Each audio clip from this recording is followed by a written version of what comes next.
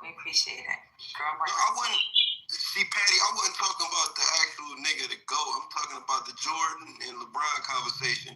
Yeah, that's all fair. Y'all was engaged. And Miss Cleo had kind of like some of the best points out of all the people, including the stupid niggas. So I appreciated that. Hey, good morning, Patty. Good morning, politically correct. I have to be honest, Patty. I didn't walk. I ran into this room. I hate to say I told you so, but I told you. Who you tell? Now, I didn't get the date right. I did say by November 2nd. We don't care about the date. What did you tell people?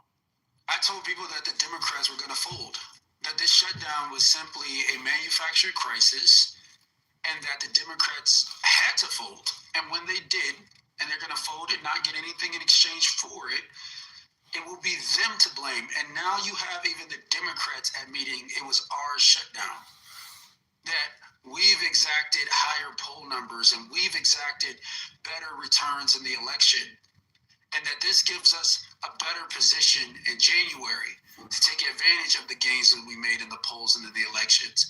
While everybody was blaming Republicans for why people weren't getting their SNAP benefits, it's now the Democrats that are coming out. Did you hear Bernie Sanders this morning? What did he say? So He's not a Democrat. That I think that they did secure, which it shouldn't have to be something they should have secured, was ensuring that SNAP was funded. They didn't, Patty, they didn't ensure that the SNAP was funded. They voted for the Republican CR, which establishes funding for SNAP. They didn't ensure anything. There was funding for SNAP. That's it. For me, that was okay. That's the only thing that I could. I honestly, that furlough shit. And shout out to Shadow. Sorry, I love you. But regardless of the fact, like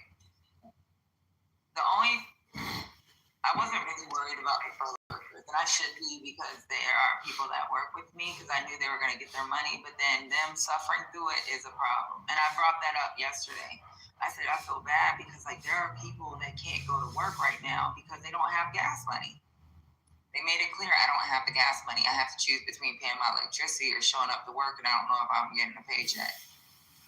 So it's like, you know what, stay at home, where somebody's going to bring you a VPN, a computer, and you just work from home. And that was a fair trade-off for us, right? But as far as goddamn SNAP, that was an issue, especially when he was trying to find a way to stop. Even before they voted, there was a conversation where people that received SNAP were going to be in the negative because the money had to be pulled back because of President Trump. Right? Hello? Was that was a conversation? No, it wasn't because of President Trump. President Trump. No, President Trump has never changed. He's always maintained his same position. It is the government's job to fund SNAP. It is not the president's job to exert emergency funds to fund SNAP.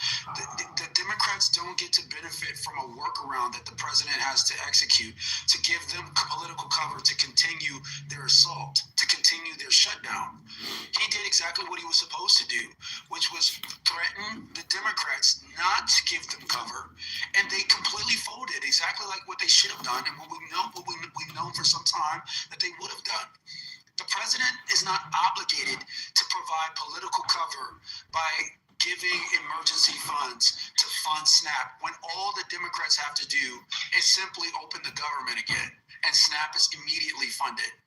All right, TC, let's try it like this. I just want to ask you one question, Patty, if I can. But I don't think he understands how he just wait. Let me. This is where I'm gonna punch you in your fucking face. Did you know that? So this is. What's going on? So let me tell you something, stupid. Because now you about to piss me the fuck off. You know that most of these agencies have contingency funds, to include the DOD, right? Do you know that the USDA itself has funds set aside in case there's an issue? Yes, I know that. And I also know that it's not going to take a rocket scientist to figure out that if the president was to extend those emergency funds, the Democrats would have completely exhausted those funds. And then what, Patty? What happens when those emergency funds are exhausted? But that's the USDA funds. It doesn't change. I asked you the question, Patty. What happens when those funds run out? When they run out, it's called appropriations. Exactly. So why would we just anybody with a fucking brain would know or would want to feed their constituents, right? So you're literally admitting exactly what I'm saying, Patty. No, because even if he had to send out partial payments, he would have had to send out whatever billions of dollars that USDA had on the side. Correct. I'm not disputing that. Regardless of that, no, you are. Because motherfucker, you said they didn't have to give them a fucking dime. I said Donald Trump is not what the obligated. Fuck do you think emergency funds are for? Donald Trump is not obligated to give. What the fuck do you think emergency funds are for? There's no. Shut the fuck up talking to me. There are people that are hungry. You sound retarded. Shut the fuck up. You got to piss me the fuck off. Can I get my question in before you drop it, please? Okay. So TC, I want you to put on your pure nonpartisan political analysis hat. Are you willing to do that real quick? I mean, I've had that hat on for. Okay, cool, great. Okay. So here's my question for you. So I want you to give us a grade on the Democrats' shutdown, and I want you to tell us were the Democrats better off or worse off for initiating the shutdown. So can you answer those two questions? A grade, and were they better off? Oh, politically, they're better off. Okay. I don't think anybody would dispute that. Okay, great. But intrinsically, right, the moral-based system, the moral-based arguments that's been lobbed on stages across America has been that it's the Republican shutdown, that it's the Republicans that should open the government by acquiescing to the Democrats' demands, which we know they wouldn't do. And what do you think of the current state of things? Is it more favorable to Democrats or Republicans? I mean, yeah, I think if you being 100% honest, looking at what just happened on Tuesday, looking at the polls, you would have to make the argument that the Democrats are the ones that stand to gain from this manufactured crisis. Perfect. Okay. So what is your point? That they've achieved something on the suffering of American people, and they should be proud of themselves? My point is that, unfortunately, we're in a political paradigm where either you evolve into this utter level of ridiculous and play the chess game at this level, or you just keep playing checkers and you get slaughtered, right? So the Democrats finally stopped playing checkers. And so it's ugly playing chess like this, right? It's ugly to counter Donald Trump, right? The way Donald Trump plays a game, you have to look ugly to effectively counter him. So then why are we getting the onslaught of morality preachers telling us that it was Donald Trump this is my problem. You can't have your cake and eat it too, Democrats. Like, you can't say that Donald Trump could have saved the SNAP benefits for these people that are going hungry, and at the same time, it was the Democrats that saved the SNAP benefits. We were saying that your GOP should... Lay in one more response to the show. So, I think TC, Trump, Patty was alluding to this. By the way, CEO, this only works in liberal spaces, right? You're suggesting... Can you shut up and let him Shut the fuck up, TC. Go ahead, CEO. So TC, like, during the last shutdown, SNAP was still benefited, right? The benefits still went out. And that easily could have been the case this time. That was the point Patty was making. And so, even though, like, yeah, we were playing, in the toxicity chess game, let's call it, okay? I would still imagine that SNAP benefits and holding them back, that would be out of bounds. I would still think that's out of bounds. Even in everything that's going on today in American society with politics, I would still think that would be out of bounds, TC. So that's the issue I have with Trump, because we're talking about people literally eating, right? And so all he had to do was allow the same process to play out during the last shutdown and let people have their SNAP benefits. So I think that's why people have an issue with Trump. He used them as hostage take. He was a fucking he had them hostage, TC. So he had people that can't afford a fucking food hostage. Are you fucking crazy? Look, Patty, I'm not crazy. No, you are. Things for what they are. Fuck off. Because you know what? Even when he held the military hostage, the first year, they passed something so that they can make sure that the military got their paychecks. They could have did that with these people that need food. I agree. But it doesn't change the realities on the ground. The people got their SNAP benefits because the Democrats folded. And what CEO is suggesting... Because they wanted to make sure these people got their food. This is crazy. This about to piss me off because I'm going to go on. Democrats did not fold. They got the SNAP benefits. And they're going to vote in December. So what CEO is suggesting, I made this... Patty, can I break some new news? Hold on, let me record the CEO if I could. She's breaking news. It doesn't matter. You can continue the conversation after. Yeah, I'm going to just break some new news. The Supreme Court has denied to revisit the same-sex marriage decision by refusing to hear Kim Davis's appeal of the finding that she violated the law when she refused to issue same-sex marriage licenses on the basis of her personal religion.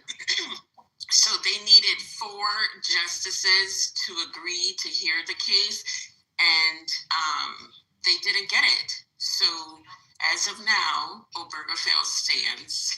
Thank you. All right. So I made commentary in the previous room, CEO, and I was roundly rejected for it. I called the Democrats scoundrels. I said they're scoundrels. And in light of what you just said, I'd like to read the definition of a scoundrel. A scoundrel is a noun meaning a dishonest, get away from the definition. We know this morally corrupt person. Okay, so now I'm essentially a villain. Talk about what you need to talk about. We don't give a fuck about the definition of a scoundrel. We're not. What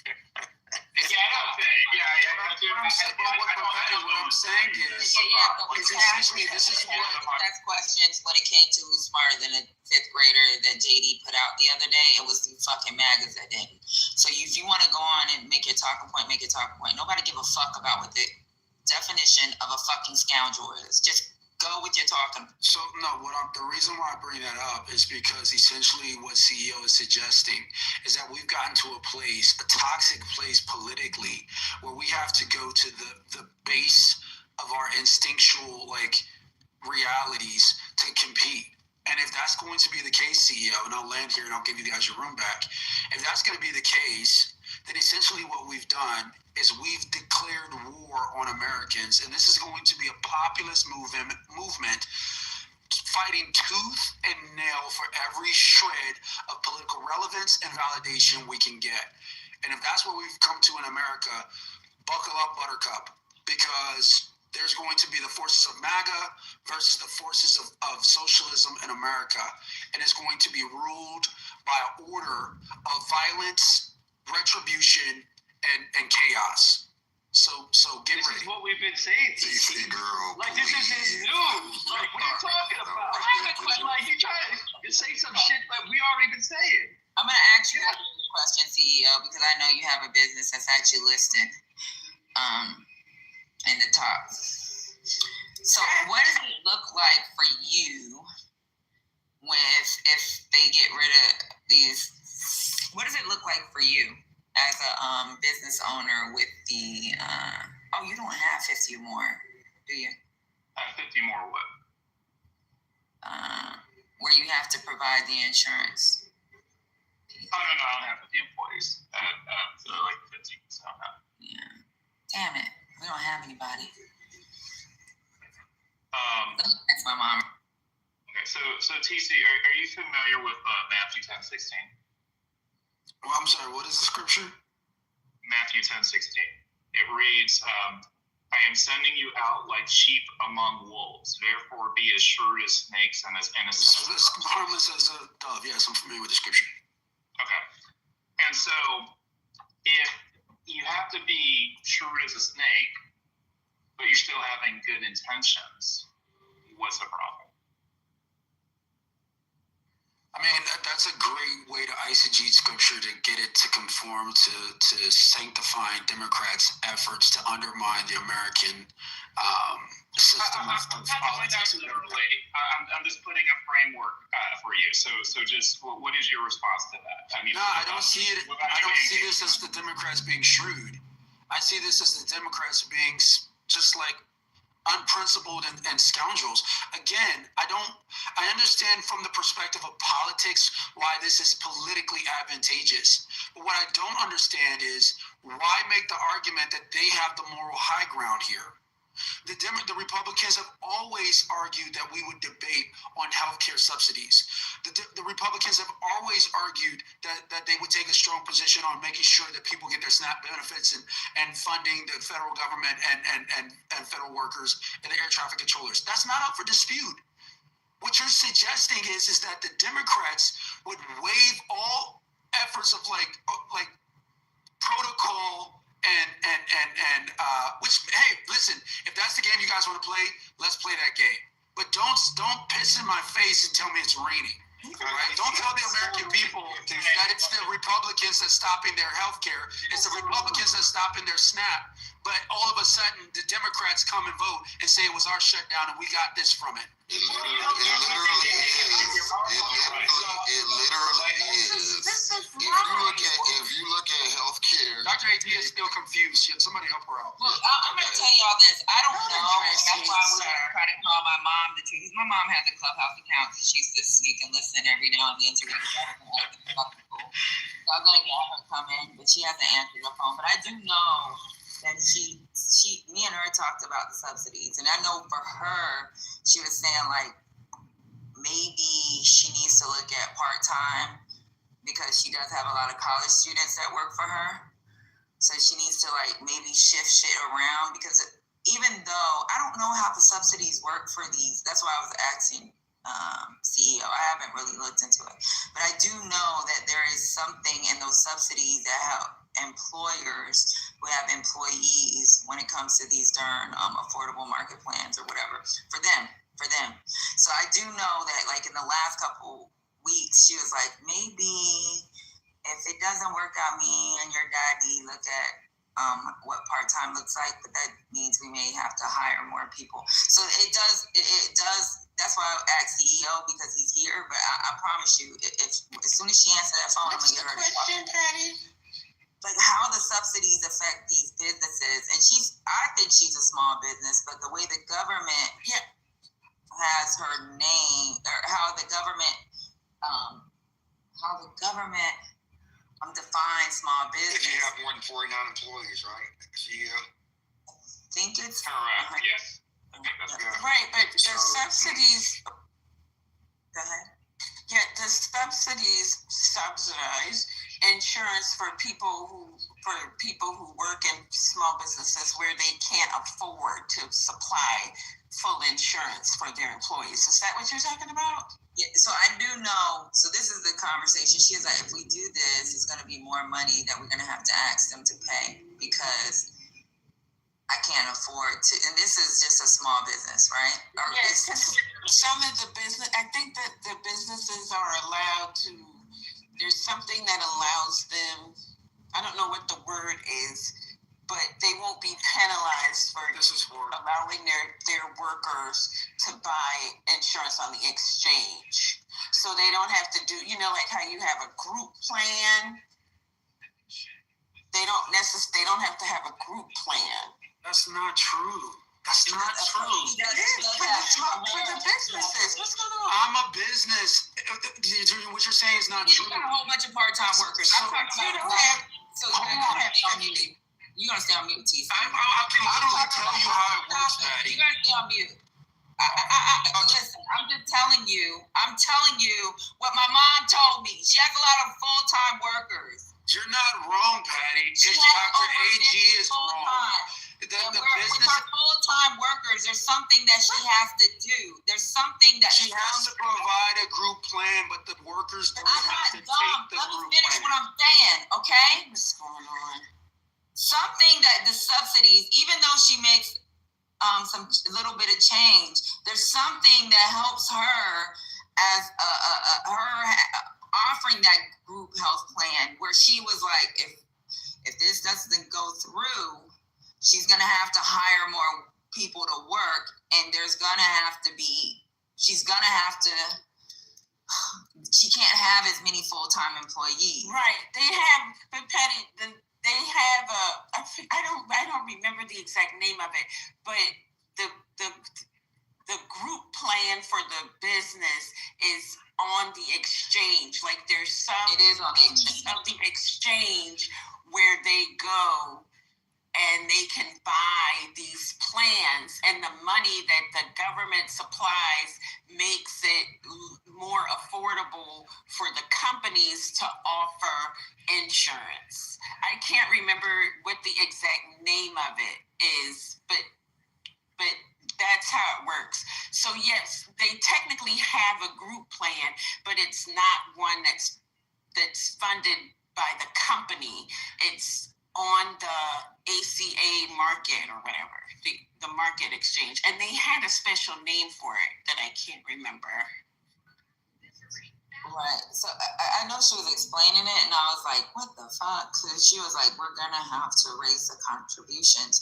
And like, I just know she said it's going to cost more, and she doesn't want to raise it, but then she can't really afford it, where she wouldn't have to raise the contributions. And the way they got it set up, the way my mom has it set up, like so what they've done is they have a little website for them to fix. So my mom does use Workplace. Have anybody heard of Workplace? She does use Workplace. And how, I don't know. Do you mean Workday? Workday. I don't know. Yeah, Workday. My mom uses some program called Workday, where like they open it. Yes, April, that's it. Small Business Health Options Program. Thank you. Yeah. So my mom uses Workday for them to make decisions on how their plans go, but then their contributions reflect what they want in their plans. And for her to make it affordable for the kids there, because it's a lot of college students that she has that are full-time employees, and then she has some people that help her that may have her, like it's not like she's paying rich money. She's paying enough that she knows that her and my dad can still survive, and then she can put money back into the company, or her quote unquote little company. Oh, your mom's a good employee. You sound like a good employer. That's what's up. That's what's good. Pat, hey, what's up? But it hurts people, and it hurts these businesses. This hurts those businesses. Right. Yeah. So Because she was like, I gotta raise. It's gonna have to get raised, and she don't know what that looks like for them, because she's not a huge business where she can she can cover the cost, the additional cost. She can't. So I didn't get my own. Thank you, April, for putting that in the chat. Sorry, Daryl. Thank you. Dr. AG. I couldn't remember the name. You got it, but I didn't mean to interrupt, bro. no, it's okay. I know were we asking how it's supposed to work, or how the breakdown goes with regard to that, how the subsidy work? Yeah, we got it. We just couldn't get it all the way. Did TC leave already anyway? So Yeah. he can't argue back. You heard what he put in there. He said, pay them under the table. Nigga, when people are trying to grow, you don't want to crazy under the table. Somebody gonna do a welfare check on that. And then my mom's an immigrant, so she don't want to fall into that. Just because you got your papers, you can send your ass to fucking Liberia. Anybody cool with him in real life? Somebody go check him, make sure do a welfare check on TC. Make sure he's alright. Because you ran him out of It's just crazy how every conversation boils down to the Democrats, and it adds no value. It just derails. He when he came in here, Pat, I don't know you you called. He said he couldn't wait to come in this room and talk to you. Because it kind of pissed me off. Because like, not only does it affect like people who are trying to get insurance, and you know, the thing that's crazy is there was a report talking about small businesses that popped up during the pandemic. You know, a lot of Black people have small businesses. We joke about it, MAGA jokes about your bundles, but I know a lot of girls like my brother's age. My brother's young, so even Jada Waiter, and everybody know who Jada Waiter is. Jada Waiter came up through a small business selling fucking bundles. Like, there's girls that sell like little clothing online. They sell these bundles online with their girl brain, and they're making money. So it affects like what they want to try to do. And it's not like it's just to sell it online. Have y'all seen the behind the scenes? Like, I have a girlfriend that does the behind the scenes. She in her garage where she has other people working with her, it's like they're packaging this shit, they're saying it forward. Like, she has one girlfriend that receives certain items. Like, this affects these little small businesses where we're trying to actually become part of this fucking wealth. Like, what I don't get it. And then you got a fucking Black man up here fucking always trying to fucking shake his ass for the other side. Is really weird. Shaking his ass with your ass. I think ML is right that he must want to run for office eventually, and he's using this stage as practice. You know what, CEO, that actually makes a lot of sense. Yeah, scoundrel. I can respect should have told you that, CEO, because what? You guys are scoundrels. Like, He's a pyramid definition. He said he was gonna do. The fuck is wrong with him? Let me read you the definition. Bitch, go away. You ain't Merriam-Webster. Scoundrel, though, y'all. It's so funny. All he needed to say was he needed a definition. We have a resident dictionary. We don't have to look stuff up. He said, I call the Democrats scoundrels. What is going? Yeah, that is a very. Who do you think he's modeling? That was funny as shit. That's what we should figure out. Who is he modeling himself after? We should figure that out. I'm sorry, that made my day. Scoundrel will never read the definition. This nigga was playing in my face. That's like, I mean, that's politician talk. He definitely want to run. Trying to sound like he's on the Senate floor. Let me read you the definition. Of a scoundrel. That was, I mean, come on, that was definitely. Who used that word? And he's the most scoundrelous person himself. I said, not the country western word. Miscreant. I put a calculator in the chat, y'all, for the ACA. I just came across that little calculator. You guys can play with it, plug in some numbers. I'm interested to see what y'all come up with in different scenarios. So I'm gonna start playing with it as well. Serious situation we have with air travel in the U.S. He's bent over backwards, as all members of the administration and the cabinet have done in all of their areas of jurisdiction to try to keep the government working for the people and to mitigate. I'm gonna put in a few scenarios. I'm gonna do a single person at a certain salary. I'm gonna do a person with family, all of that. So let me know what y'all come up with in that with that calculator. Travel has been threatened to a halt in many places, and as of Sunday, nearly half of all domestic flights. But who used the word scoundrel? PC. He said the Democrats are scoundrel. I'm going to read the definition to you. Oh, wow. Scoundrel. That's funny. That sounds like being in a duel, like back in the days. You scoundrel, I challenge you to a duel type shit. And these idiots used to go out and aim guns at each other to settle their beefs. Crazy.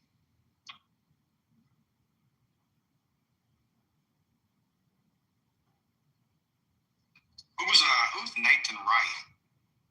Anybody know who Nathan Wright is? Is that Nathan Clark? Nathan Clark. Oh, okay. When you said right, I was thinking about the judge and his son. Yeah, we know Nathan. Come up here, Nathan. Yeah, we know Nathan. Okay. He one of your friends? Nathan knows Nathan. No, Nathan knows Nathaniel. The list spells like sanitation. Nephin is a whole free body problem. All right, cool. Yeah, he asked me who I was. I'm like, my name was Daryl Gabbard. And he was like, if I'm addressing you about something, I'm like, well, I'm addressing you. For me, it's a public app. What are you talking about? See, Daryl, that's my signature. You don't know. Oftentimes I'll say to people, don't address me. I know when people tell me that, I want to address them. Yeah, I can respect that. But it's like a public app. Like, that's funny to me. Okay, I want to know if TC literally said, paid him under the table. Was that a TC call? No. Nathaniel said that. Come on up. Let me hear it right. Oh, God, Nathan, why you got to do yourself like that? We ain't heard of Nathan Rand in a good minute. I know. What's up, brother Nathan? You still on the? Have you come to the right side of the law yet? You need to change your name. Nathaniel. Hey, my name is Slim Shady.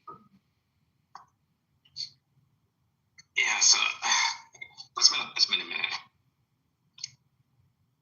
Look, as soon as I seen his bio, I see he said he was running for president.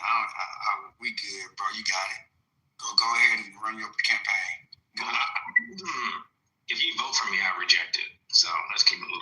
Hey, you do know how the voting process works, right? Or maybe you don't. I want to delete your vote. Bro, that fell on deaf ears because that's not even how it works. Stop playing with me, bro. I'm a grown man. So, what grown Not man you have to- commit What grown man have to fraud. be a grown man? Hey, Nathan, why you sound like a bitch, bro? Oh, Wait. What are we doing? What are we doing? What are we We're doing? not What are we doing doing? that, sir. You went Yeah, what are we straight doing? there to the We're people. not doing that. You gotta build, bro, before you We go. gonna keep it on Monday the morning. topic. Yeah. We're gonna keep it on the topic. It is a new week. It's a new week. Nah, because in real life I would slap a nigga like that. Daryl. That is too early. Daryl. Wait till after 5. Let's be good. Okay. Daryl. Daryl, wait till after 5, okay? Daryl. Come back later. Daryl. Cut it Yes, out. ma'am. You was doing so good. Come on. Yes, Dr. AG. Yes, Dr. AG. Come on, Daryl. I expect more of you, bro. Don't be going out to their level unless they provoke. Hey, my level. I never said I All right, Nate, let's move along. We moving it along. But I said it. healthcare issue. Good. But I Moving said it. along. I said it, bro. That's what I would do to you in real life. Daryl, Daryl, you got one more time. Daryl, stop. You got one more time, Daryl. Daryl, I So, thought you was good, bro. Who the hell talks shit on the stage like that? Who does that? See, you know they be doing that every meeting. Now, don't act brand new. Yeah, but I'm about to. Dr. AG, that put me in a bad mood. I was having a happy Monday morning. Look, it's either two people that gonna love me or hate We me. gonna get it back and bring it back. Thank you. They love me or they really hate me, so it is what it is. There are people that love you, Nathan? Of course. That's explaining, but If we're it trying is something to- about If we're trying Name to one. back, I have it. Apart from your mother. Gotcha. Okay, Marshall's gonna center. Go ahead, Marshall. Yeah, I got that down. What's the Oh, difference? Lord. Oh, Lord. What's the difference between an earth rock and a moon rock? I big Dr. AG for this. One's a little meteor.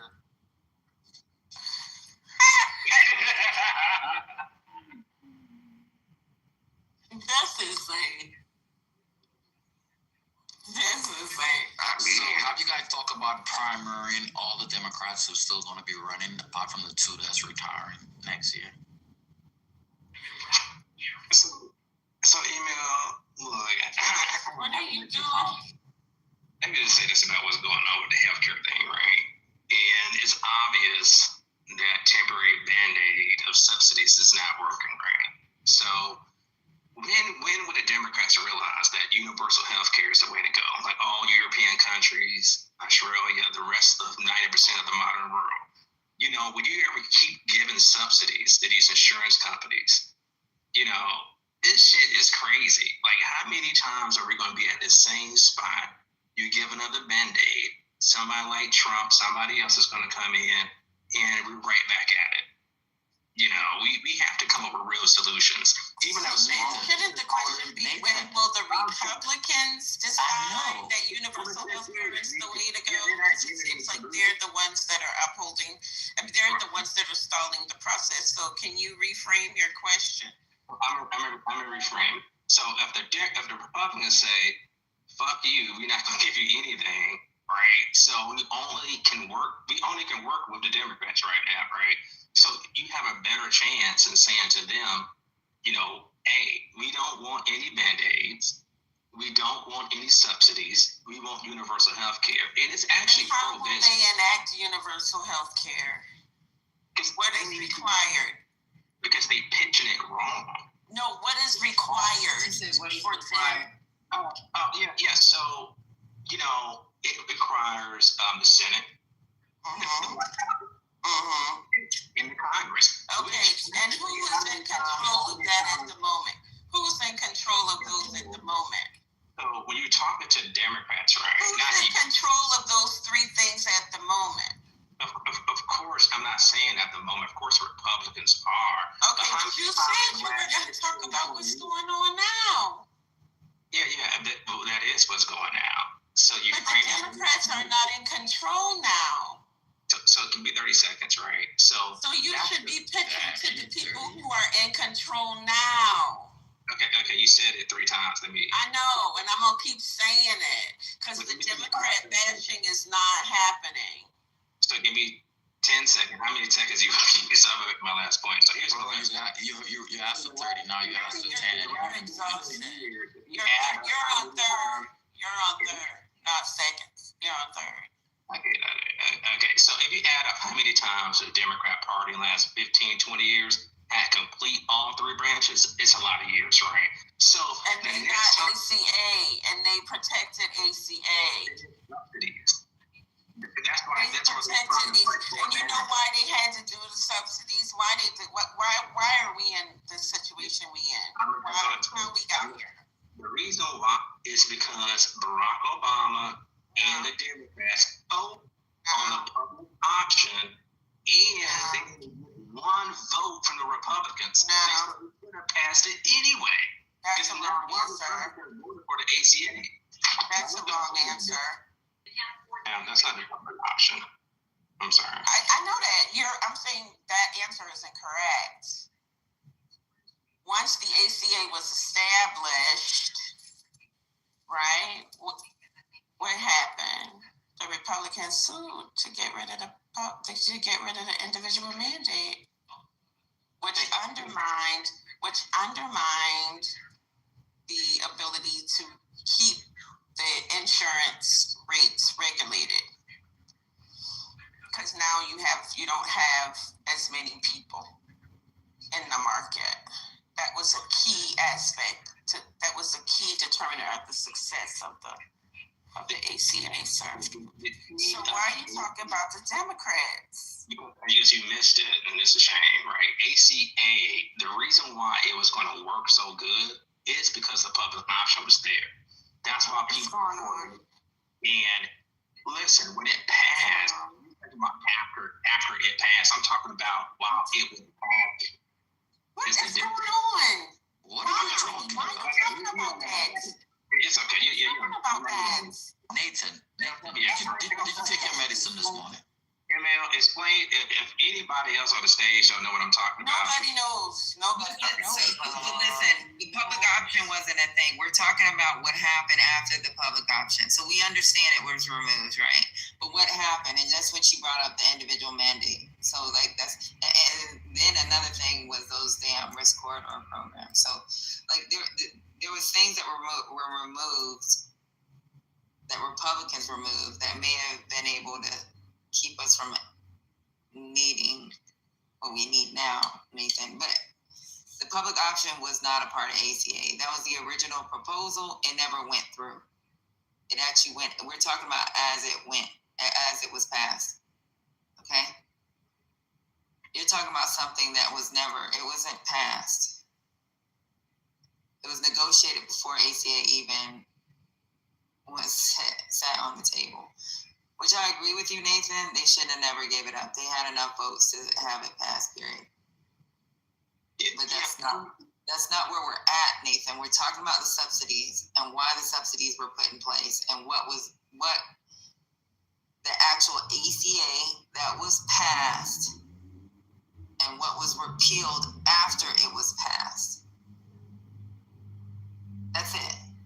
You can't talk about something that's not there. It was never there. It was there in the beginning as a proposal. It never went through as a final. You gotta blame the Democrats. Remember that. Yeah, so honestly, the Republicans, they failed too. I mean, Donald Trump, he did some good things. No, we asking about healthcare. We asking about their healthcare plan. What's their healthcare plan? Just buying it from the insurance companies at the highest price. That's not a healthcare plan. Well, it's not a plan. Well, yeah, So Nathan, hold on, Theo. Let me ask you a question. Up on this with the healthcare. Well, he gave an inaccurate description of what Trump's proposal was. So how can you follow up with inaccurate? That's what I'm saying, Theo. Go ahead. I just want to give the accurate information, and I'll shut up. Yeah. So Trump's proposal is to give effectively is to give 1,000 to 2,500 to every household.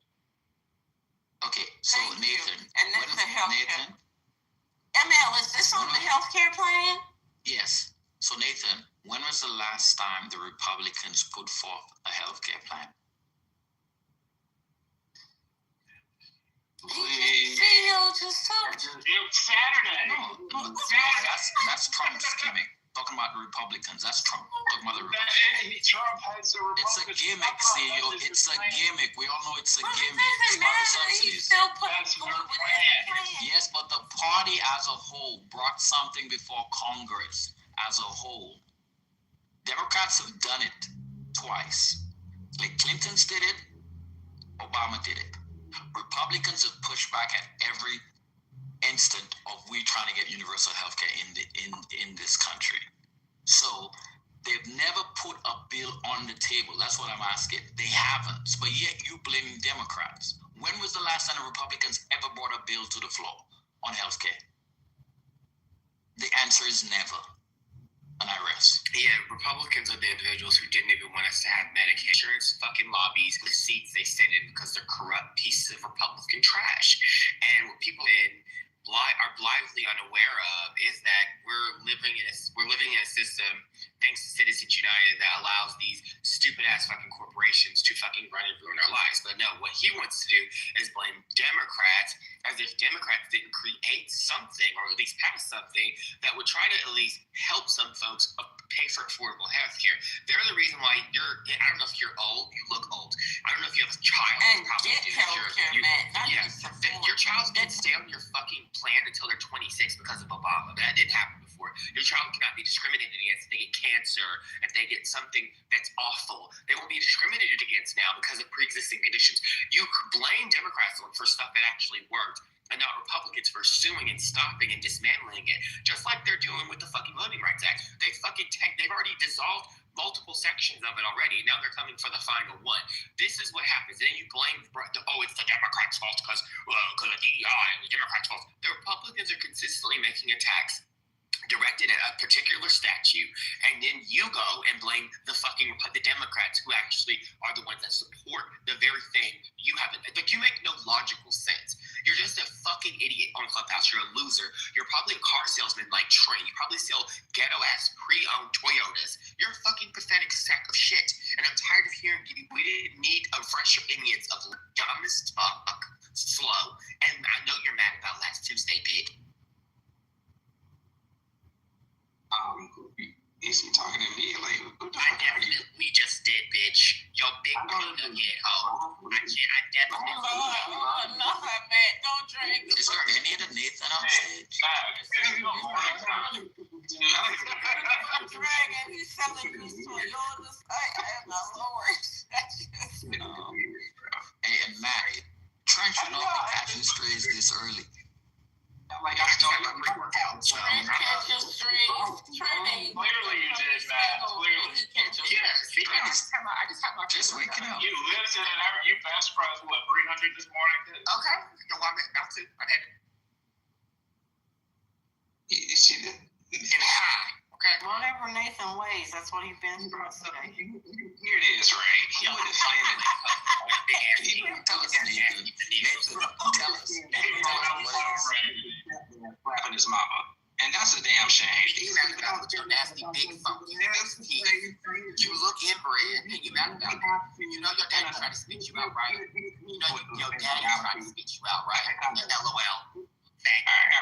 I don't even hear what you're saying, but here's the reality, right? If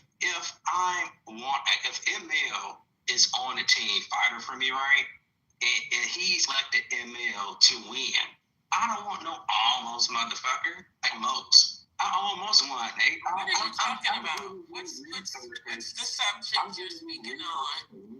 And all you talking about is we almost got there. What are you speaking on? Is universal health care. What are you speaking on?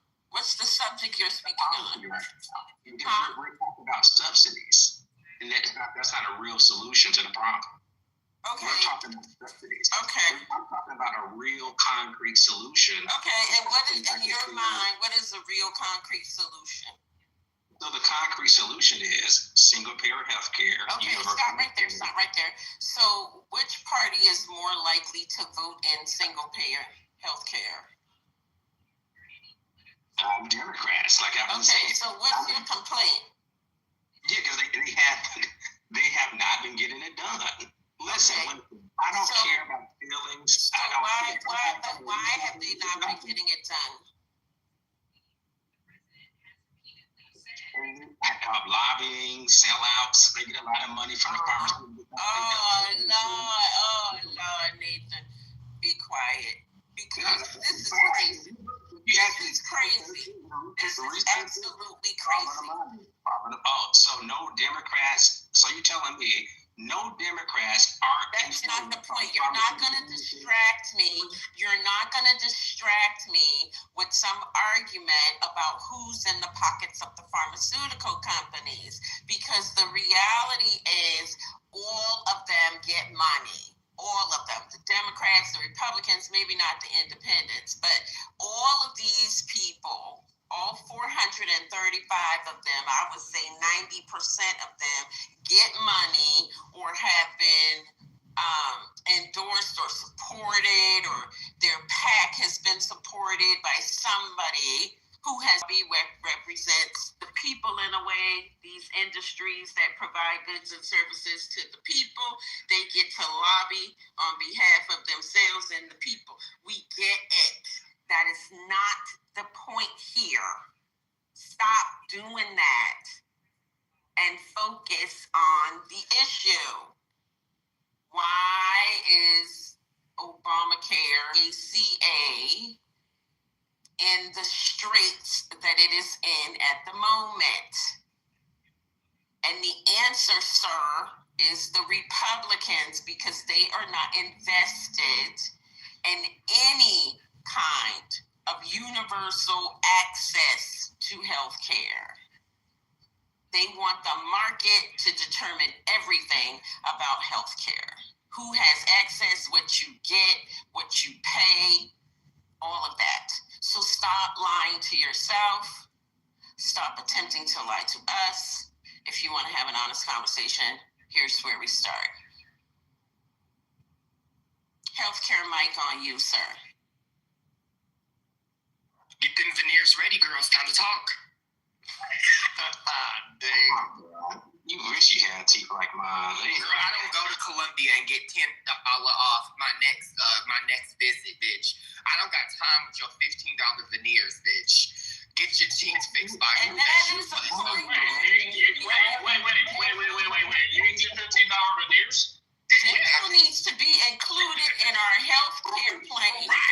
Dental needs to not be separated in our health care. Absolutely, Dr. A.G. Because a lot of things that happen with your teeth impact the other part of your body. Dental needs to be included.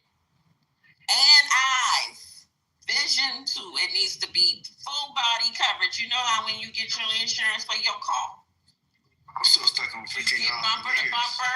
You get the bumper to bumper warranty. That's how we need it for the healthcare. Yeah, well, it's better than getting Timu teeth with your Timu ass, bitch. And it's y'all talk about the hold on, Nathan. Y'all talk about the doctors getting over. It's the dentist that's getting over. Like I'm gonna tell you, they are making money hand over fist because they don't have to accept shit, and you got to have them because, like she said, it's so many things, and it's so much like research that they're doing now that is connecting like gum disease, which a lot of I would say probably 75% of the people on this in this room have. I don't know if y'all know that, but that connects it to like Alzheimer's and heart disease and things like that. Really, really damning research that I don't even know. Like, this is the thing. They talk about Tylenol and stuff. It's way more evidence of that. That's a way, like, if he would have jumped on something like that, I kind of would have been able to get with his campaign because there's so much research that backs that tells, like, that has a almost inextricable link between gum disease and like heart disease and Alzheimer's, and nobody talks about that. So it definitely needs to be. I've always said that. That's one thing you ain't lying about, because that's the overlay for the underplay right there. Is how they split that shit up. Yeah. When they play off of each other, they work in tandem. You need your dentist really should be speaking to your general primary care physician. Yeah, primary care physician. They really should. That's where people can get dental through Medicaid, but they often, I won't say often, but there's been cases of dentists who take Medicaid doing procedures that are unnecessary for those dollars. So people get played rich or poor when it comes to dental. That's one thing I'll say. If I can go back, fuck that. I'm going to be a dentist. Me too. I always say that. Because a lot of the dentists, if y'all live in a city like LA or Atlanta or Miami, one of them like cities where, they do a lot of entertaining and grandstanding, these dentists and like, because most of them do, like, they'll have a regular dental practice, but it'll be like a cosmetic dentistry as well. They just will not accept insurance. No insurance. None. They have to pay out of pocket. They don't have to, Coach. Not out there, not in LA. They don't have to, because everybody got money out. They don't have to accept it nowhere, but that should be against the law to me. Like, that should be regulated. Because why you don't, like, so we just, like, we don't care about teeth. This is just crazy to me. I feel like we have to get shit, before we start talking about universal health care, we got to get shit like that in place. Because the universal health care, I am not totally against it, but that's a long fight, y'all. I don't know if y'all understand how American healthcare works, but that's a lot of unraveling and a lot of shit to do. That's not just like, oh, boom, universal healthcare and we have it tomorrow. That's like, I would say like a decade-long process. First, I can't agree. Hold on, Nathan, hold on, bro. Talk to my brother. I take Crossy. One of the reasons why it is, man, because people who have means can go to places like Colombia, Mexico, Costa Rica, Canada, and other parts. And so I think that kind of is part of the reason why it's not going to be that fight. Because if you're in LA, the people in LA can afford it. But I know a lot of people in Atlanta, they go down to Mexico and get all their dental work, or go to the DR or Costa Rica to get their dental, not dental work, but even to get medical procedures done. So I think that also plays into it as well. Yeah, but we shouldn't have to.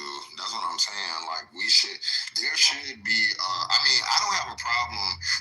The thing is, at least this is my take on things. America does things like we've seen America implement like parts of socialism, not all of socialism, mostly capitalism. So I don't feel like, you see your high dollar clients and you don't accept, because people will still buy it. People that have the means, like you said, will still do it. But you need to have a sector, or there should at least be a regulation to where there's a certain amount of affordable dental, dentists, and not even dentists, periodontists, what's the people people that do braces, orthodontists, there needs to be a certain percentage or number of in every area. So those people can exist, make your money, get your, especially her, like she a black woman, so I'm never gonna be like, oh, whatever, I get it. But we still have I don't think that's a bad meeting point. Like, okay, you can still have the super capitalistic dentists if you want to do that, but it needs to be somebody that can take care of Miss Norma Jean teeth that live on the corner. Like, So she shouldn't have to do all that. I don't, and this is not I'm not trying to, I don't know, because I have dental insurance. So my question to you is, there's nothing like that exists? Like, there's no Medicare, Medicaid for people for dental stuff? Yes, it's called Medicaid. Oh, okay. So, but even with Medicaid, it's very fickle with it. It's Absolutely. Like finding a dentist that accepts Medicaid or will do anything besides the very basics is we're crazy. We have TRICARE. My husband has dental through his work as well. These government programs like Medicaid, Medicare, and TRICARE, all those type of things, lots of dentists won't participate. So you can have it, but it's not going to do you any good. You can go to the VA. And you have a high plan. Go to the VA. Sorry, Daryl. Go ahead. Go to the VA. Well, you have the VA too, but if you have a high plan through your work, you still, stuff is not getting covered all the way. It's not going to happen. Yeah, that's what I'm saying. Dental plans. So, and this is what another thing about the healthcare companies that I don't know if people realize. So like how Dr. AG was saying, they needed to have dental in. A lot like Aetna, for instance, had really started making strides in that area. Like, they was offering some crazy dental plans, especially for Medicare. And they even had it up to where they were getting a cosmetic allowance, and they were not doing that. Now, you only get one tooth for $1,200, but if you got a little bit of, what I'm saying, that's compared to what they were giving, which was absolutely nothing. That's a strike. They snatched all of that back. So anytime there's they work kind of like the stock market. Anytime there's trouble, like financial things, political trouble, they start snatching shit. So now with everything that's going on, the next go round, if they don't get it together, they're gonna really snatch all the meat out of these Medicare plans, and these people are gonna have shells of the plans that they used to have. Wasn't that what that Luigi guy killed the healthcare executive? That was the reason why, right? I don't know. I mean, I think that he had I can't speak on that. I don't really know.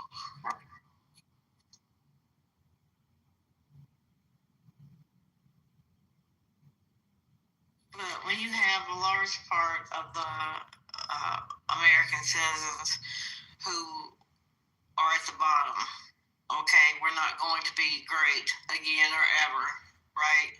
You have to pull people up and not just be, here's everything free. But stuff has to be affordable. And you can ask me all you want, Nathan. Your ass probably needs some shit too, by the looks of you. You're not independently wealthy, right? So why would we, if we want our country to be great, that means that we have to have access to healthcare, education, basic nutrition for people. My God, you fight for babies in the womb, but when they get here, it's fuck them kids. It's what it is. Nobody cares. You can claim to care, but you vote for people who don't give a fuck either way. So, no, I can't hear you because you're not making any sense. Start making some sense and get in the conversation. Right now, we spend more money than any other country and get the worst outcomes in healthcare.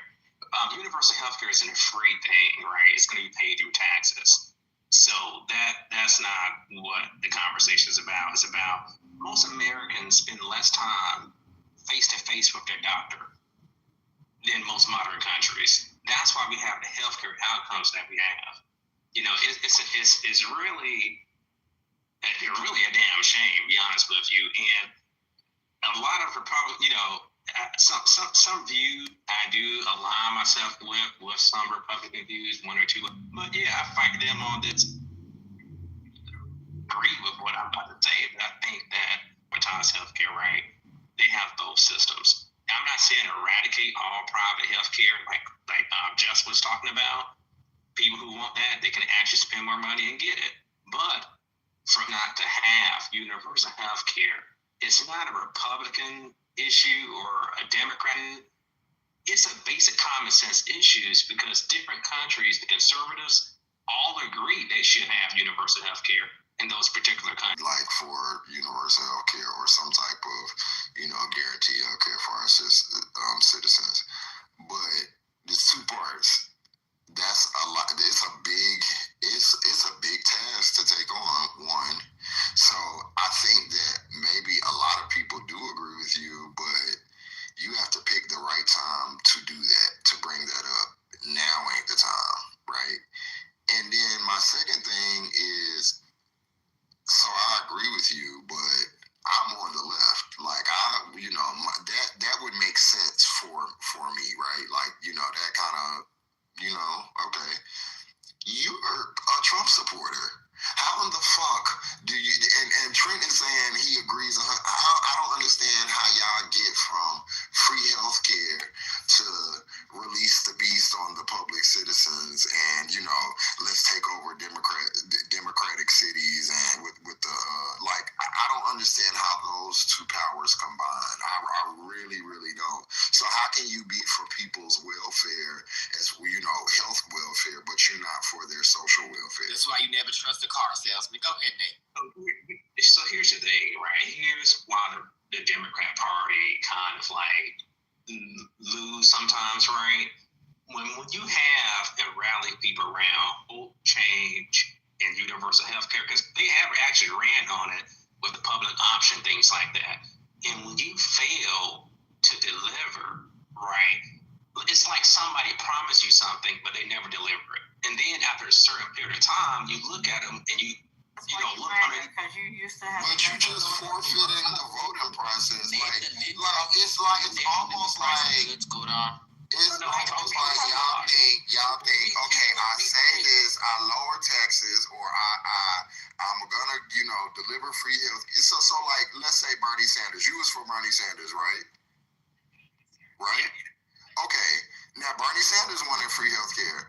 Now, if Bernie would have got in, he probably was not going to get that. You do understand that, right? You understand that it's not up to, he doesn't just go in there and say, all right, boom, Aetna, go, Cigna, UHC, go ahead. Like, that's not how that works.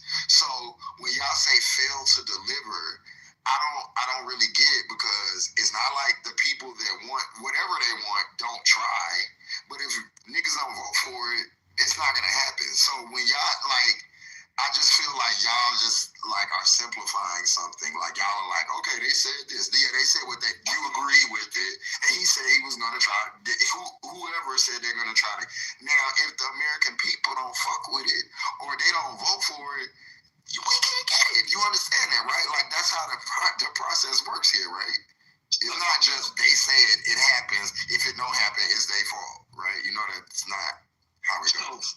Right. So what happened is that the party that was for it, supposedly, right, went against the candidate that was trying to push it in the primaries. They all rallied against him. And when you look at it in more detail, you ask yourself, why did this happen? And then you find out they're in bed with the insurance companies. Not all of them, but some of them actually are. In their mindset, some of them actually do not want to pass it. Full stop.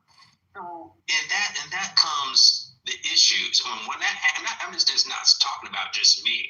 I'm just talking about why a vast group of people find them dishonest, not trustworthy. They don't deliver, and they're kind of hypocrites too at the same time. So that's the issue. Now, if you're telling me, and if I got a party who say, yeah, we want to do this, and after decade they don't deliver, Well, I'll take that off the table. That's never going to happen then with agent. So you go to the other side that's going against the very thing. Does that make sense? And that's the part, partially why I didn't vote for how you pass universal health care. And that's one of my main, but strong principle of mine, right? So, but I'm not going to vote for a party who blow hot air on my ass and advocate candidate who is trying to push for it, like Bernie. Now, if Hillary say I'm not even going to push for it, we have a guarantee of 0%. Hillary is the one who initially came up with she's people who are going to push for it. At least you got a 20%, 30%, 50% chance. You vote for somebody, you have a 0% chance. That doesn't make any sense. Hillary had the initial idea. Like, go back. That's been her whole life's purpose before that. Like, that was. I'm not now. I was a. Everybody knows this, but when he didn't get it, I voted for her. Like, I don't understand how you jump and go across, you know what I'm saying? And then if you do any research, this is why y'all got to read. Y'all gotta read. Because if you go to look at it, that was literally her pet project. Was healthcare. The NCA. Y'all remember Joe Lieberman? And Manchin, they pretty much said that they were gonna kill the bill if they kept that public option. So yeah, that was exactly what happened. Hillary's commitment to healthcare and her putting forth a healthcare plan in the 90s with Bill Clinton as the president is one of the reasons she is so hated today, because they said that she was getting out of place and trying to do stuff that wasn't her place, and that's why they hated her. And it has persisted to this day. If I can, I know you're not used to strong first ladies. That's what it was. Absolutely not, Patty. Absolutely not. That was Hillary's push in 93, 94. Correct. But what Nathan is saying, which I completely agree with, regardless, is the person who was pushing for universal health care was Bernie Sanders. We got it. Okay, all right, never mind. But Nathan's point is not. What's going on? Let me ask you a question. The original EPA could have technically been universal health care with the public option. I don't remember exactly. All I was going to say. It would have been like universal health care. It would have been similar more to the Nordic model, where you still have the private, and you said, because he had the public option in there. It was certain Democrats that were backed by these fucking insurance lobbies. That's why I brought up Lieberman, and then you had your fucking Manchin. There were certain people that pretty much threatened that they were going to kill the bill if that wasn't dropped. Right. There was actually. I know you're reading it, Patty. No, that's actually public with Lieberman, and it had to be more than two because it was 60, right? I'm just talking about the two that were in the news that kept saying they were going to kill it. Yeah, there was more than two. It was more than two. It's just the two that kept fucking coming out. But the point of what Nathan is saying, and I do completely agree with him, because I'm for universal. I'm for universal health care. I think you need a private system as well for the people that can afford it. But you should have a universal health care system. And they did. They killed, the insurance companies got together, backed the Democrats, and killed the person who was pushing the universal option because they don't want it. and nor it's not just in. I'm not gonna go okay, I'm wrong. So it was Lieberman, it was Manchin. There was Max Baucus, Ben Nelson. So it was those four. And then they also said that Ted Kennedy died and his replacement, Scott Brown, was a Republican. Yeah. So the urgency shifted to just passing something before the vote was lost. Yeah, it's not just the insurance companies. There's pharma. There's also the hospital system. They don't talk about Lieberman being backed by insurance, but lobbyists. But everybody knew that he was everybody knew back then that he was a fucking. He's the one who did the final thing because he made the 60. He's the one who prevented the 60 because he switched to being an independent, and everybody knows Connecticut has all them insurance companies over there. That's what happened. Like, you don't have to know that everybody Democrats are the reason, are the reason why you don't have universal health care. Stop it. Why don't we And I forgot about Ted Kennedy. I forgot about Ted Kennedy dying at the time. I totally That's crazy. Y'all need to stop lying. This shit's so funny. Trent, could you ask, Trent, when was the last time the Republicans brought a bill to the floor on universal health care that Democrats, hold on, They're never going to give you universal that Democrats killed? So how is it the Democrats' fault? And how many times Democrats have brought up a bill that the Republicans have killed? No. So why are the Democrats getting all the smoke for this? Does that make sense? No, I'm not saying that the Democrats deserve all the smoke. The Republicans are the You're ones who giving it to them, though. You're giving it. No, You no, just ma'am, said I'm not. You are. Democrats are responsible for we not having universal health care. That's what you said. Okay, just let me know when I can speak. No, because I was speaking and you were talking. because Go of ahead. the 5 that would have fell back, they could have gave up 5 votes if they really wanted it, right? So, can I speak now? Go ahead, Trent. Okay, so I will absolutely agree. You will never get universal health care, any sort of public option with Republicans. So ultimately,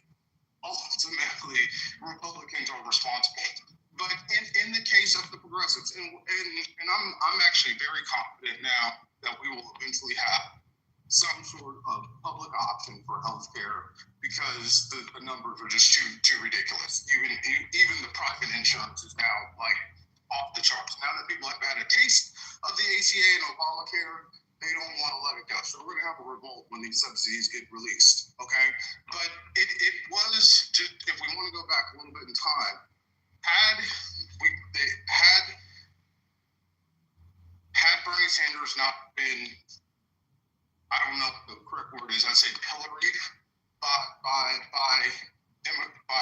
the Democratic Party, there is a possibility, a distinct possibility, he could have won the nomination and we could have had a universal healthcare system. I know it's a stretch, but I think it's.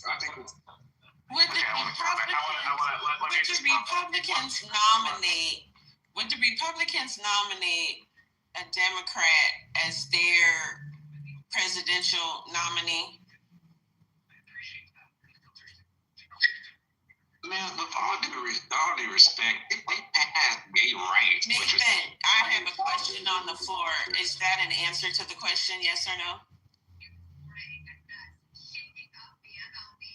Yes or no? Would the Republicans nominate a Democrat as their presidential nominee? Absolutely not.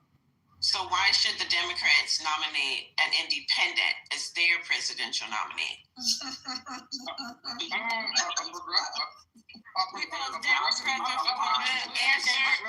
the question.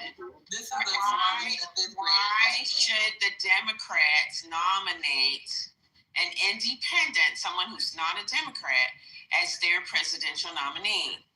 You want to know why? Because the values that he represents are the foundation and the foundation most people vote for you. Oh. Does he represent Democrats though? Independent, he's a Democrat. Yeah, that's bullshit. That's bullshit. Republicans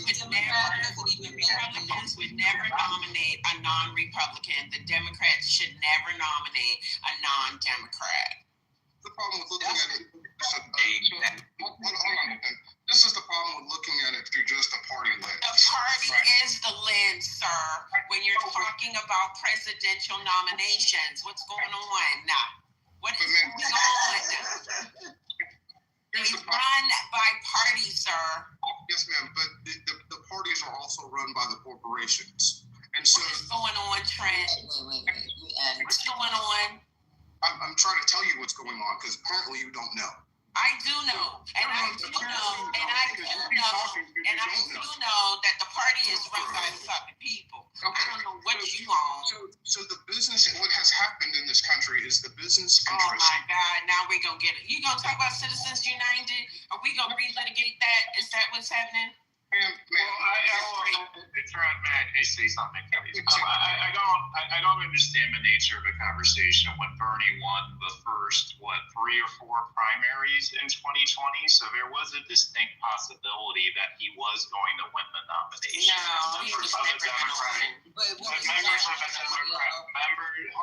Members of the Democratic Party were excited about him. He's got 40-something% both times, 2016 and 2020. He was never gonna win.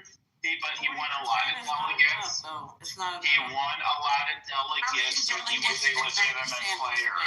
He was a legitimate player. Let's see. How many delegates did Bernie Sanders win? Let's go in 2016. I won 1,114 in 2020. How many did he win? And how much were required? And he won 1,879 in 2020. But what did he run as, though? Independent. A Democrat. Oh, he did? Okay, so like Dr. AG said. He ran as a Democrat. They allowed him to run as a Democrat. He ran as a Democrat, period. Yeah, but so that's my point to Dr. AG. I understand what she's saying. Like, Bernie ran as a Democrat both times, and the Democratic Party allowed him to run, and he's got a lot of delegates both times. He got 3,000 total for 2 cycles. I'll tell you what I'm saying. He was never going to get the nomination because everybody knows that the Democrats have these people that are called superdelegates, and the superdelegates were never going to give it to somebody who is not a Democrat. I don't care. He wasn't going to win it. I'm Democratic. If you don't care, then that goes against the party. Listen to me. I'm saying you're not even having the same conversation, Nathan. We're talking about somebody that would have ran as an independent, period, and not even said I'm going to run as a Democrat. We talk about someone that caucuses with us, but that does not run as a Democrat. That's where he had to run as a. Yeah, I'm saying I don't care what you're saying. I'm not saying I don't care about the process. Let's get that clear. Hence, I am explaining to you the process. Correct? Okay, great. So when I said the Democrats were never going to nominate Bernie Sanders, that's what I meant. The superdelegates were never going to choose him because he is not a Democrat and he is not reliable. Yeah, so nobody won the I got 11 o'clock, so just let me have a minute here. Yes, Hillary Clinton got 591 out of the 639 superdelegates. So Dr. AG is absolutely correct on that. There is a scenario though, like if Bernie had completely blown her out, right, in terms of the states, like if he had done much better, he could have gotten to the full delegate count. I mean, he would have had to do unreasonably well. That's true. It would have been possible. I agree, C. I think that's a fair. They would have withdrawn him from the floor. They were not going to let. Wait, hold on. Now that's breaking news for me. So you're saying, I just want to walk this through because I'm not disagreeing. I just want to do the thought exercise. So Bernie Sanders wins 64% of pledged delegates, right? That's about what he would have had to do. And they're on the floor, and you're saying there at that moment they would have not let him get the nomination anyway? No. Yeah, that's what I would have done. They're going to let him get it. Oh, wow. I didn't know that. That's new. You didn't. Now that's not a policy. Let's get this clear. Okay. This is me saying my opinion. It's not a policy. I don't represent the Democratic Party. I don't have any insights into their strategies or workings. In that regard, Let me tweet. I'm going to tweet. Democratic Insider Dr. AG says. I completely agree with Dr. AG on that. They would have had, which what they basically did. They would have made sure that Hillary won because the corporate dollars if Bernie Sanders would win, would flood out of the Democratic Party. And I agree with you on that. Bernie Sanders doesn't take any corporate money ever, never? Not as much as he would have. Not as much. But he don't take no corporate money ever, never? No, I don't think he did. In 2016, I don't think he did. I think he broke to in 2020. When he's not running for presidency, is he considered himself a Democrat? No, he's So that's kind of like disingenuous. Like, only when I run for president, they're going to be on the Democratic side. So then they should support me. But when I'm not running for president, I'm going to be over here and be independent. Like, that's part of the reason why it's like, when y'all like, oh, well, we didn't let him. It's like he was not really part of the Democratic Party. Let me explain something to you. And it's serious, right? When we talk about universal health care and people are dying, they can't afford surgeries, they can't afford these deductibles. I don't give a damn if you call yourself all the names in the English book. I don't care. He's for the freaking people. I don't care if he called himself a Democrat. I don't care. Trey, that's great. I mean, Nathan, that's great. He was representing values that you can benefit from, your family can benefit from, the woman in your family can benefit from. He got better policies for one. But you're assuming he would have won. You don't know he would have won. Maybe they're correct. Bernie Sanders got up there, he said all the right things. But do you want to know what my issue was with Bernie Sanders? It wasn't what he was saying. It was that he never offered any explanation for his execution of those things. He never said, here's how I'm going to get this across the finish line.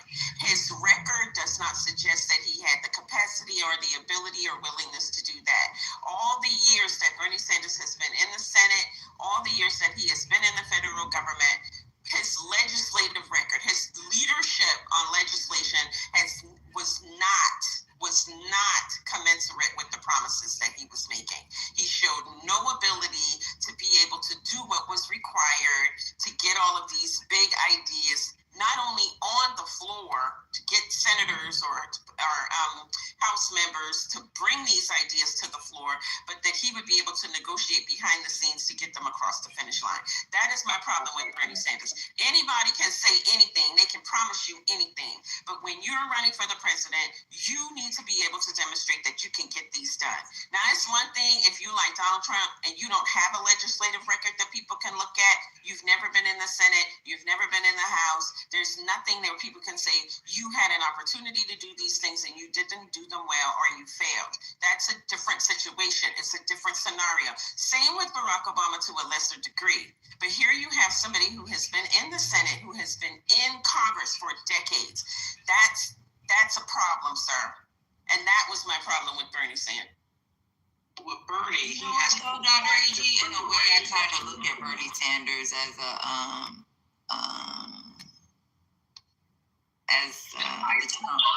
he would have ran if he would have became the president, because he strong arms motherfuckers. I haven't seen it, Patty. What is he strong arm people on? What legislation has he forced people to come on to? And I don't think he's been able to do it as in his position, but if he would have became the president, he would have been more. He would have did the pressuring Congress shit. But how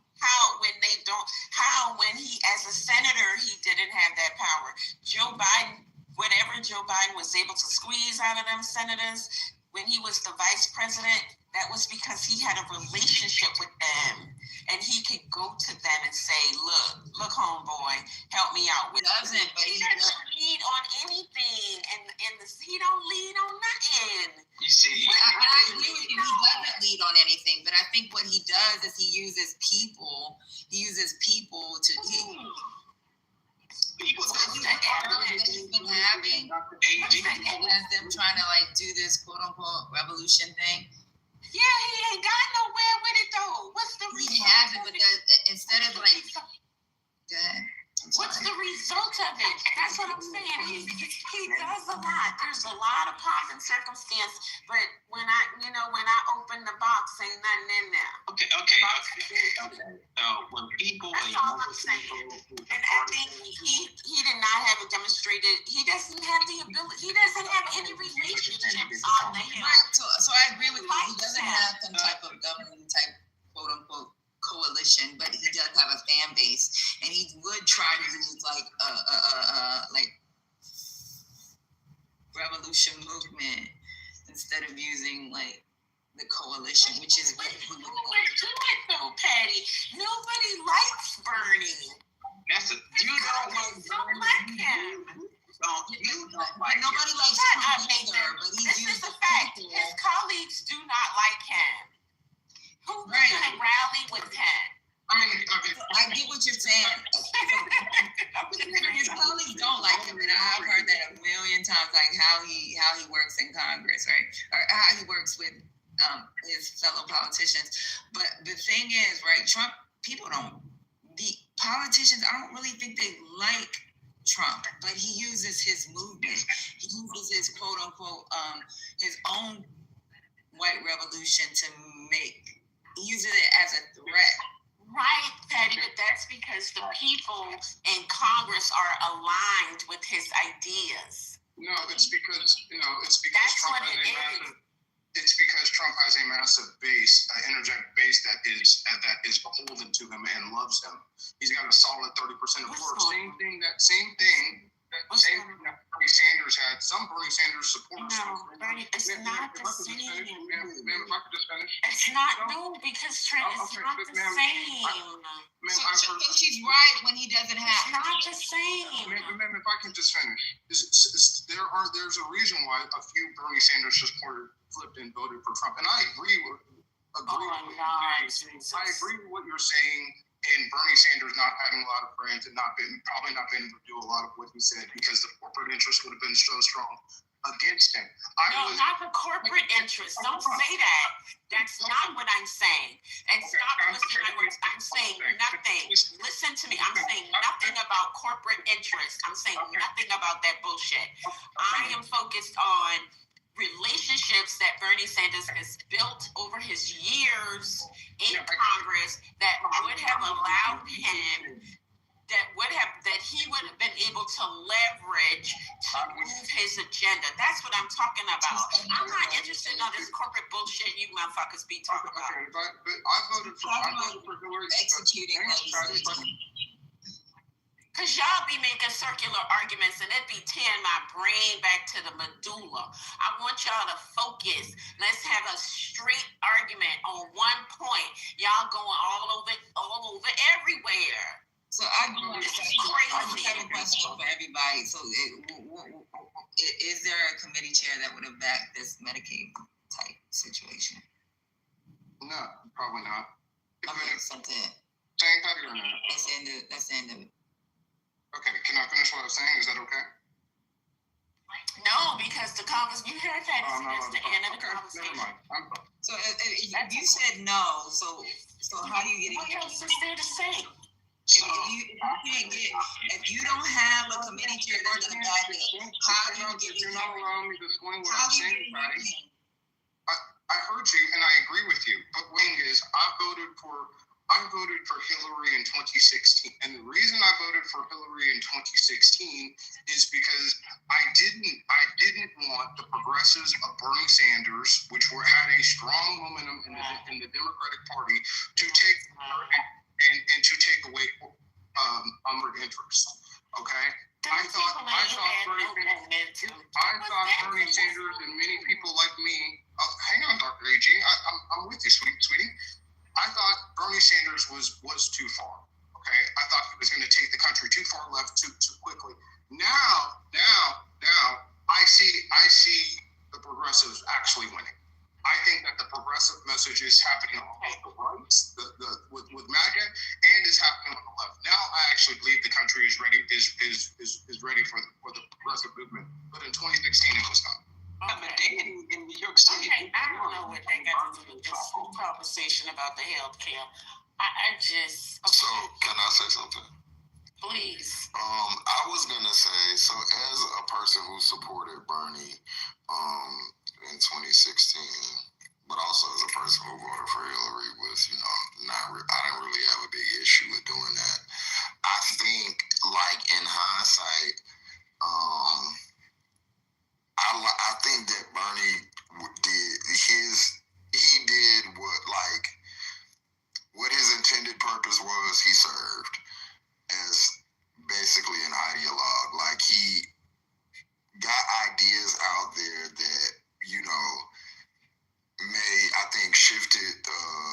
just the country's thought process forward.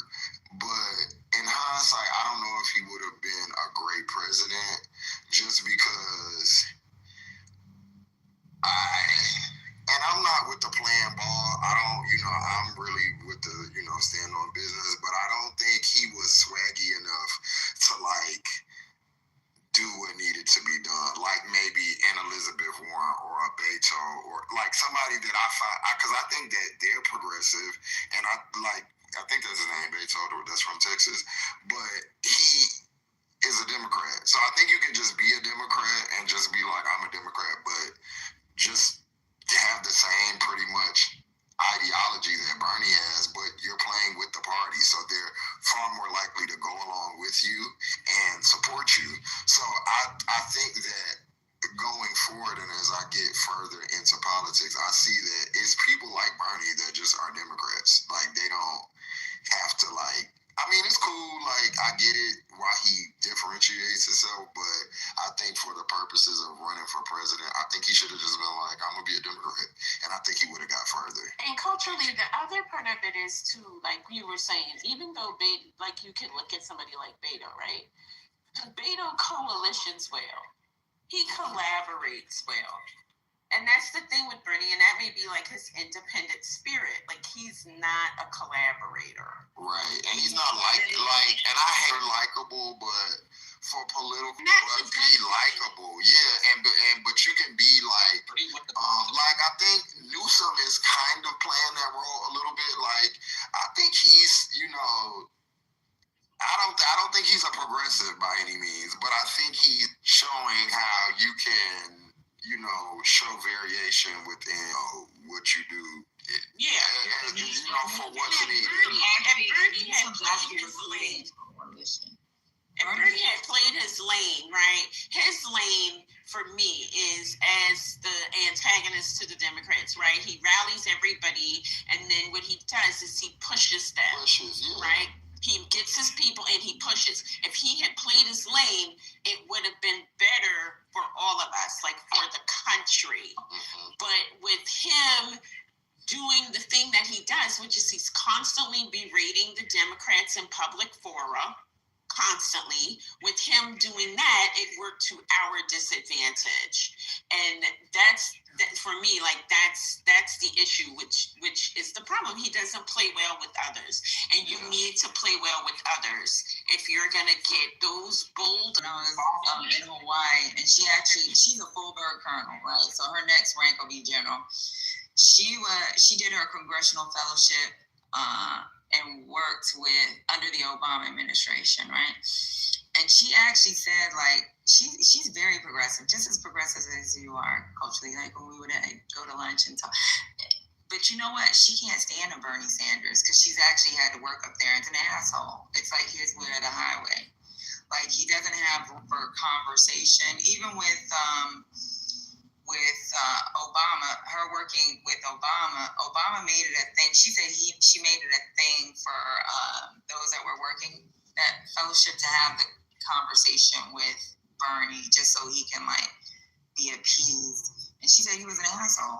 So like he's made it clear he's gonna be an asshole even to the party that he tries to run under when he does want to fucking make some shit happen.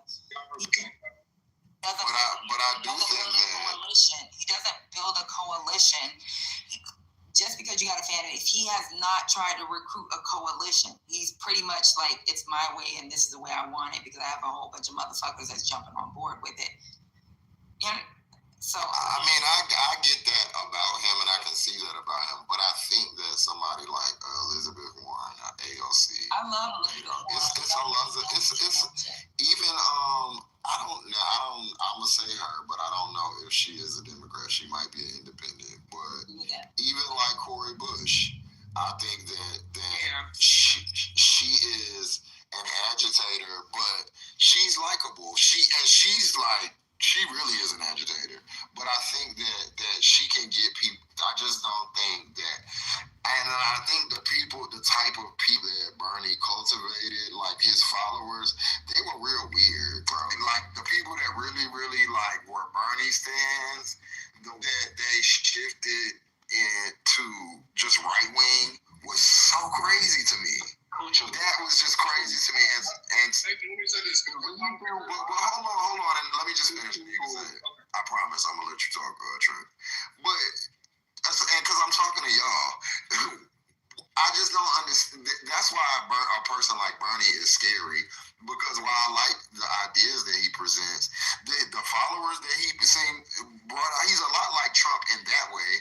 Like the people that he seems to rile up is like the worst kind of people. It's always like these stands of him, and they can't map. Like Bernie ideologically is like very similar to Elizabeth Warren or AOC, but they will not support either of those two candidates like they support Bernie. They wouldn't, and I mean ideologically, he's 75% like Hillary Clinton, so it should have been easy to go, just go a little bit right, for the time being, but they went extremely right to Trump. That is scary to me. But Elizabeth Warren tries to get change inside the party. And Bernie uses the outside of the party to freaking change the party. And that's the difference. That's why I keep bringing up coalition. And she's never went and said, I'm an independent. She's pretty much pledged her loyalty with Warren. What's up, sweetie? You talking to your wife? Go ahead, Trent. Oh, yeah, I thought you said something, buddy. Yeah. I'm not a sweetie, though. But, I'm sorry. You look nice in that picture. I don't know what the things on. So culturally, I 1,000% agree with you. But here's what I think is different now about the Bernie brothers and the Trump people that switched over. Now I'm talking to people that are making $140,000, $150,000 a year, and they're talking about healthcare costs, right? I think now you don't. So to Patty's point, now I don't think you have to work inside the party because of where the Democratic Party is at, and being out of power, and they're scared about the Trump movement. Now I think the angst and the anger, and these are people who actually work for corporations. The angst and the anger and the affordability problem against such a wide amount of people is exactly why I think actually AOC is going to be the ticket, bro. I think all of those things that you talked about, like in likability and bringing people together, and I think she's the one. Here's the thing, y'all gonna be into those people. I don't know if you're describing yourselves, so I won't include you, but those 150, people that's making $150 a year complaining about healthcare. I get it, it's expensive or whatever. Regular black woman Democrat or black man Democrat is generally that person is going to actually care about other people's the general population's healthcare. Like the the people that make $140,000, they're just complaining because they're selfish. They don't give a fuck about what it costs for nobody else, and that's where the problem is. So you really explain a lot to me. The Bernie supporters are just selfish. They only give a fuck about them, and they don't give a fuck about the slavery. They just want a better cage. So thank you, Trent. You really, really explain a lot to me, because the difference in me, and because I supported Bernie, I loved him. Can't even lie. But if I make enough money to pay for healthcare. I don't like it.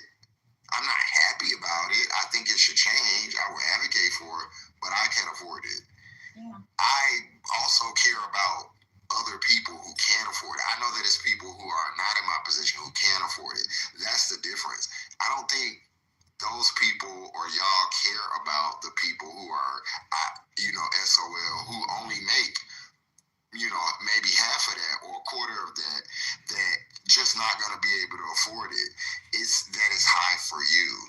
If it changes for you, you won't. It will go back to not mattering, and that's why a lot of these Bernie Sanders supporters are new to politics, because they just got a little bit of money. Now they like, oh, healthcare in Texas is this much, so they surprised. So now you want to get into something to change it only for yourselves. And if you get that change, which this tax break won't even clip them, so stupid on them again. So now they only want to change it so it can like fuck out of here. I just don't understand. Like, that's not real change, y'all. Even if you're selfish, if y'all just read about how healthcare works, if you only change it for a certain portion of the population, it's only going to go back to the same. Yours is only going to rise. When y'all try to make, we need to healthcare and insurance in general works on a thing called the law of large numbers, which means just by the very nature of the statement, you need a large number of people. So when they start dropping people's insurance, everything y'all voted for or y'all are mad about is going to worsen.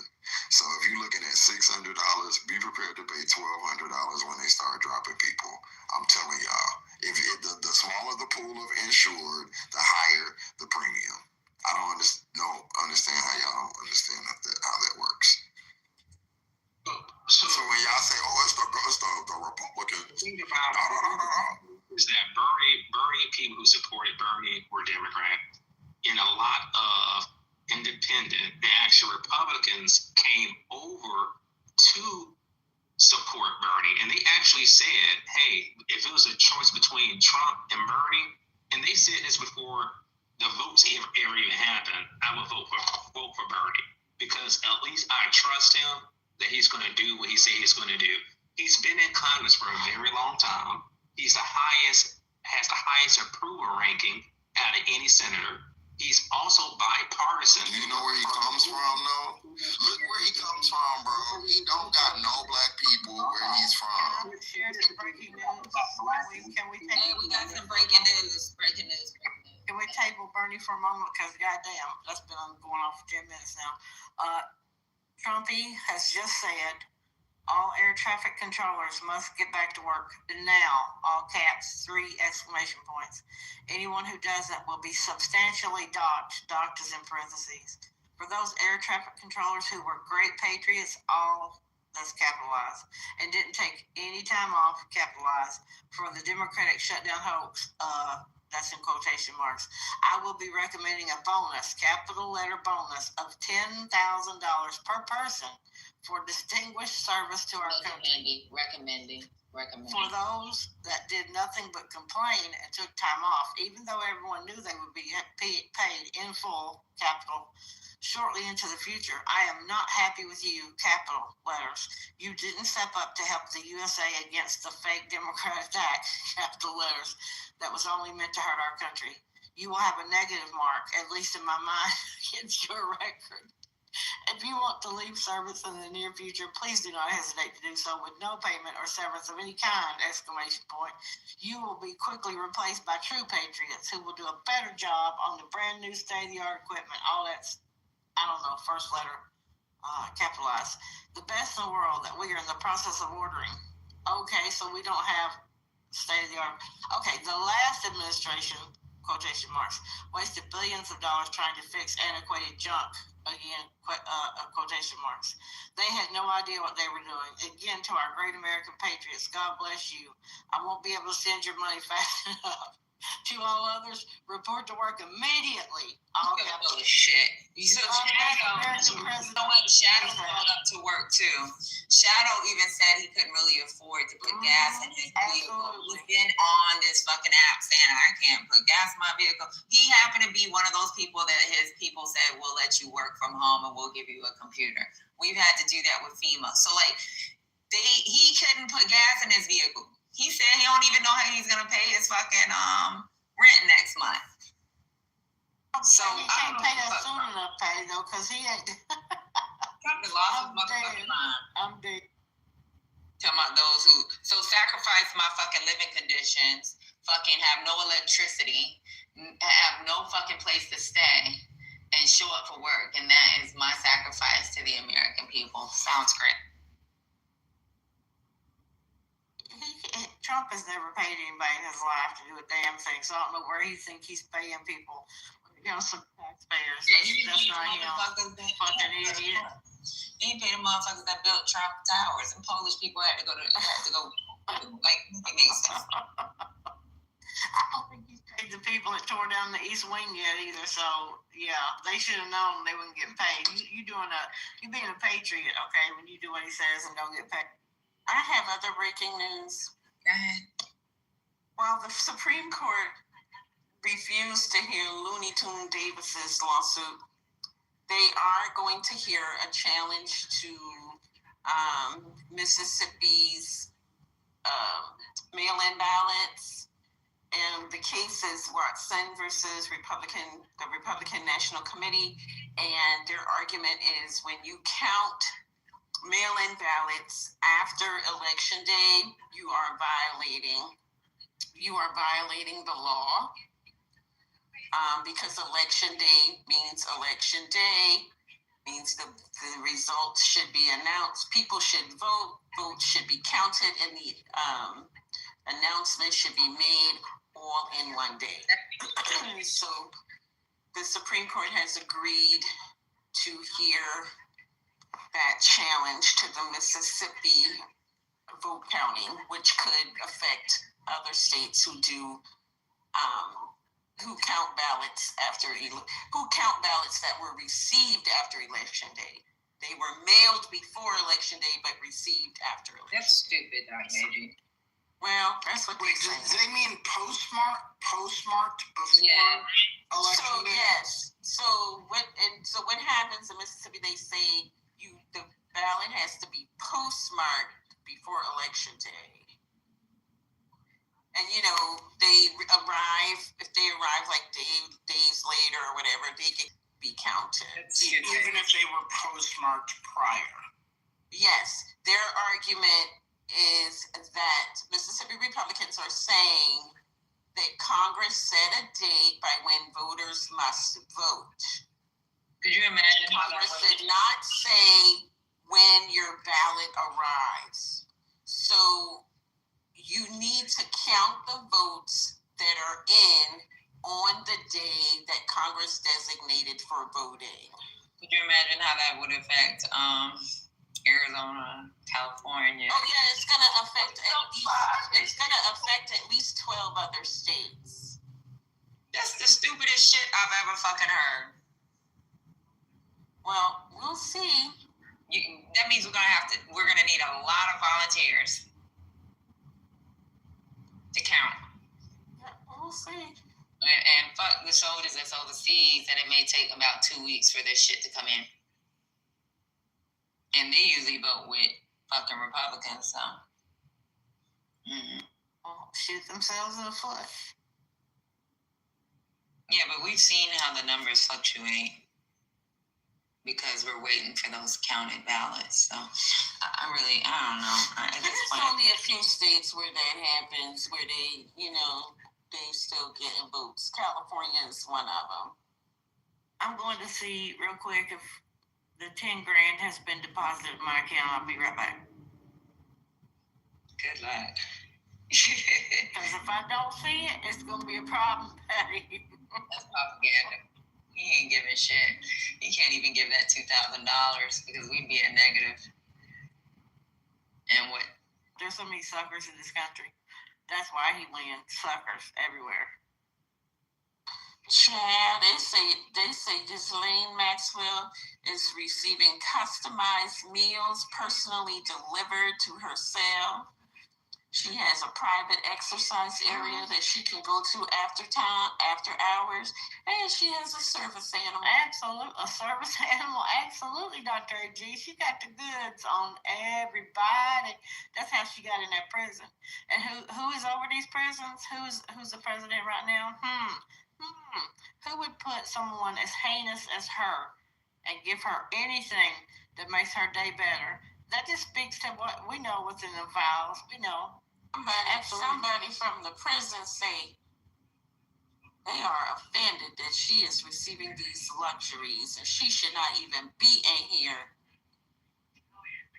with her violence. She shouldn't be drawing another breath as far as I'm concerned. I said, not the prison workers, not the Not the managers of snitching. This is crazy. The managers snitching. That's cute. They also got email traffic where she said she's happy and comfortable. You all heard about that? I think it was like, Yeah. She said she likes it here. You know, she was living and hiding any fucking way because she knew that these charges could come up because of his passing, Epstein's passing. So she was hiding out any fucking way. So. And that other lady is dead. Virginia. So she about the only one. Well, I'm sure there's other people in higher places who have the complete files, but the women know. Absolutely, but nobody listens to them, Dr. AG. They don't care. Their brain doesn't work the same. Remember when they came out and said what they had to say? Men on this stage said, "Oh, you know, why they wait so long?" You know, the shit they say. I want them to. I hope they're working with Gloria Allred right now to make billboards. They need billboards all over the country. You know, we need a woman president and vice president because I think our brains work totally different than males.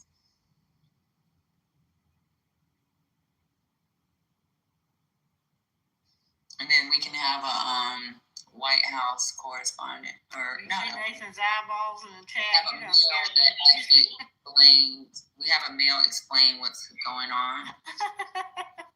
You scared the fuck out of Nathan. His eyeballs in the chat like went off the charts. A woman, two women? Yeah, you have two women, and then you have the man be the one that explains the agenda of the president. Not a male press secretary. Yeah. I think that would be like how we would be able to be like on top, right? You have the male press secretary that everybody listens to, and we just like push policy and put our foot on the neck of the fucking politicians. I think that'd be. And then every event, you have to have a male translator. You know, like how they had that Obama translator on Saturday Night Live. Yeah. And I think that would work out. And then we would at least have some type of acknowledgement because there are men to interpret what's actually going on. Because that's what happens in this fucking room. That happens. Absolutely. The Democrat that's supposed to support us and what we're saying, they'll pretend they don't know what the fuck we're saying. So a man says something, everybody go on fucking mute. And that includes you women too. Y'all gonna win the presidency very soon. Maybe the next cycle. Don't worry. Well, Trent, you just said you would vote for Rubio or JD over Newsom. State women. That's interesting. Wait, I want to call something out. I want to call something out. Call it out. Okay. He said you all get a Democratic president, implying the fact that he didn't vote for Kamala. No, I said we'll get a female president very soon. Implying that he voted for Trump. No, you all will get a Democratic president soon. You all, I'm not a you that voted for Kamala will get a Democratic soon. Not to worry. And when we get one, I want y'all to always remember that we have these rooms, and Dr. AG, April, myself, we'll wheel up and we'll vote, and we want you guys to like go out on TV in the media and say, hey, they always wanted this, so let them be the people. You know how Obama had the oldest black woman? White House. All of us to go up there in our wheelchair, because this is when we'll have a woman as the president. So we'll go up in our wheelchair and we'll be like, yeah, we were in Clubhouse arguing with men, and we had to have men interpret the information. Thank God you're here. So these are you and April can go in the wheelchair. Y'all can carry my urn. Dr. AG, Patty gonna have two urns because by the time we see a woman, my ass ain't gonna be here. Y'all in the lawn chair with the two cup holders. Two of them, their urns. I mean, y'all could do it where you get a woman and then just put Pete Buttigieg as the vice. There you go. I'm telling y'all that Pete Buttigieg is the jewel that's sitting right in front of America's nose. Said it in her book. That they just like, all because that man is gay, y'all would chance. Yeah, no, but she said herself, I can't give him a chance because he is gay and because of the climate. But I mean, y'all can say. I mean, I'ma say this the same thing I say about a black woman. This is why I call America dumb. Y'all see what gay men have been able to accomplish in spite of, just like you've seen what black women have been able to accomplish in spite of. To me, if I'm going to hire someone, this is just logic. That's the first two communities I'm going to, because they're going to get it done no matter the fuck what. And if I want a president, the beast of a president that y'all want, that's the girl who y'all should have got either the black girl or the gay man. But y'all stupid. Y'all are stupid, and y'all because y'all don't, mind you, you'll never see that man have sex. You'll never see anything that could disgust you or, really bother you. But just the fact that knowing, he don't even act like stereotypically gay or whatever. But just the fact that knowing, nobody will even give the man a fucking chance. Same with Kamala. And that's why we are a dumbass country. We are backward ass, misogynist, racist, hateful. I'm sorry. Americans just are that. They are so easily propagandized. It's really pitiful at this point because. And he's a family man, and that's attractive, and smart, sharp as a motherfucking cat. He is attractive. And he has all the background.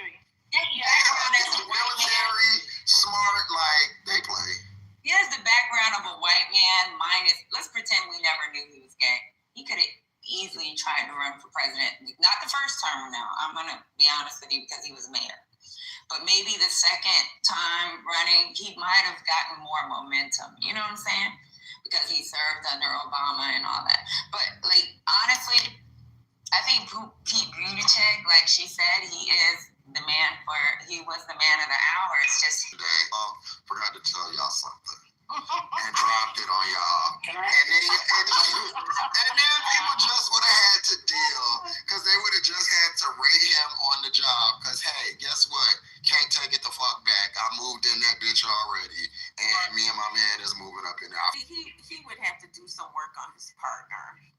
Well, I've never seen his partner. Cheston? Yeah, I think he would have to. He would have to do some work on Cheston. Well, can I also, just from a different perspective, yes, I'm gay. I don't want to. This shouldn't even be. America's not going to do it. I'm sorry. I understand that he may be qualified. I thought it was incredibly arrogant for him to run for as a mayor, twice elected mayor of South Bend, of 100,000 population city. So I agree with you the first term. I agree with you the first term. And I'll also say this. What a lot of people don't know is that he was attacked a lot from the left as well, because he worked for McKinsey, because just one of those fucking corporate guys, corporate gays, whatever.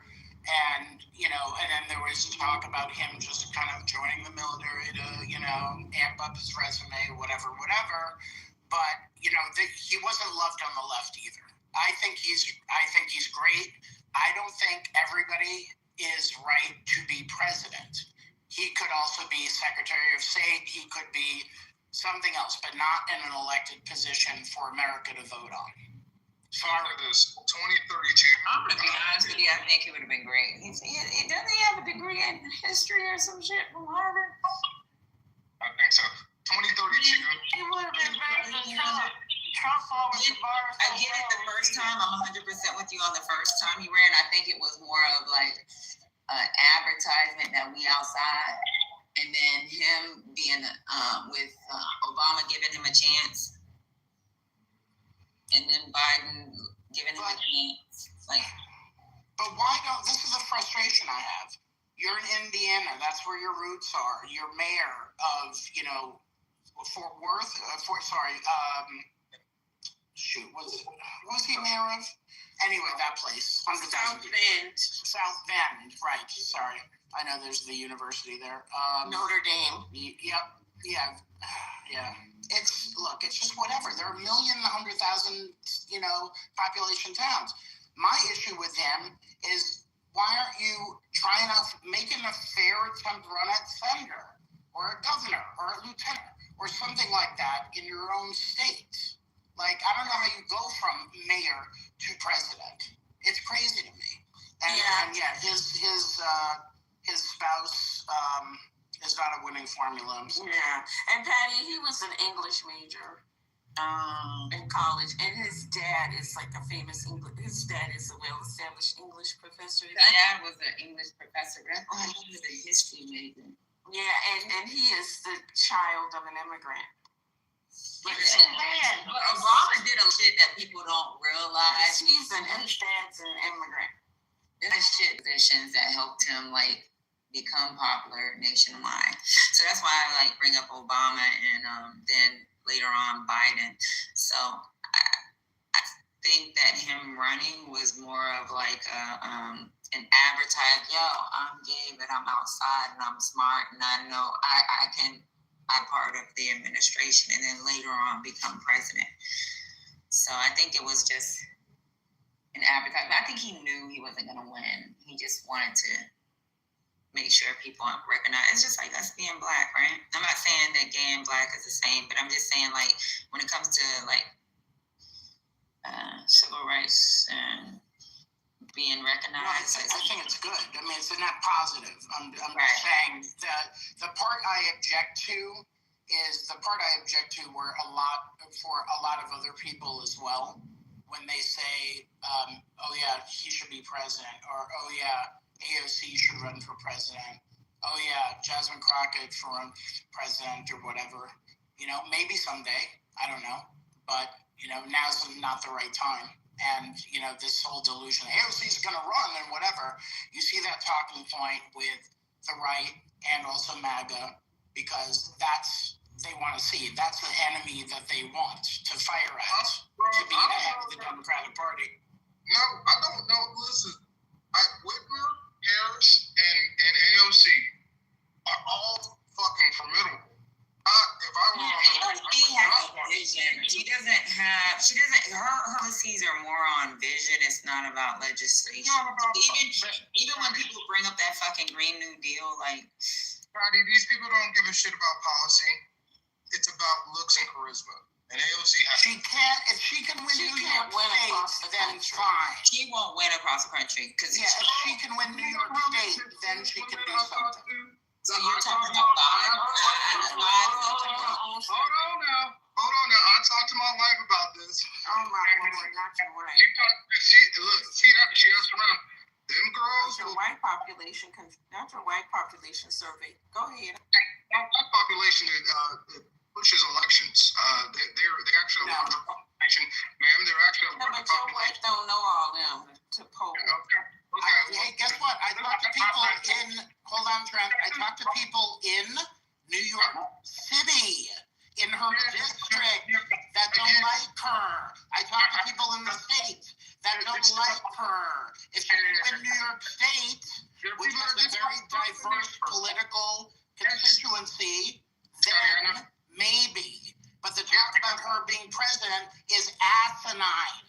Okay, my man, I get it. I know people don't like I said, people don't like Trump in New York. But you don't get it, bro. You didn't listen to a word I said.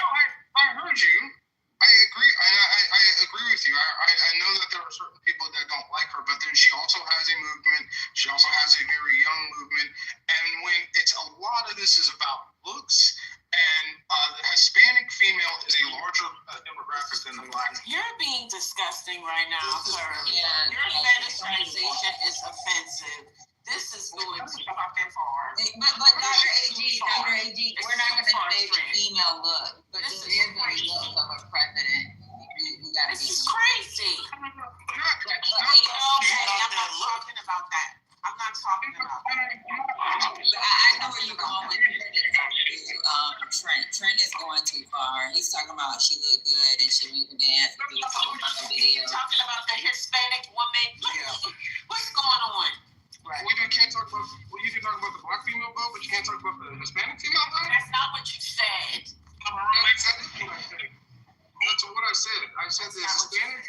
Hispanic female vote is a is not a monolith. Well, Trent, I was almost about to come off and say I kind of agree with you, but then you took that turn. But I will say this: I think that going forward, because the people that like, they're gonna die. And I think she'll, like, as the years move forward, especially since she's under the tutelage of, y'all's homegirl and stuff. Yeah, she's gonna start looking more and more attractive as a presidential candidate, especially for people like me. Like that I already fucked with her, but now I'm getting older, and so when I'm in my, I don't think she should run now, like 2028 or nothing, but like another decade or so. Another decade, culturally, will it be the same AOC that you guys are looking at? So, like, you talk about under the tutelage. She gonna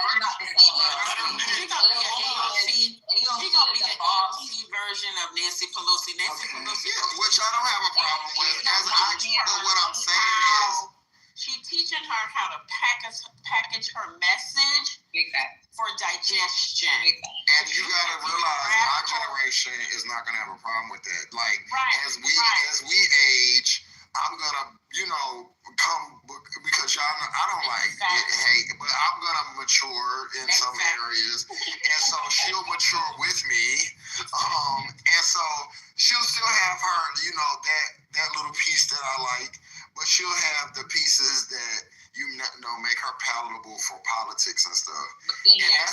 So like, honestly, that'll be your age. That'll be saying she's the Nancy Pelosi. No, she won't, because your daughter will be more like me. Like, I'm like, okay, your daughter will. No. So my daughter got pissed off that she took the pronouns off of her. Yeah, but your daughter in her 20s, she's gonna mouth out. She's gonna, trust me, she's gonna mouth it out. She, like, around 35, your daughter, she'll still have her fire, but she's gonna, when them bills and, she, like, trust me, I was the same way. And I was just like, okay, I don't have time. Side-eyeing AOC. Yeah, she's doing that now. And once she realizes, the thing is, you've instilled in her voting. So when you go and that's your option, even if let's just say she don't change, she still got to vote for somebody, and that's she's gonna pick her. You know what I'm saying? So that's how it's gonna work. But what'll likely happen is AOC's message and just overall presentation will mature. It'll become more palatable to the people that are left of left like me, and left of left like your daughter, and it'll line up. So I think that she 10 years, I don't think she should run now. No, she's got to develop a way to present her message. She's got to present her message in a way that ages well. Okay, so, and it ages well, not in terms of longevity, like how long, but also that it speaks across ages, right? So, I think she'll be good in 5-10 years. I agree with what you're saying. I agree with you 100% on how it ages well. The problem is, so like, I'm going to give you my daughter as an example, is once this election was going through, as soon as it changed, it was like a quick, sudden change. This is something that has to evolve. So when you have people like my daughter and her little friends, it's like, oh, you just change party. Not change party, you change your messaging because you want to be down with the establishment. You're just trying to put your foot outside so you can be down with the establishment. We see you. Like, that's how her mind works. It wasn't a gradual, well, we got to understand this is what's going on. We have to, like, that's not how AOC did it. She did it, and she did it silently, and those people do love her. Because my daughter is a squad, like, go squad, fuck everybody else, because they don't give a fuck and they don't understand. So you could just pretend like I'm your daughter, because I'm the same way, but what I'm learning and what she'll learn is strategy. Political strategy. I understand strategy and other things, but she she's gonna learn to grasp political strategy, and that if she does it, it's not that she's necessarily losing her morals or beliefs, is that she has to work in this way. And specifically ALC, because when she switched up, I was kind of like, girl, but you can't be like how I am in politics. Like, that don't work. And when you are, you're relegated to a specific space, like Jasmine Crockett or whatever, which I think you need those people, but they're just, the way our political system works, they're just not going to go high. So I think that ALC has reeled it in. She's, learned. I think she still knows how to do all the things, right? But I think she's reeled it in, and she's learning a strategic way to go about what she wants to accomplish. I really think that about her, and I think that out of everybody, out of all the people, I think she has the most promise for me, for the things that I believe, or I'll just be a representative of the lefties here, even though I may not be as left as them. But I think that she represents a good balance. Like she can't, my mother, in 5 or 10 years, my mother will vote for her, even if she don't agree with everything, but my mother will go and vote for her. I'll vote for her. My little cousin will vote for her. She can cover all the bases. I really think that about her. All right, can I just insert one thing, please? Yeah. Okay. Sorry, Scott. The talk. That's okay.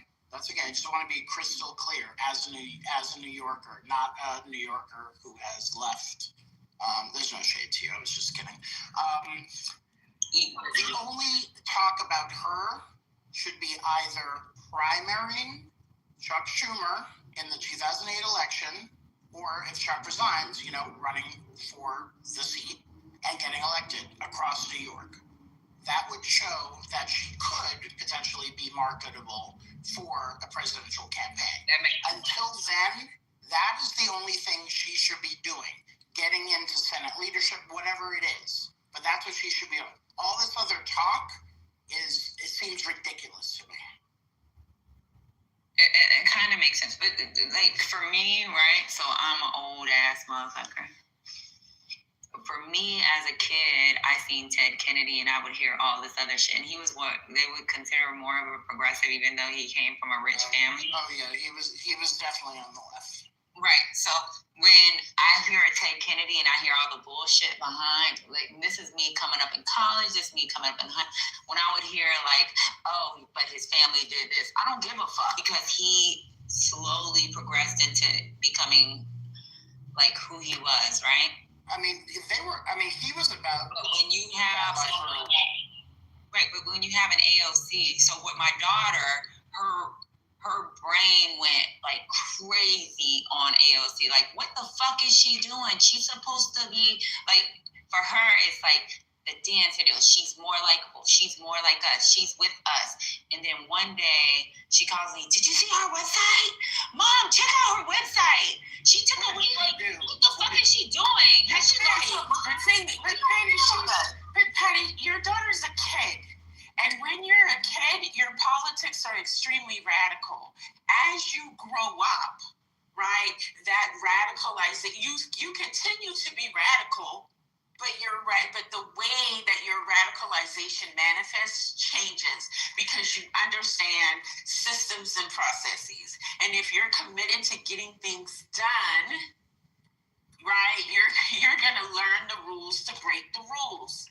And you see that even with AOC herself. Part of her change is that she's maturing. She's maturing in her understanding, and she's maturing in her politics. Doesn't mean that her politics change. It doesn't mean that she's giving in or surrendering. It's just that she realizes if she's going to get things done, there's a way that she has to move. And when she had those rallies, remember when she was having these rallies? And my mind is you're going to try to go buy a ticket to see something, because she's part of Payton. So with her mind, it's I want to go here, I want to go there. So I was okay, so are you going to go? She was no, I don't fuck with AOC. I don't want. And even in your daughter's demographic, she's a small part of the population. I teach her demographic. Right. energy when people be like, we don't have kids. You have fucking kids. What is a Democrat? No, they do have fucking kids. I got cats about You got more kids than motherfuckers like me that got one kid. I got cats. What are they saying What is a about demographic? AOC changing, though? Like, what are they saying? Oh, she's changed on this, and this, and that. So this is the thing, and that's why I brought up a couple of weeks ago, like, what it looks like for the, so these Black student unions. So my daughter goes to a decent school. With the Black student union, these kids come from families that may have really taken care of them. I'm not saying I was able, honestly, if it wasn't for the government, she wouldn't have been able to go to decent schools. It's the government that paid for her to go to school in the country that would have cost me my fucking arm and leg, and I'd probably be tense right now. So, like, her to go to school in Dubai, her to go to school in Bahrain, to go to school in British American schools is totally different. These are more radicalized than the kid that may have paid his way to college and understands what the community looks like.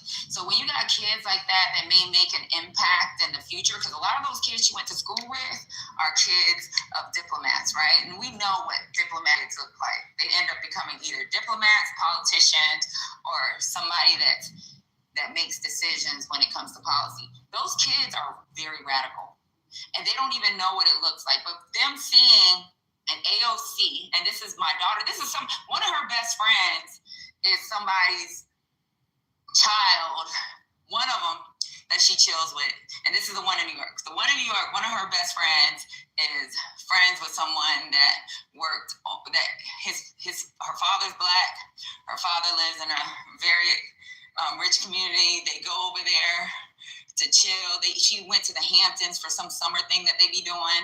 She went to, but those kids are radical, and they're radical to the point that you would think that they're fucking broke. But these kids got money, and they don't know no better. And their radicalization has nothing to do with them actually understanding the movement. It's about them just fucking reading and thinking that AOC is a piece of shit because she turned overnight. And these are the Black student unions that are coming out of these PWI schools. So what she's changed overnight? What are the things that she's changed about? Just her whole, like, the way, because she has, like, first off, linking up with Nancy Pelosi is a signal. It's a piss off. Yeah, it's a piss off. And then removing like that, because it looks like, because she's always been a like rebellious voice. But let me just say this: your daughter, you could just look at me. When we first started talking, remember, Patty, I was real like, and I still am hard left. I didn't change, but I would give like, let me see, let me be super honest. I would give like 4 people credit. You first, Dr. AG, but the most credit I would give to can y'all still hear me? Yeah.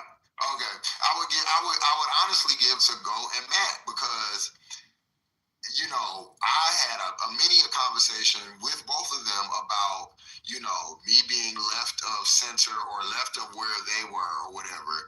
And, you know, just over time talking to them, it didn't really change my politics.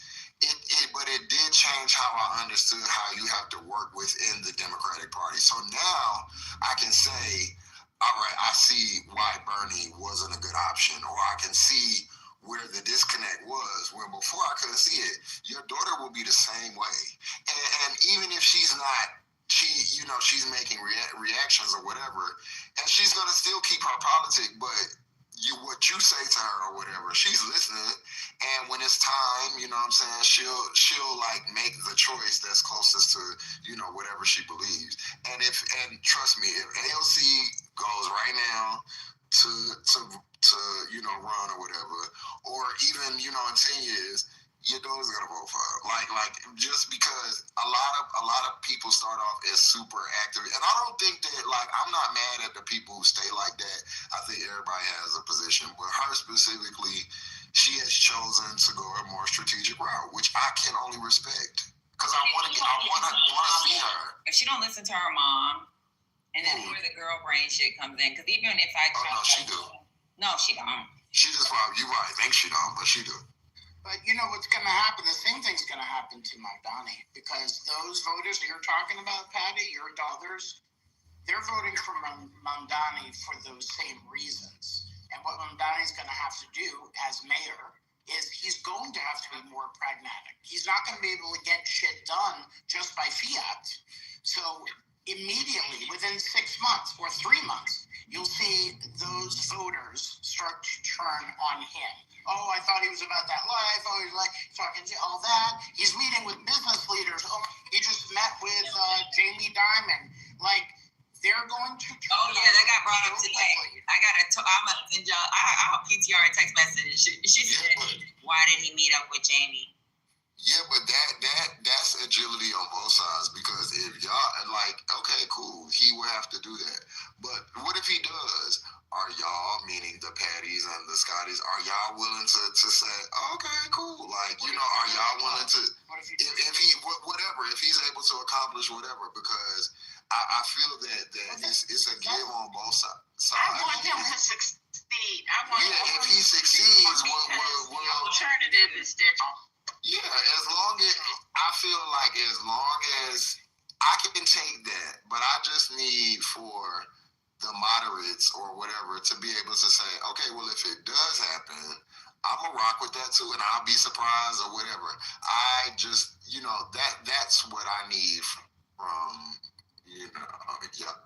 Mostly, I will rock with whoever went to the Democratic Party. What did Maggie say yesterday? Even was a piece of shit that was sitting on the telephone, not speaking. I will rock with the Democratic Party, but I'm fucking crazy. And Dr. AG deals with these kids. And somebody brought to my attention that she was the Catwoman.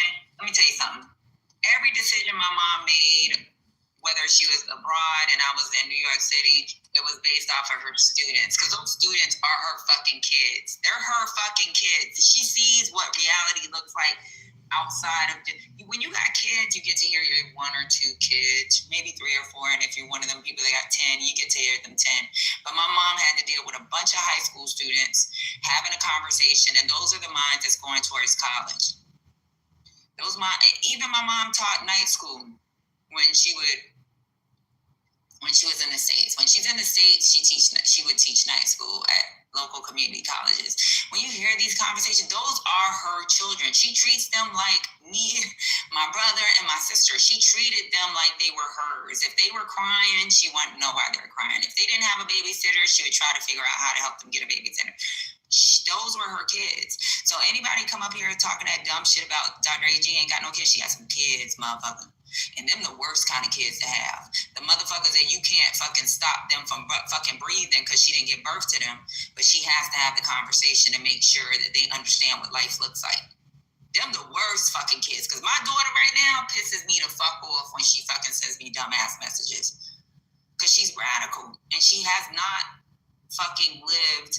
I'll tell her, you fucking privileged, and at this point, maybe I should make you fucking breathe like the rest of the kids, so you can understand I can breathe. I will. But I think that's good for her. I was the same way, and I was a environmental animal, you know, that type of person. Like I've been arrested for it. I've been in some very crazy situations, and I would never do that shit now.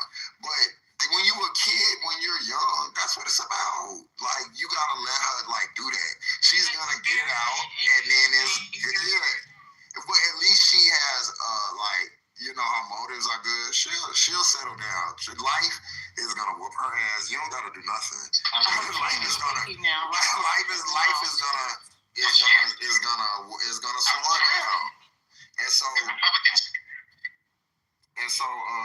like I mean, I feel like everything she doing, like, she cool, like she doing what young people do.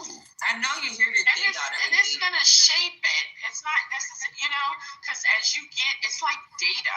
As you get more experiences, you get more data to filter through, you know, your ethics and your moral prism, and it's just becoming more and more refined as you go through life. It's just more information and more insight. And this is the time when they do that. It's a safe space for them to experiment with ideas and to figure out like what they stand on and stand for. I'm gonna let y'all talk to her when she come home for Thanksgiving. Y'all gonna hear her talk and y'all gonna think this motherfucker is retarded.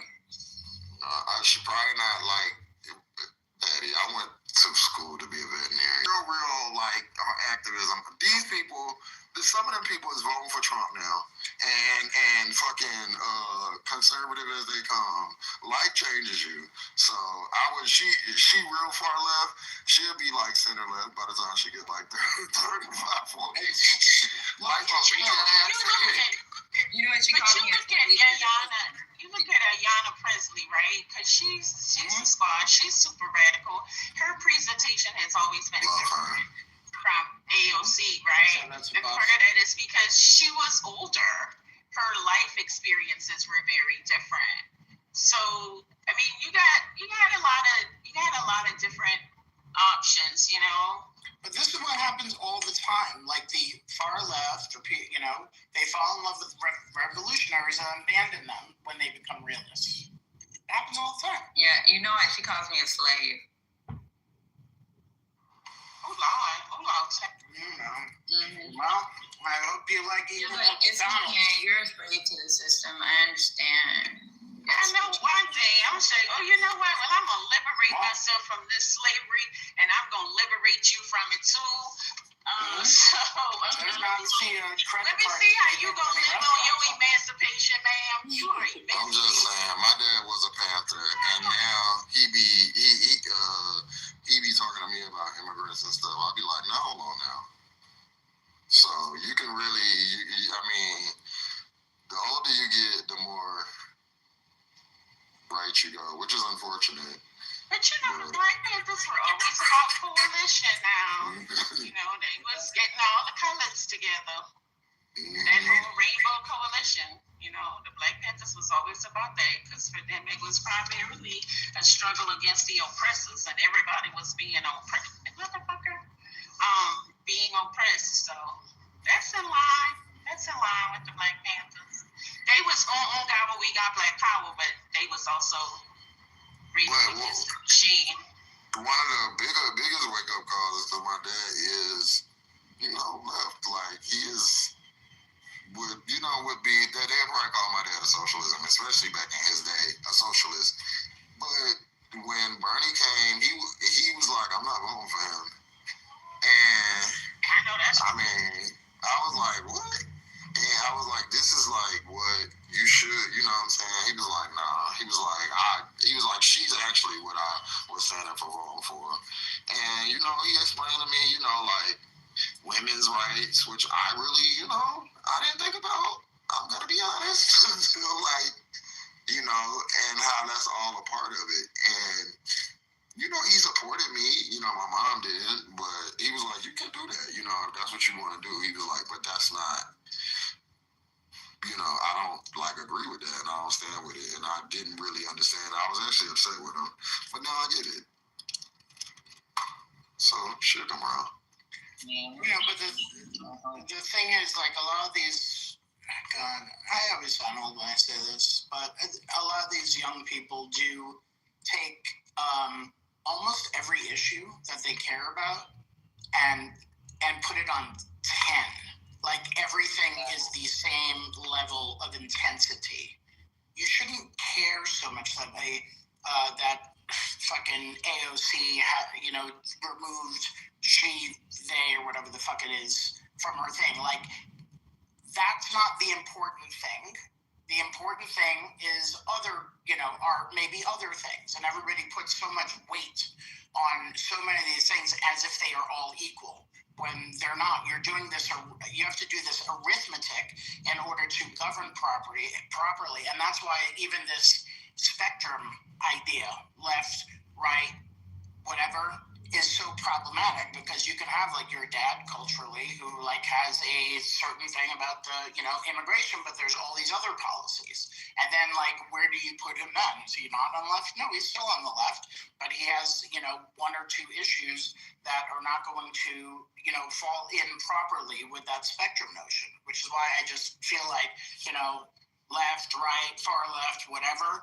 Like, it's the way my ideology works is like all over the place. And some people would consider me far left. Some people would consider me left of center. Some people would consider me moderate. So I don't even know. But yeah.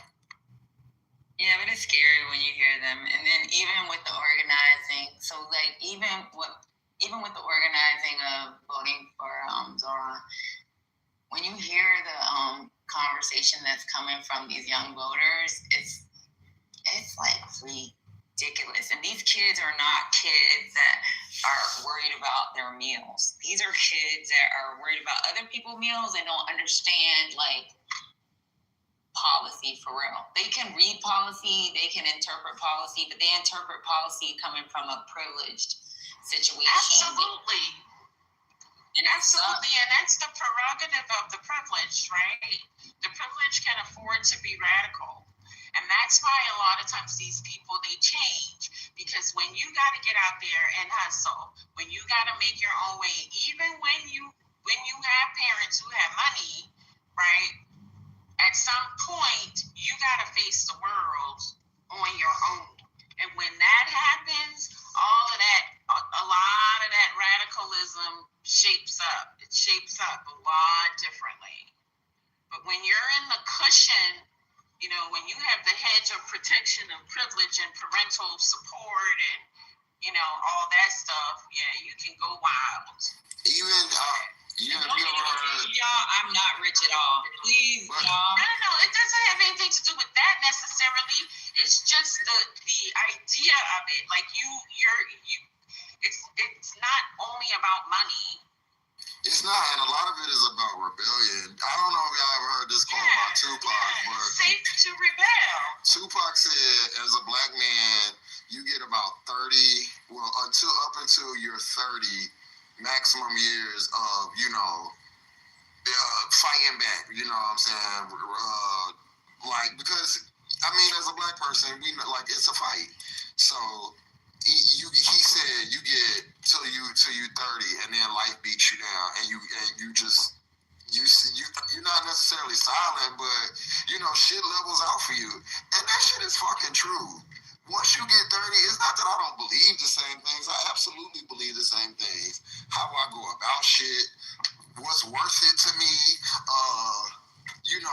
balance in life, because at the same time, I want to be like happy. I want to be content. Like, I don't want to spend all my life fighting. And once you get, a certain age, you realize that shit. And she'll realize it once she gets to the age of wanting a family or whatever it is she wants to do her career. She gonna be like, yeah, I don't want to spend all my time doing this. That's why sometimes, like, I would say I'm very progressive, but I'm not about to sit up here and fight y'all that are closer to my belief. Even though we're like, yeah, I'm left of y'all. It's not worth it for me. You know what I mean? It's not, and she'll realize that. It's just not. It's not. That solves nothing. I'd much rather fight. And this is what I don't get about the left. A lot of stuff I do agree with what they say, but they want to fight within, which is so stupid. I would rather, like, if you close enough, it's fine. Like, all right, you don't believe in universal health care, but you believe in something like close to it. I'm not about to be like, no, Lord, like, I'm not doing that, because that's not the political climate we live in. It's the seek of the perfection, and that you can have everything exactly the way that you want it. And that's the thing of the privilege too, right? You get what you want, when you want it, how you want it. And it's perfectly that way. And sooner or later you learn that life doesn't work like that. And you learn to not let the perfect be the enemy of the good.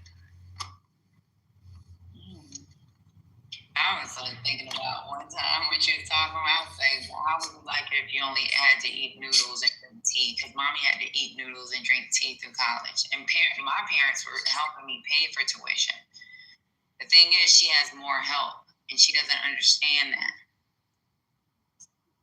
And then she'll say, well, then let me suffer, because I'm willing to suffer with my people. Like, nigga, you not your people.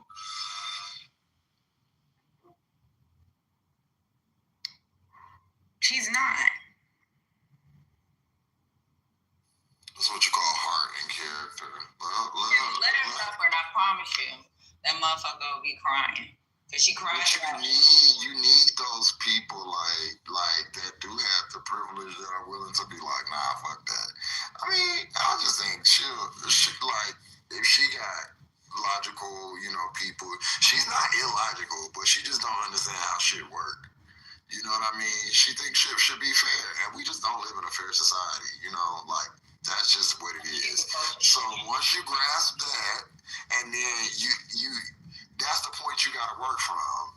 It's like with everything with politics. They be like, this person's they're a politician, so that's where I'm working from. You know what I mean? Like I'm not expecting my grandma out of these people, but And I'm not rich, y'all. It's just she's been able to be okay. And this is a comfortable child. So imagine what rich black, because some of her friends, one of her friends has their own apartment, and her parents are paying $6,000 a month for her to stay in Midtown. So and these are her friends. She's not rich at all. She's just able to eat. She's able to fucking go to class and don't have enough worries that a lot of other kids have. And that's just my sacrifice, right? And that's years of freaking me being in the position I've been in and freaking sacrificing so she can be okay. The academy is Amari and Trent, just for the record. I didn't want to say it because y'all was talking, but it does feel like it's a derailment when they bring it up. Well, when they bring up AOC? Yeah, exactly. They bring it up. Yeah, I've been saying this. Yeah, no, I was hearing you. I was with you the whole time because I've never heard anyone space. My dad calls her a Marxist behind her back. More simple. You're breaking up. And I know that the conversation shifted, but yeah, and I'm not just saying we need her in a different lane. Yeah. My dad calls her a Marxist, period. He calls her a Marxist. He says, with me being in the military, she's developed her own, you being in the military made her make these freaking decisions. You sending her to school in other countries because you had to get stationed there has made her develop these talking points. And then my dad brought up certain things that I used to say as a kid, but I wasn't as far as her because I would actually listen to them. With her, because I haven't been so strong on my opinion and letting her talk when she was younger is what's developed who she is. She watches fucking stupid YouTube videos and thinks she can be YouTube. So she wanted journalism because she wanted to be combat camera. She's watched women get kidnapped, trying to put out information. Some woman she was following that got kidnapped, and just crazy shit she be watching, fucking mucus from freaking cows, her becoming a freaking. My dad told me I should have put my foot down when she became a vegetarian watching YouTube. Watching animals, watching how your health is affected. It's just crazy. Yeah, but then she doesn't understand the overall concept of life. I get you. You're a mother. You're her mother, so she got a lot of you in her. No, that ain't me. That's social media.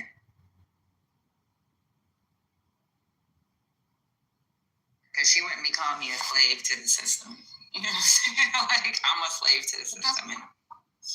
But the slave to the system has been able to help her pay for the shit she needs to pay for. That's what kids do when they challenge the authority. She's really testing the ground to try to understand it all better. She respects you. Alef, do you have children? Two. Oh, congratulations.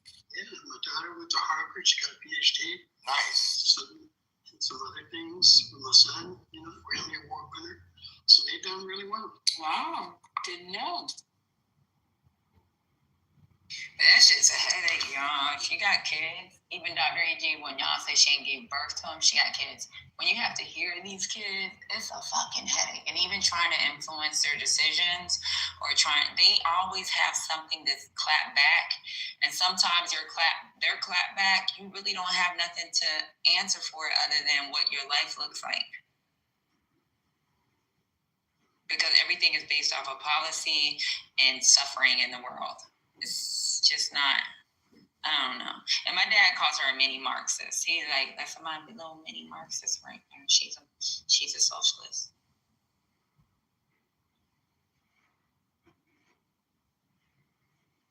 I mean, all those terms are just thrown out to dismiss somebody wholesale, and he doesn't say it to her. He does it to me and my mom. But my mom's it's also inaccurate. I mean, it's also inaccurate too. So like. My mom supports her, but my mom only supports her because she feels like she's leading. Like with my mom, she's like, she's being a leader. Let her be a leader, and she'll grow up one day. Just right now, just let her be a leader. Just conversation. And she's gotten really good when it comes to policy because I argued with her about policy when she was a little girl. And like now, she knows how to use Google. Now she's me back. Now she actually tries to when I be like, you can do Project 2025 and listen to it if you want to. So like in her mind, it's like now I've taken some of what you got and I'm going to fight you harder. Well, that's what you want, right? It sounds like you've raised a smart woman who knows how to advocate for herself and her opinions and think critically. And, she might not be agreeing with you right now, but she knows, she'll think it through, right? She'll consider. Let me delete her Instacart where she can charge my car. And I promise you, she'll be calling me, what did you do? Can you do it and screenshot the before and after real quick? Let me do it for a week. Record the audio, Patty. Wait, can you start removing things that are not necessary, in terms of budgeting, if we're going to go there and be fiscally responsible? The only thing I'm kind of scared of, and this is where I may be hurting myself, is I don't want her to starve. I want her to make it through school, and I want her to be I'm gonna have to work extra hours because my mom ain't got me. How old is she? Right now, she just turned 19. So it's I'm fighting with a 19-year-old. And she's currently in school full time? Yeah. All right, so it's not inappropriate that you're supporting her through school, right? You want her to be able to focus on that. Right. And that's the only reason why it's kind of hard. One time I was like, you know what? Eat noodles and drink tea, because that's what mommy did. And I know my parents supported me with everything they could to go through school. So if I was to do that, and I said that to her over the phone, but then I ain't cut the Instacart off. And then a week later, she's ordering a 24 thing of water, and she's ordering her rice. She orders nashiki rice, and then she's ordering her she's ordering her shit from Whole Foods. So I'm looking okay, you just spent $200 on my goddamn Instacart.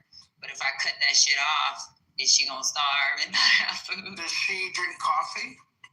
Yeah, she drinks coffee. Okay, so replace it with Taster's Choice Instant. So just try that, and then see how quick. Scotty, that's just cool. Give her an instant And let her decide what it is she wants to do. No, I'd say Trader Joe's instant. Don't be that cool. No. You just send a message. What are you doing? You go with Folgers Crystal, Scotty? God damn. Just decide what her food budget is, give her that, and let her decide what she wants to do. Maybe I can reduce it to, because she eats a lot of whole food. Maybe I can reduce it to 50% and see how I'll be I've never not run into her at Whole Foods. I'll be I'll look at the card. You gotta tell me it's on the card. I'll look at the card and be like, you Patty's daughter. Trader Joe's is so much better. So, Patty, my daughter's younger, so this might not be the same, but do you feel like she really knows how to shop? So she doesn't. So what she does is she's one of those people that research certain companies. Even with her makeup, she won't use NARS. So it's like certain companies should be like, they don't care about the American people. They're just trying to make $1. Like, it's like, and what ends up happening, it costs me more. So, in grocery or $100 for this and that, where she could have spent $50 because it's like in her mind, there's certain companies that's fucking the public over, but you don't have access to money where you can fucking afford to buy this shit. Right. So instead of like having this argument with her over and over, just give her a specific food budget, right? You get X amount per month for food. You decide what you spend it on. That's it. But I also think to do that, you have to shop with them so they I get that, Michael, but you also have to do it with them to understand it. But check this out. You can also try this, right, for fun. You can use ChatGPT, right, one of the GPT grocery planners, meal planners, because that might be fun for her, right? And that can not only manage that budget, but she could get that literacy and all of that stuff. And she'll probably, you know what I'm saying? That's a great idea. Because you can even revise and be like, I'd like more water in my budget. Or what happens if I do this? And it'll give you different versions of it. But I'm going to be honest with you, Patty. This sounds like small violence. Like water out the fucking sink. They don't do that now. Buy her a filter, a really nice filter there. Yeah, check this out. There was one time where she was only drinking black water.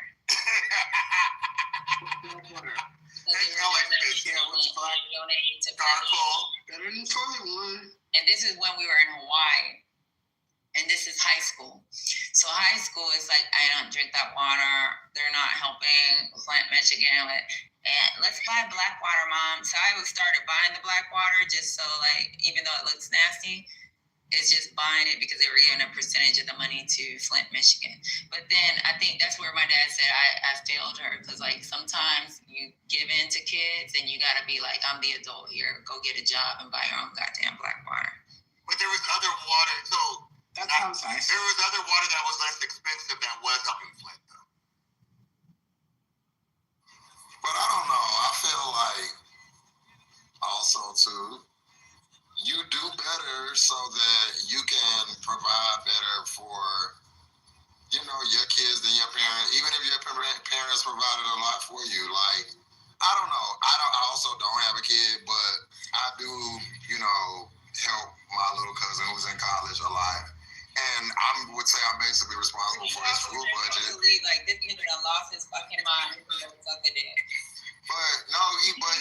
he like, I give him some money for, and I said that, I'll be like, look, this is like, when you get hungry, my nigga, like, I don't know what to tell you.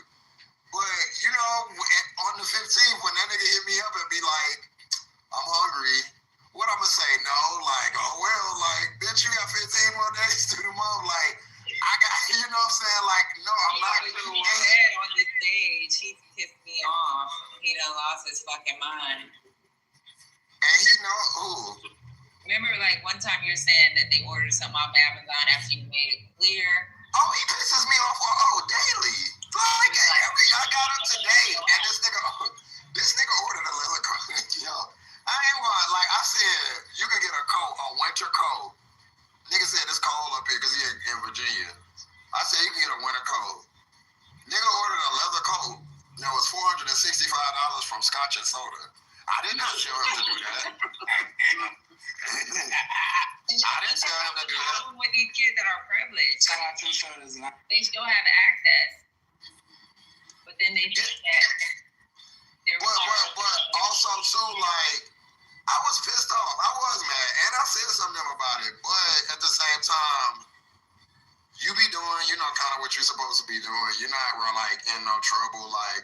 So also, I'm not gonna like make you feel that terrible. And you are privileged. You're a brat, like hands down. You know what I'm saying? Like, but I don't know. I'd rather that than the myriad of other motherfucking things he could be doing. I'd rather him be a brat than be liking, acting like Young Thug or some shit. So, nigga, if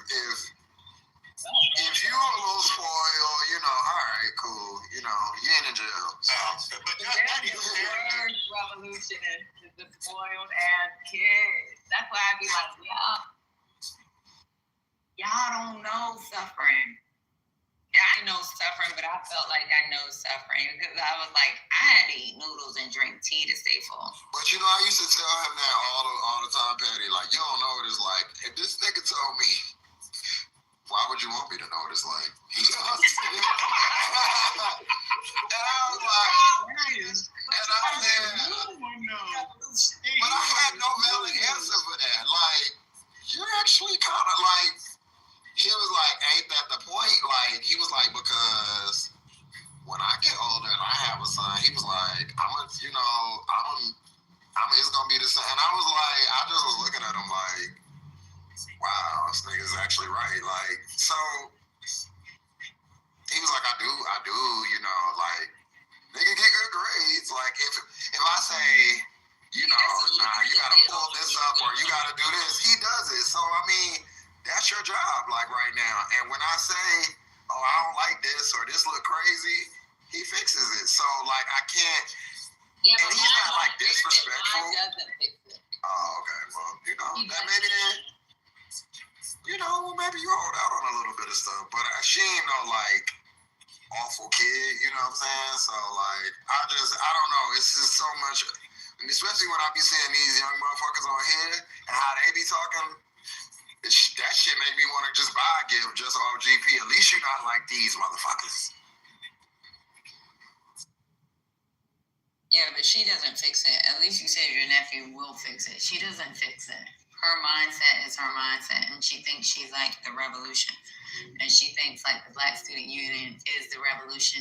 And I'm like, yo, you're not going to a community college with the Black Student Union. You're going to a decent school. And y'all revolutionary ideas is coming from a place of privilege where you guys don't know what real suffering looks like. So you gotta fucking like calm it down. Well, I understand. I got it. You're just a slave to the system, but I still love you, Mom. That's the problem with that statement.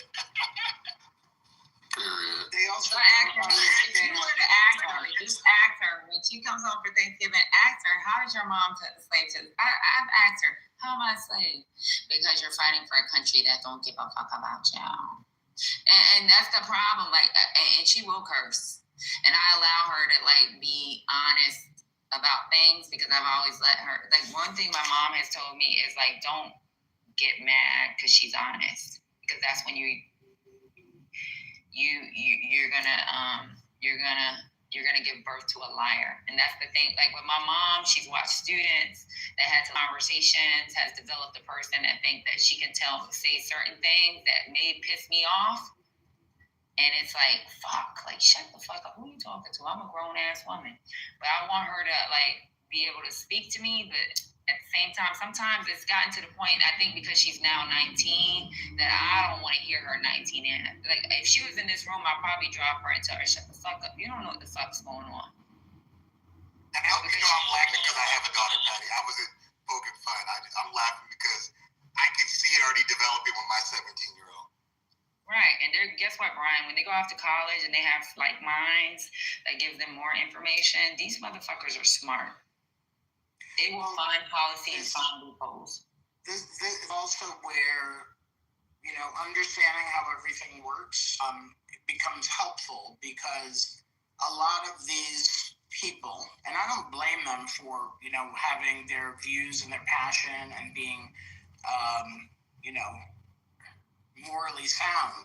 They think that the enemy would be people who are actually fighting to get like some of the stuff that they actually believe in actually done. Not like not some ideological win, but an actual win that is legislation that can actually go through that would actually benefit them. They think a lot of those people, like in the Democratic Party, are just their enemies. And what they will sometimes do is that they will pick out a certain, legislation that maybe they signed on to that could be part of a bigger bill, and then they will be hyper-focused on that item in the legislation and said, oh, that person voted for this. Therefore, they're garbage. Everything about them is garbage. Exactly. They will do that. And then the other thing, which we also heard this weekend, is when people on the left were questioning Ketanji Brown Jackson's vote or I guess decision or whatever about the SNAP that happened and why the Supreme Court rejected it, and her reasoning was that it actually goes to, I guess, the circuit court quicker. Maybe Dr. A.G. would know better, but it goes through the process quicker so it can be done quicker instead of the Supreme Court deciding to take it on, which delays SNAP benefits. So because people don't want to actually learn about what these things do, they will immediately think that their decision or their vote, whatever, is nefarious. And therefore, we got to throw them out. They're not about that life. They're not for us. Look what they did. So I can understand Ketanji Brown's decision, because even with me and her having a conversation about the decision, she understood the decision. She understood the appropriations if Congress had to add additional funds, right? So she understood that. It's just the really crazy ass arguments that we have, and I don't even argue with her like that no more, because I'm gonna be honest with you. At this point, she has gotten smarter than her own mother. Because I can argue with her something and then be like, give me a second, let me Google this shit because this doesn't make any sense. But then she doesn't understand when you brought up the additional things that may come with this bill that they may have needed, she'll argue why it's not a priority versus what she feels is a priority. So I'm with you on that 100%. Everything that you said is 100%.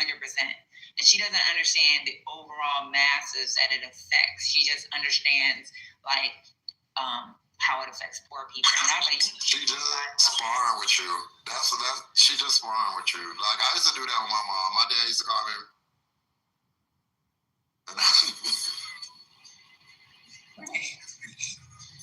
Because I would do the same thing. Well, how do you explain this? She'd be like, I don't know. And you can Google the argument. You can Google everything. You can use Gronk. I just put the link in the chat that has a really great short summary of why Ketanji did what she did, because she oversees that specific circuit, and she actually outmaneuvered in some ways because she didn't want to go to this shadow docket, like what you were describing, Patty. Mm-hmm. And she understands that. So you explain that better. If you go into Penn, they understand how Penn. If you go to Penn, those kids understand what Ketanji Brown's decision was. They understand that. Other things that those Black Student Union kids are fighting for that they think is more important than certain things that affects the nation. Because with the Black Student Union that's out of Penn, because there's so few and far in between with the student population that are Black students, those Black students are fucking more about, they don't see the effects of the nation, they see the effects of the street. You know what I'm saying? Or maybe a smaller percentage that there's still additional benefits. You know what I'm saying? So their mindset is they are Marxists. Yeah, my original point was just to point out that some of the people on the left that were commenting on Ketanji Brown's decision didn't actually read it, didn't care to read it. It was all reflexive.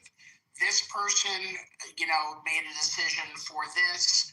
We don't like it because because whatever they don't have any more information on. They see that the conservative justices were down with that also, and therefore they just threw her out completely. So that's what I was seeing online with some of the leftists. Oh my God, we lost another one.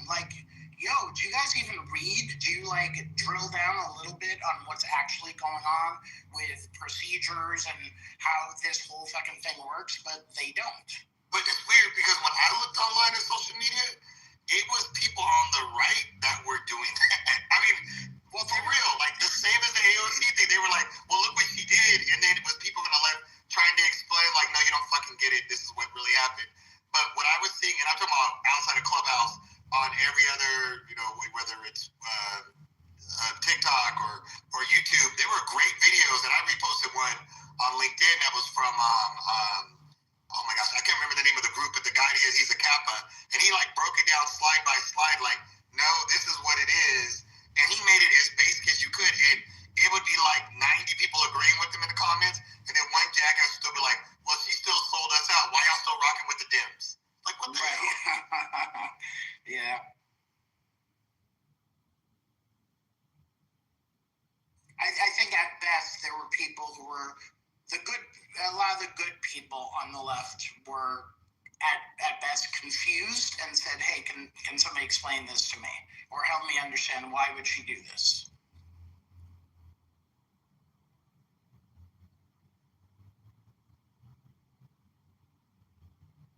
But at least, me and Jess can get gay married for now.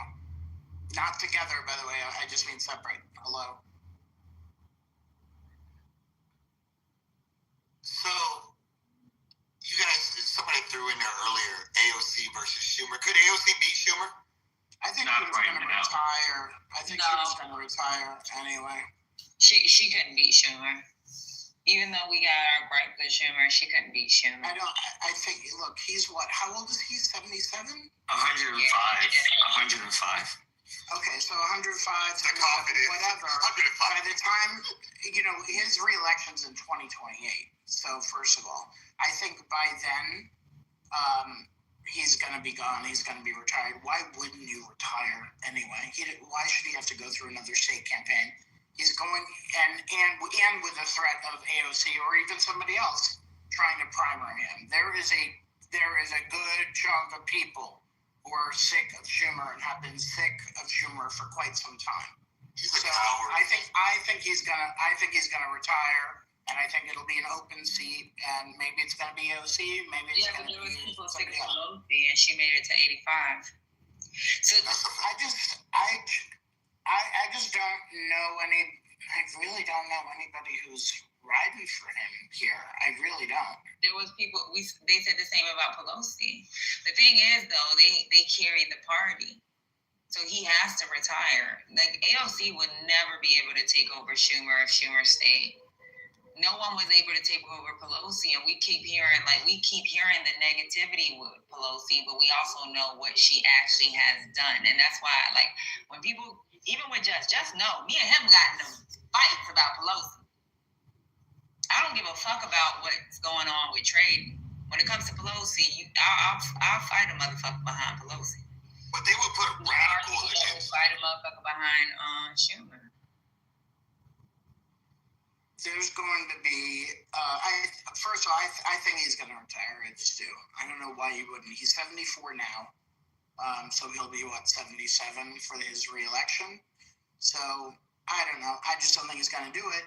Plus, also, yeah, I just, I think we also need a new, minority leader anyway. I think it'd be good for the party overall. Get somebody younger in there, not from fucking. Not too young, though. Not too young, but maybe 50s. No, I think a little older. Maybe there's. How about a Gen X? Can we get a Gen X in there, please? Please. No, that would be nice. I just don't think he's going to run again. And then it's going to be interesting. Late Gen X, that's about to go in. Okay, fine. But I think, I think there'll be people who run to the left of AOC, and there'll be people in the, Democratic, Socialist, whatever, that are going to, ride with the person left of AOC. So she's going to get it from both sides. But, if she can win in the state, then, maybe people can talk about, if she ends up doing a decent enough job, can talk about, her being a viable national option. And she also needs a little bit, she gets some little gray hair in there a little bit, get some, a little more rasp. Maybe she should smoke 2 packs of cigarettes on the, on the side, on the low, every day, just to get her voice a little more, gravelly. And, I think that. Smoke a couple of packs of cigarettes. On the low. Get her voice an octave, maybe a little bit, half an octave lower or something. So you're basically turning her into Pelosi. That's what you're doing. Yeah, she gotta become a Pelosi. Everything he described was Nancy Pelosi, because he definitely sounded like she smoked. I like her too, by the way. I like her too.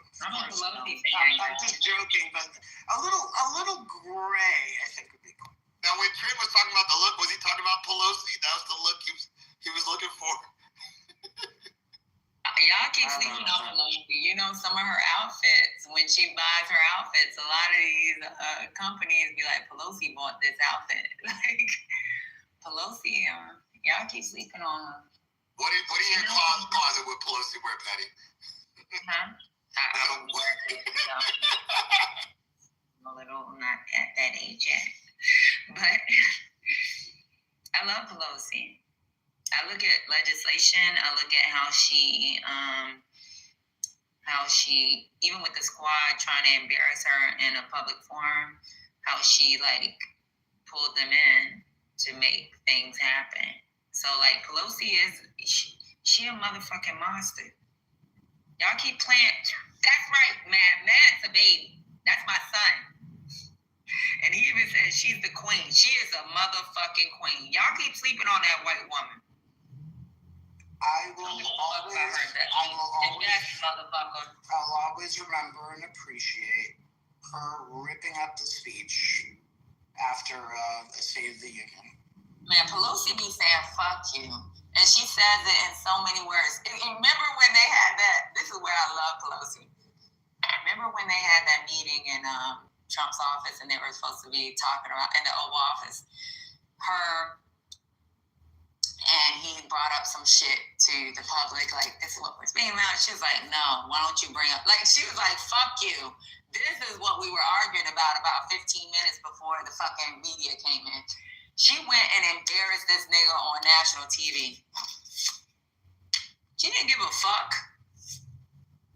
Pelosi don't give a fuck. At this point, she's like, you know what? I'm old as fuck. They can vote me the fuck out. I done made my millions. And I'm going to do what the fuck I want to do. And she does what the fuck she wants to. And that's where the girl brain comes in.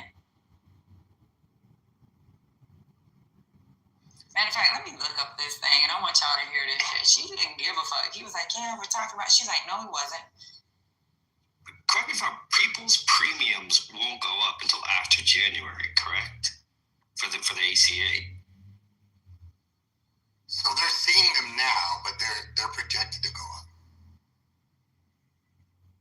Because the premiums are out now. Right, Jess? People are getting letters saying what it's going to be, but it's not there yet.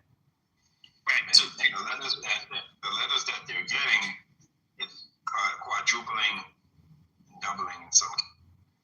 Right, but that won't kick until January?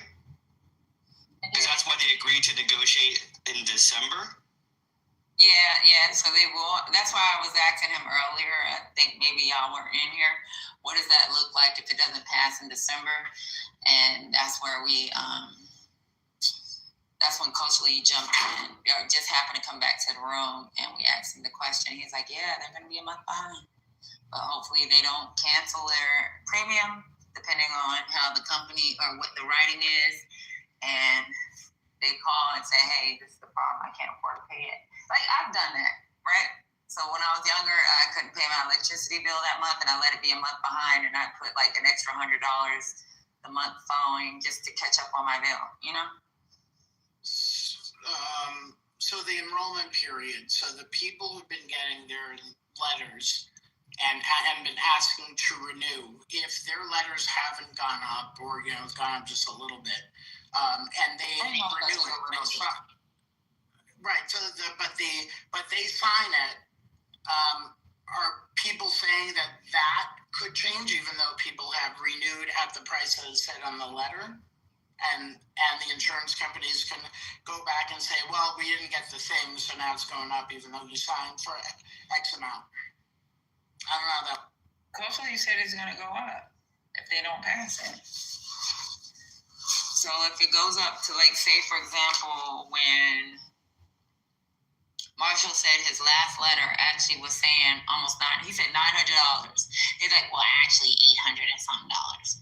So the first one was an estimation based off of the plans, but then the plan that he's chosen is going to bring him to almost $900 from $180. That means in January, he's got to come up with that $900, $800 and something dollars. I wish he was in here so he could tell y'all what it said, but his was $800 and something.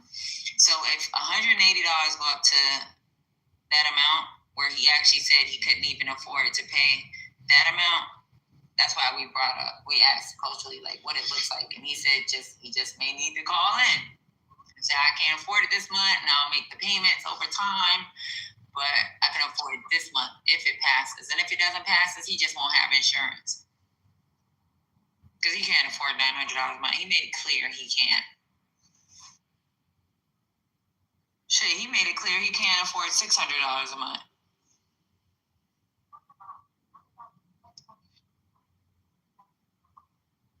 Yeah, and if you get canceled from your, because this is going to affect your company insurance too. So if you get canceled outside of ACA, if you get canceled like from your company insurance, it isn't like you just can pay it and jump right back on. You have to wait to open enrollment, is my understanding. Culturally, are you there? I think he said it cancels for the whole year.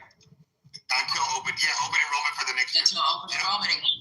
So that means they won't be insured for the whole year. So don't get COVID, don't get sick, don't fucking break your leg because you can't afford to pay it. And then with Trump taking back what Biden said, like it shouldn't affect your credit report, it's gonna affect your credit report. So and don't get any blood work. God forbid you do that because they'll get you there too. So let me answer this correctly for people in the room, so I don't get myself in trouble. This would be unaffected if you have a legitimate change where you're allowed to make a change. So if you got a new job with a new insurance, or your spouse got a different insurance, so that way you wouldn't have to cancel because you're allowed to leave your insurance in those cases. Right. And I'm not promoting that. If I was civilian, that would require me going from UPS to FedEx. But okay, so to me that's the best scenario because you can be part-time at UPS, allegedly be part-time at UPS and get benefits, and that would count as a change. You could cancel that other policy, whether or not you stay with UPS or not, allegedly, and then then you can make other decisions down the line. But it's crazy too, Brian, as you're talking about going from UPS and allegedly, like a lot of the jobs that are being lost right now are the middle management or higher management jobs because of salary. Whereas, like I made a comment earlier. Now that you say that, I made a comment earlier when my mom was saying like if these subsidies go backwards, right? How it's gonna affect her. Right? It's going to affect her because she uses this thing called Workday. I said Workplace earlier. Yep. So my mom uses Workday for people to buy into their policy. And what happens is a business, like let's say you got restaurants and you got let's say you got 10 restaurants or even JD, 17 restaurants. You got 17 restaurants. They may use these applications for people to buy into, and they know that a lot of people that work for them don't make enough money, but they can't afford as a quote unquote corporation or company to freaking pay what they're gonna have to pretty much charge people that's hurting. Hey, you're gonna have to pay X amount of dollars towards this policy because we can't afford to pay this policy. Exactly. Mm-hmm. And these are people that actually they'll call themselves small business, but the definition is not a small business. Because JD with 17 restaurants doesn't mean he's a small business. It may not sound like a small business to y'all, but what he takes in for revenue isn't enough for him to be considered like a millionaire, a billionaire. You know what I'm saying? Like he makes enough to make sure he pays his bills and the people are being paid, and then certain things are being done in the restaurant so that they're able to maintain that restaurant and keep it afloat. So when I worked in restaurants that were in airports, we had at Denver 2 restaurants that for a year we knew we were going to lose money, but we were making enough on the other restaurants that made it worth it because those airlines, it was like Frontier or something else, and they were like, yeah, we know you're going to lose there, but you'll make way more here. That's what they do a lot of times. They'll do that with shopping malls, store. You'll be like, why is that Macy's open at that horrible ass mall? The mall out here was called Valco in Cupertino. Nobody was going to that mall, but because the same owners own Valley Fair, which was the really nice mall. You know what I mean? So the people do. There's like that. in itself, the way those kind of deals work, but that's just how business works. Right. And then even with my mom, she has 2 restaurants that are not making as much revenue, but they use the other restaurants to maintain those restaurants in the hopes of those restaurants over the years, like going back to where they were at one time pre-COVID. You know what I'm saying? So like they don't want to close, but if they end up having to close, like for example, my mom closed 1 restaurant. In her mind, it was like, fuck, I gotta close this restaurant because it's like bleeding the fuck out of everything else. So like they don't, and even with JD, it's like I may have to sell this because I'm minority business owners when a policy, and they're not where people think they are just because they own a bunch of restaurants. It's them maintaining and being able to like have something for their kids or, you know, their family if they were to pass on. And they're hoping for a future. And if you're a corporation, you can hold on to land, right? You can hold on to spots. Marriott, for example, you can just hold on to hotels with money, because 5 years from now they're proposing they might do this for that city or this. When you're you have much less money, like you're a small hotel here, you can't afford to do that kind of thing, or restaurant, or any business. And that's the part that's fucked up, is because if you don't have that wealth in the bank or access to that money from the banks, because they also do it a lot on credit too. But if you don't have that money, you can't afford to make those kind of risks, and those are the risks that make multi-millions, not just millions, you know? 100%, because like even with JD or even Josephine, my mom, people would say like, oh, your mom's in on small business council, she makes money. She makes enough money she makes money. But at the same time, like even with her making the money, for her to lose money to say, hey, like, I don't think people really understand, like, these businesses, even though they might say you're a medium-sized business because you have X amount of employees, those businesses that's trying to become these Fortune 500 companies, or even like, let's pretend not even Fortune 500, like these businesses that have people that are trying to make something for their family, it's really hurting them. Like, just because you have 17 restaurants, just because you may have 22 restaurants, doesn't mean that you're fucking rich. People think that you're just fucking rich. Like, these people are comfortable. These people are freaking trying to make a way for the people that work for them. And these people are looking at what policy looks like for them. Like, when it's Marriott or Hyatt or fucking McDonald's, they have a way to make sure that this business in California versus this business in fucking Wyoming is being funded because they can move money around. My mom doesn't have that luxury. JD doesn't have that luxury. You hear a number of restaurants, but you don't understand what the profit looks like. If you guys and Dr.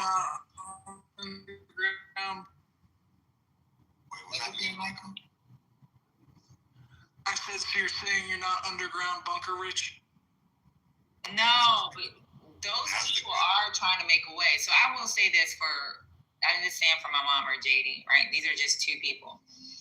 For them, they try to make sure that their people are being paid. But then there's a level of what payment looks like. Just because you see a number of restaurants that they may own, that doesn't mean that they actually have the revenue to ensure that wages match inflation. You understand? But it also impacts her ability to keep top talent, right? Because a larger corporation could steal that good, hardworking guy that you invested in and trained up. Now they get plucked away by a corporation. I mean, there's just so many. And you know how many times that has happened? Because my mom has sous chefs. Yep, there you go.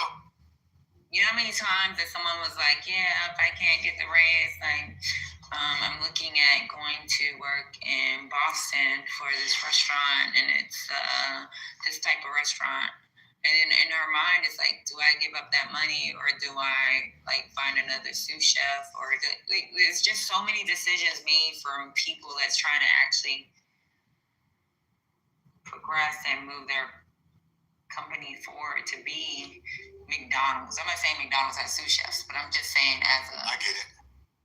You know. We were losing so many people to the corporate kitchens in the Bay Area were going fucking nuts before COVID. Like that was the place, and I was like, shit, maybe I should leave and go work from these places because like they were like, Brian, I could work Monday through Friday. Like, what are we talking about? I can work 6 to 2. Like that's all I got to do. And you know what I mean? And then now all of a sudden that whole piece, not whole piece, but a big part of that is gone and will never come back because people aren't in the office. It's just not what it used to be. Also, McDonald's ain't even really a restaurant. They're a real estate play. That's a different discussion, but that's true. Right. And I could tell you, a lot of these small businesses, or I call them small, but the government wants to call them medium. Like, for example, let's say my mom only actually owns 5 buildings, but the other buildings are all leased. And people don't really understand that. You know what I'm saying? Like, they don't understand, like, what it looks like for them on their expenditures versus their intake. So it's like, it's just really crazy. I mean, I understand it because I see all the papers. You just don't want to give it. Michael, say it again. You're almost in the Matrix. Like, it's breaking up.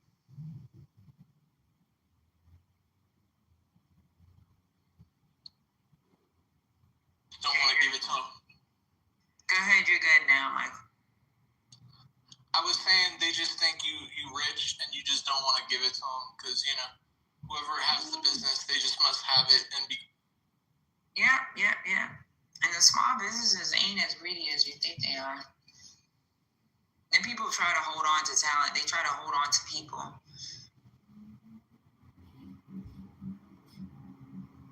Like, my mom has made it where it's more comfortable for that person to stay there because they already been there for 2 years, and just retraining someone else costs her more. Like, she's tried her best, and that's what these small businesses do. They try to make it comfortable for the people that's there. When they make demands on raise it, it's like, what does it look like for me? So, like, I got to go back to my accountant, figure out what does it look like from my revenue if I give them this, and what does it look like for everyone else that's working? Because there was one decision my mom had to make where it was someone else that may have been with her longer, but there was someone else that she felt there was more value into investing in, and that person making a complaint. So with the raise, she was like, if I get rid of this person decides he wants to leave, how do I negotiate that with the person that she felt was more of value to her quote unquote fake company, little small company, you know what I'm saying, small business. So it's a lot of decisions that have to be made from these small businesses that don't have the name, the advertisement from like these magazines that they have to make that can impact the future of their business. And the cost of goods. Right. Like, people don't realize that, like, man, I'm telling you, these companies be buying shit for dirt cheap. Pepsi is basically fucking free to Marriott. Like, they get stuff for super cheap. Coca-Cola. Oh, they don't fuck with Coca-Cola. Outside of Georgia. Nobody is gonna fuck with a Coca-Cola contract. Let me tell you something, which y'all fail to realize. You know, if we went to war, guess who the contract is if we were going to war with water? It's Coca-Cola. Oh, I definitely know that, yeah. Let me tell you something. Do you know, like, even when we, like, incorporate something like old plans in North Korea, if you look up old plans, North Korea, because that old plans, Coca-Cola is part of the contract.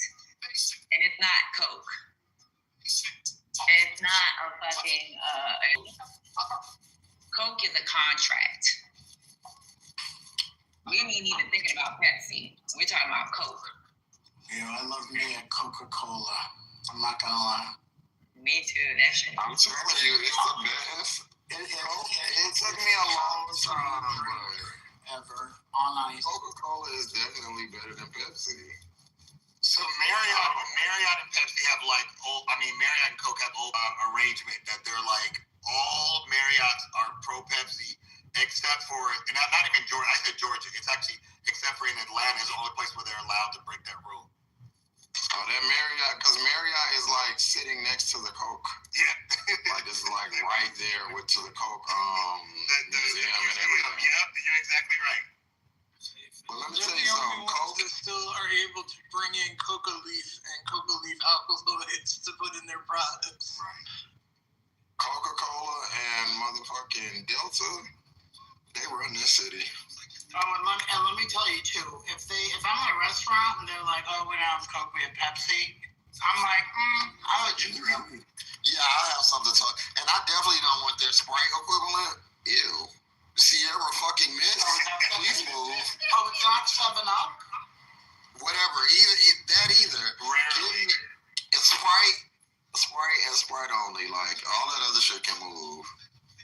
But yeah, I would say Coca-Cola, Delta, and starting to be Home Depot.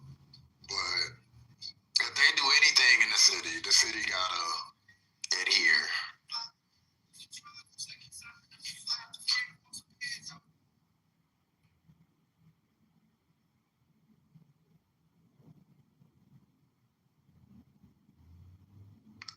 So during World War II, when the Coca-Cola factories couldn't get, the stuff from Coke, that was when Fanta was created, because they were the Nazis, so they started making Nazi soda, and that's when we got Fanta. Wait, what the fuck? I gotta Google it. I need to see. Not Fanta is a German, even though Coke owns it now. I did not know that. Yeah. It sounds Hispanic, right? Yeah, I thought it was like Latin country. Don't you want some Fanta? No, it's very German. But when you think about it, Fanta, that definitely sounds German. When you say it like that, No, that is Nazi soda, I promise. Dogger Shane. This is the gun I had a Fanta yesterday. Well, then Mercedes-Benz is Nazi too. Mercedes-Benz, Porsche, anything that's from Germany, they didn't really have a choice. Made the Nazi uniforms. But only Ferdinand Porsche, he actually served time. Like, yeah, but Coke was, I know all y'all know this, started off with the coca leaves and then cola nuts. They're still both drugs. So like coca is going to be cocaine, and then the cola nuts, people don't know this, like it's an African thing, and it's like, it gets you high, bro.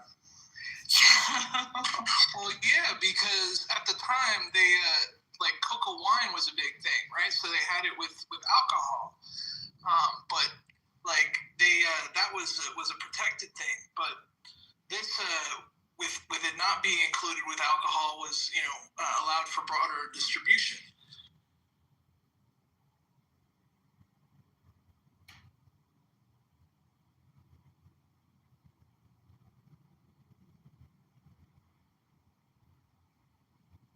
It was originally only allowed in soda shops,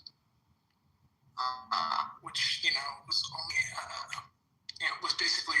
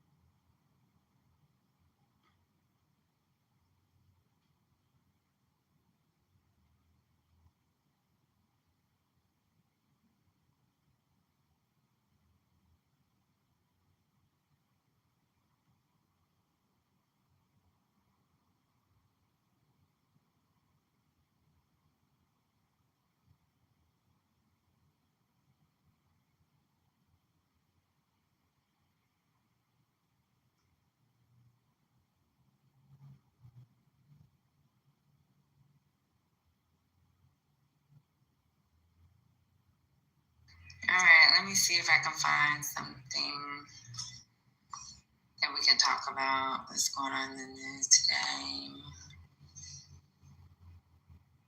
We complain about these raggedy ass kids.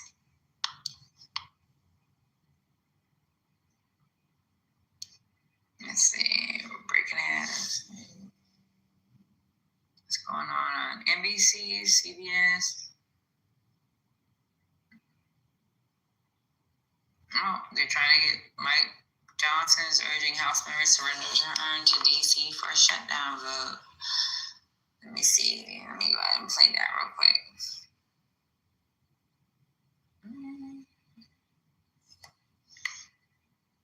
Overnight, a major breakthrough in the Senate. A bipartisan group of senators hatching a deal that would end the shutdown stalemate and fully fund large swaths of the government through next September. I'm optimistic that after almost 6 years of the shutdown, we'll finally be able to end it. Despite major disagreement inside the Democratic Party. I mean, I voted no just because that's something soft. The plan would fund all of government through the end of January and pay for military construction, agriculture, and SNAP benefits, previously known as food stamps, through September of next year. It guarantees that all federal workers will get back pay from the shutdown, and those who lost their jobs would be hired back. What it doesn't include, any promises on health care and the extension of the Affordable Care Act tax credits, which is the reason Democrats had pushed for the shutdown in the first place, warning premiums are set to skyrocket. What this Senate is about to do is make a horrific situation even worse. Infuriating some in the party, though many still blame President Trump. We did not get our key about it being threatened by someone who carries out his threats. Instead, the Democrats who voted yes say they were given a promise on a separate vote for the tax credits and a vow to negotiate, but no guarantees in a Republican-controlled Senate. We will hold their feet to the fire. After attending the Commanders Lions game Sunday, President Trump sounding optimistic at the White House. And it looks like we're getting close to the shutdown ending. For millions of Americans directly impacted by the shutdown, relief appears to be in sight, a necessity for overtaxed food banks nationwide. Over 40 million people rely on SNAP for food, a big reason moderate Democrats decided it was time to bring the shutdown to an end.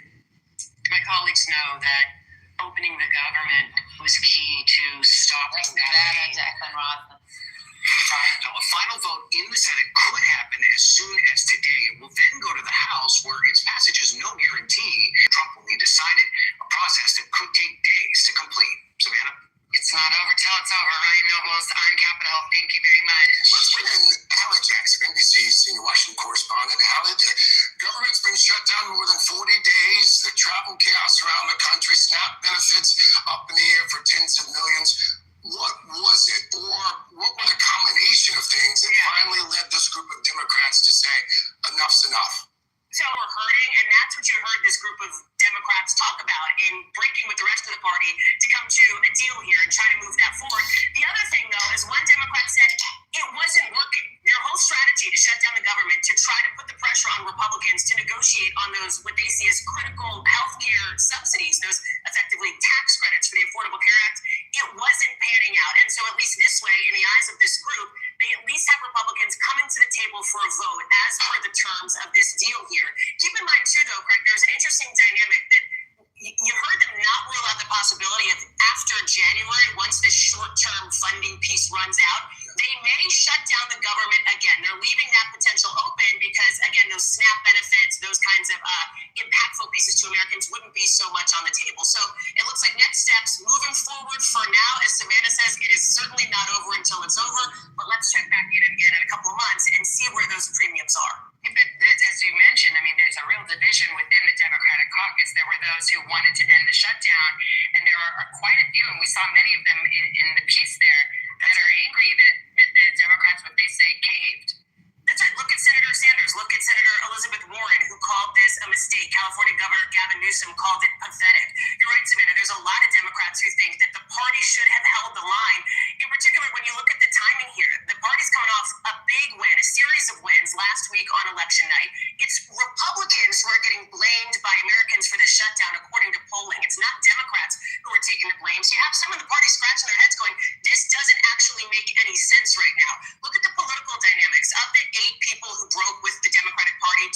forward on a deal, none of them are up for re-election this coming year. They're either not up this cycle or else they're choosing to leave Congress altogether. So that's the political backdrop. And now you have the top Senate Democrat, Chuck Schumer, facing a lot of heat. He technically did not vote for this, but there are those who are suggesting, including one House Democrat at least, that maybe he should be replaced at this point. All of that said, I will tell you that there are some in the party who feel like, hey, at least Democrats have shined a light on this healthcare issue. They've really put that in the spotlight. A majority of Americans support extending those Affordable Care Act tax credit, those subsidies. And so Democrats feel like they've made that point and they can get to a winning position. Savannah and Craig. All right, that's the Washington correspondent. Look, I'm going to tell y'all again, I don't agree with it. Period. The only thing that gives me a little bit of I'm going to be on board is because they're not going to be able to shut down SNAP. Because he was going to fight. And people may have had to freaking suffer and be hungry for up until December for the judicial branch to react since they're so fucking slow. But outside of that, they can't. And I feel bad for Shadow because he still was working. And that's just a Clubhouse personality, right? But he still was working, and he said on this app, I'm broke. He's working from home, which he had the luxury of someone being nice enough to say, I'm going to give you a VPN and work from home so you won't have to spend gas money. And a lot of agencies have done that because we know, even with FEMA, there's work from home, and if we need you, maybe Patty will pick you up or somebody else pick you up and bring you to work so we can have those. Because I've had to pick up 2 or 3 people, bring them to work. And not saying they don't have the gas money. They might have the gas money, but we're trying to ease what their bank accounts are looking like right now. So I'll go pick them up, bring them in for the meeting, and then we'll have the meeting and then they go home. Kick them right back home. So yeah, there are people suffering outside of just SNAP, but even with Shadow at one point, he was like, I'm broke as fuck, but I don't know. He was in limbo, should they stop? Should they pay me? And should these subsidies go forward? And he doesn't have a subsidies issue. So he actually was he's in limbo, he wants the money, but how will it affect the country? And I don't want anybody to take it any type of way. I have insurance. So my insurance is going to be fine. Because I'm living in socialism under the way my insurance is set up. I have 100, it don't matter. I don't pay no, I don't even know what a copay look like. I hear y'all say copay. When y'all say something, when Marshall says I pay $180 a month, you know what I think in my brain? By the end of the year, he can buy a YSL envelope bag with $180 he's paying a month. There's no way in hell I would want to pay $180 a month. So, yeah, I don't know. Anybody have any comments on that? You can say what you want. Hey, Brian. There's nothing to say. Everything you said was right. I'm just pissed. Fight. You're winning. It's if you're getting in a fight with somebody, and then all of a sudden you start winning the boxing match, then they'd be like, okay, I don't want to play anymore. Nah, I'm winning. Hold on. I felt like we were in the driver's seat just a few days ago. And then we just, for some reason, that's why I don't trust Schumer. I don't trust the leadership of the Democratic Party. I don't get what they're doing. And they should be ostracizing them for this. They should be attacking them. Not just a couple side comments, but there should be some behind the scenes discussions what the fuck are you doing? Yeah, that shit. Yeah, I don't know. Because that's the only thing they've been arguing about is subsidies. And then to bring up, to me, I think, and last night, I think I was the minority. I'm not going to be with, and I love him, but I'm not going to be with J.A. Pimpleton. That shit that he said, it's not my problem. I'm not with that, right? Because it actually, to be honest with you, it doesn't affect me how this insurance subsidies go. But at the same time, there are people that I depend on, or there are people that I'm related to that depend on these subsidies. My mom depends on these subsidies. Really, she doesn't really depend on the subsidies for herself. She depends on it for the people that work for her. Because my mom still is under insurance where she's in a socialist type of insurance. She got universal, quote unquote, universal health care with my dad's retirement. So she doesn't pay a dime. They don't pay shit. They just pay attention. So like, for me, the only thing I have to do is pay attention. Ain't no dollar coming out my pocket. And it really fucking, like, every time I hear y'all he only pays $180, motherfucker, $180. I don't want to pay $180 for fucking insurance. For a right to not, for help to not be sick. But it's all relative, though, because for me, when I look at things like that, I always want to know what's your whole package, though, because, like, what are you really, like, how much are you getting in salary? Because I don't mind you paying huge premium if you're getting a huge salary, or it just depends, you know what I'm saying? Because some people, when they come into during the job offer stage, they're just stuck on one thing. Well, I don't want to pay anything for insurance. Yeah, you're getting paid way fucking more here than you were where you were at before, so our insurance plan isn't hurting you as much.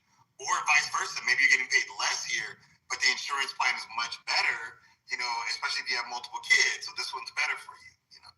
Yeah, but I think, Georgia, you're in the same position as me, right? Even though you're retired. You don't pay for shit. Yeah, but your fight is for everybody else. Yes. Could you imagine Georgia paying $180 a month, which is supposed to be cheap in insurance? No, cannot imagine. Cannot imagine. It's sad. Yeah. That's a goddamn bill.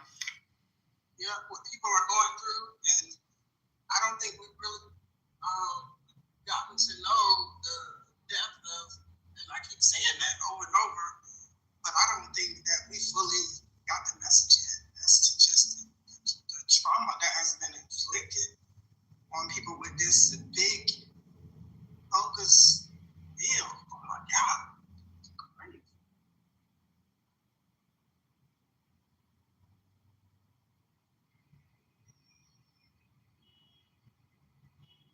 Yeah. It's a lot.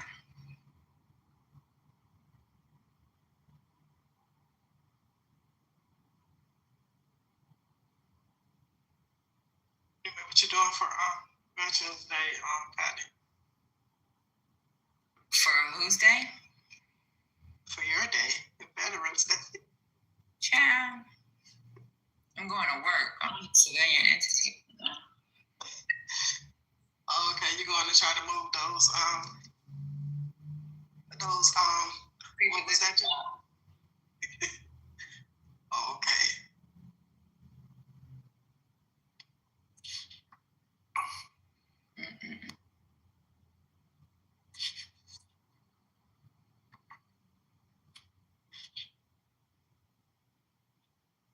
Yeah, it was good.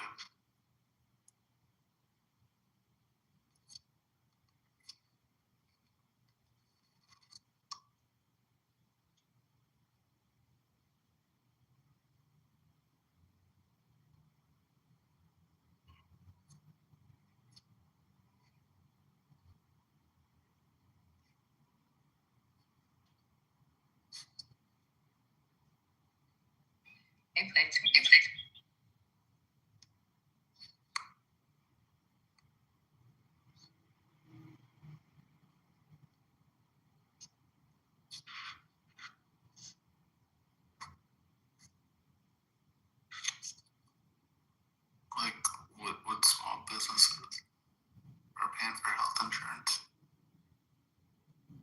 Any small businesses that have employees. I don't believe small businesses are required to pay for health insurance. They provide their employees with insurance packages. Yeah, your business has to be at least 50 employees to be required to pay for. And those are the ones I'm referring to. Those are the ones I'm referring to. I mean, 50 employees, that's not really, that's a pretty substantial business.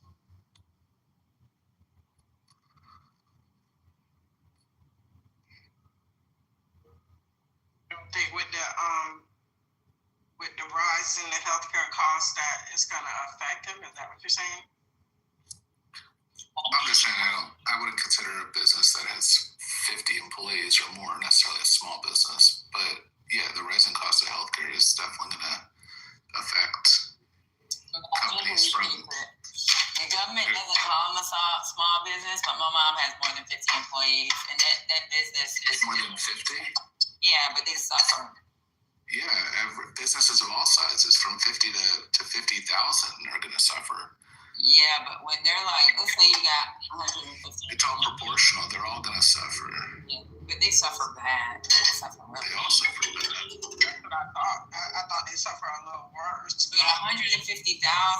Let's say you got 150. Let's say you got 20,000 employees. Mm-hmm. They can still move money around. My mom can't move money as easy as somebody that has 1,000 employees. It doesn't move like that. It still moves like a small business. Yeah, that too. Because you have a 20 employee, 50 employee company that makes, $200 million a year. Yeah, that's right. That's true. So it depends. But when it comes to the restaurant business, 150 employees still hurts them. Yeah, but now we're qualifying that. But my point is, yeah, every business is going to hurt substantially with the rising cost of healthcare. It's not going to be good. Well, that wasn't my conversation. So the point I was making was that there are going to be some businesses, and yes, to qualify is definitely the right thing to do. It's going to hurt more than others. That was my point, and when it didn't have to be the case.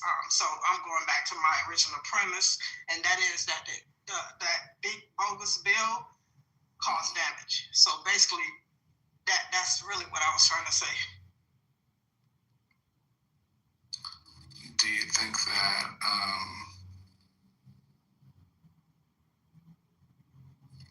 that taxes are going to be rate-sided to not pay for the subsidies if they don't get extended? I don't think that taxes is ever going to be right-sided when you have the top 1% that's not paying. That's not my question. Right, the subsidies come from tax revenue, right? Right, everybody pays with their paycheck. They pay federal taxes, right? And some of that money goes to subsidize or lower the cost. Like if you're the ACI or you're on Medicare, right, and you're paying let's call it $200 a month in premiums, right? The real cost of that, the sticker value is $500, but because we're everybody is paying taxes to lower the cost for the people that are buying it, right? That's what the subsidy is, right? Do you agree with that? You were being buying. Yes, I agree with that. Do you agree with what? I'm sorry. I said that's what a subsidy. Right, a subsidy is taking tax money that everybody pays into to lower the cost of a specific product that some people use, correct? Correct. Okay. So we've been doing that for a few years now, a good number of years, to keep healthcare costs low for the people that need it on the ACA or Medicare or Medicaid, right? If those subsidies are no longer going to occur, right, and the Republicans want people to go to the ACA now and pay the full sticker price, does that get to mean that all of our tax dollars go back down a little bit? I don't think so. I don't think they're looking out for nobody, and it's a damn shame that somebody's gonna have to go and pay the sticker price. So you and I are never gonna agree. So you trying to walk me? No, I agree with you. I'm agreeing with you. Oh, okay. Well, no, I don't think that our taxes are never gonna go back down because I think that they're only trying to get richer, and so I think the money will be siphoned into somewhere else and basically stolen. Because I feel like Well, he's getting richer though, because I agree with you that taxes are not going to go down. The rich are getting richer. The rich. Well, how did the rich get? I mean, I agree with you fundamentally that like our taxes are not going to go down because the Republicans aren't going to go for that. But what I do fail to comprehend is how are the rich getting richer in this scenario when subsidies are going to expire? Because I don't think that's going to happen. From that particular program, no, I agree with you at that point. I'm not saying that they're gaining anything from that debacle. If you're trying to say that you think that's what I'm saying, no, that's not what I'm saying. I'm speaking more general than anything.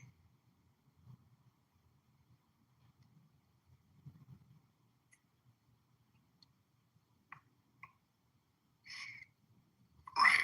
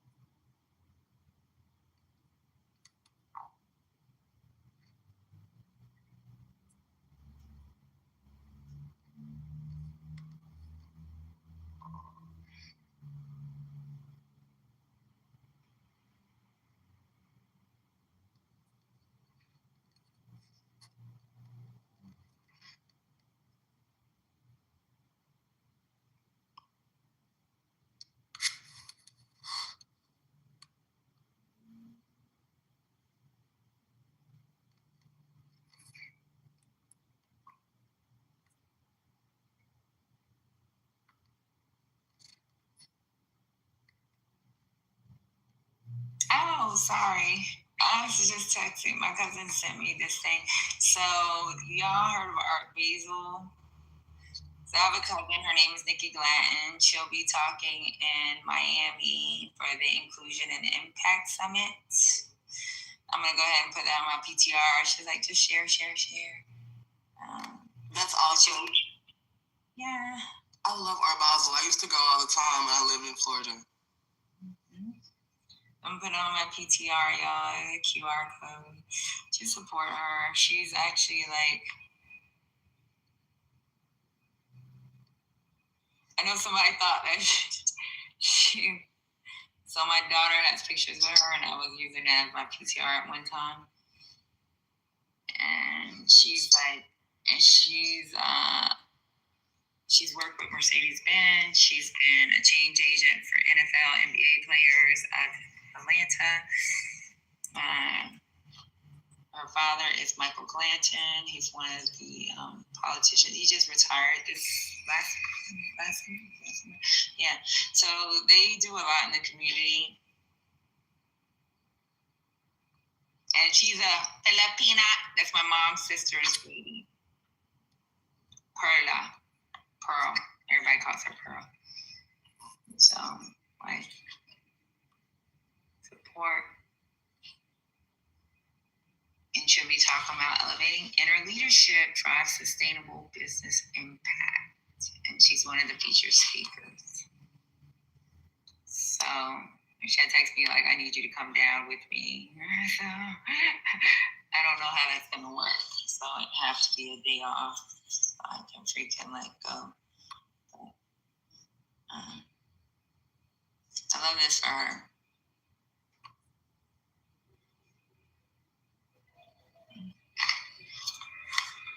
That's why I was on mute, because I was texting back. Yeah. She's one of the featured speakers.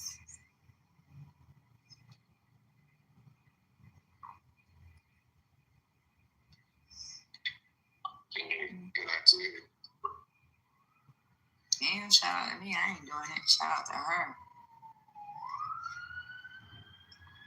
What do you mean? Hey, Royal. Okay, we'll talk about glasses. So, well, all of my pictures are AI.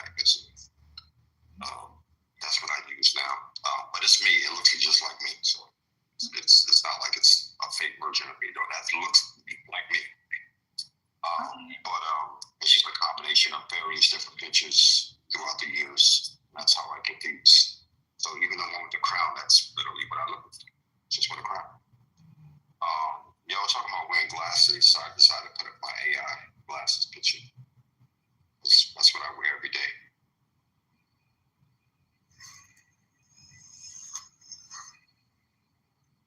I'm gonna have to close in a second because she asked me if I can help her with something real quick.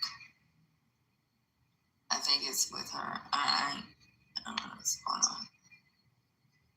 She used to be in the military too, but not like me. She was in active duty. She was reserves. I'm trying to read these messages. Oh. Yeah. I'm trying to read these messages real quick. So I might have to bounce in a second. What's the lead story, Mike, since you got so much to say?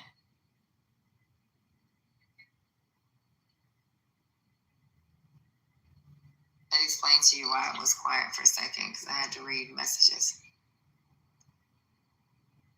Mike is a blabbermouth. Come up, Mike. Now, what's the problem? Good afternoon. You know, I have a life outside of Clubhouse, believe it or not. That's the reason why I don't. Good afternoon, Patty. How you doing? Good afternoon. But I have a life outside of Clubhouse. We all have life. We all have life outside of. Right. So like, why are you being so hostile? Why are you? We're not. Like, why? I'm not your. Okay, but I'm not your enemy. Why you gotta talk to me like that?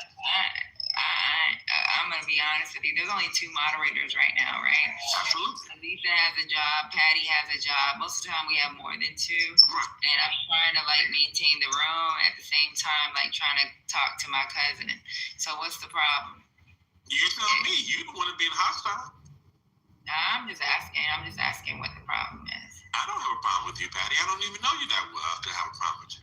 Okay, so it says, why is the room so quiet now? This is hilarious. Good fucking grief. Where is all the big talk? Okay, so why are you personalizing that? It's not like I said, Patty, and I called you out your name. I'm looking. If you have something to say about the room is Patty. Absolutely, but I'm not taking shots at Patty.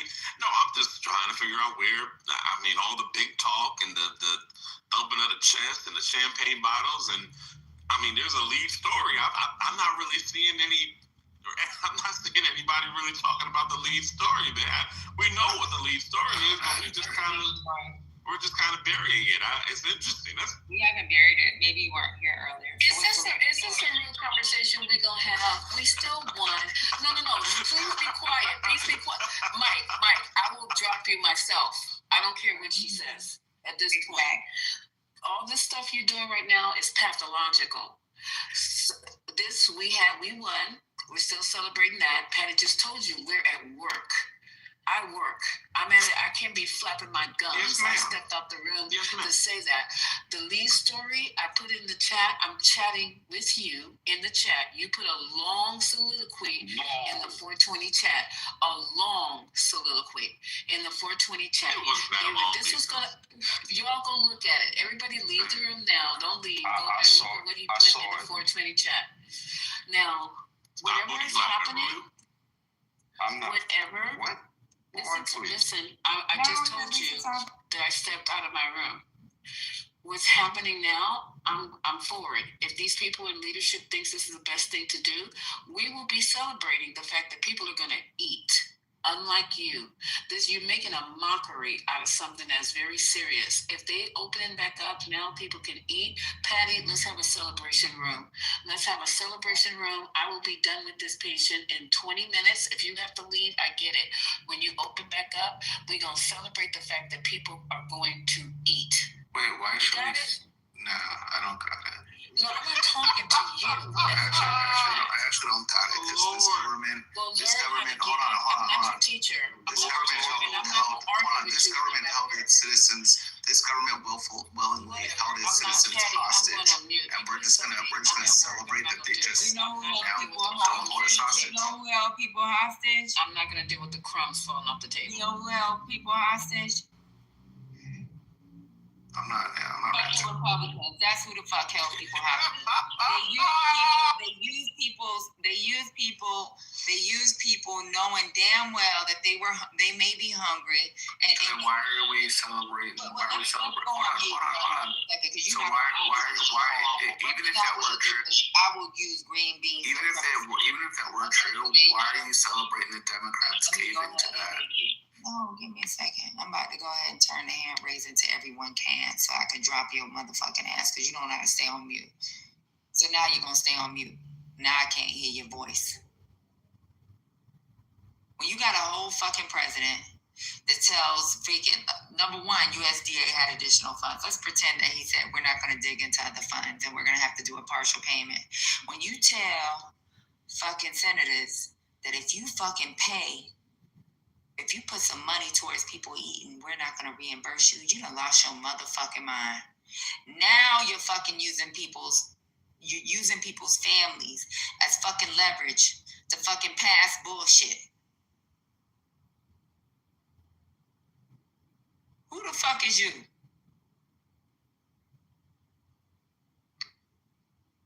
Now, what the fuck you got to say, Mike, since you in the chat talking about people being on mute? Ain't nobody motherfucking win. The only people right now that's winning is we're making sure that people fucking eat. But guess what's going to happen again in December if shit don't pass? Shadow is going to be on this clubhouse stage talking about he ain't getting motherfucking paid. So what the fuck is you talking about at this point? Well, again, I didn't have any smoke towards you, or at least I don't know why y'all are continuing. Nigga, because we the motherfucker that was green bean on this motherfucking stage. I respect that, but the thing that I be talking about when these situations come, all that leverage talk, I just did not understand I thought that was ridiculous. I thought it didn't make any sense. I'm never gonna accept that.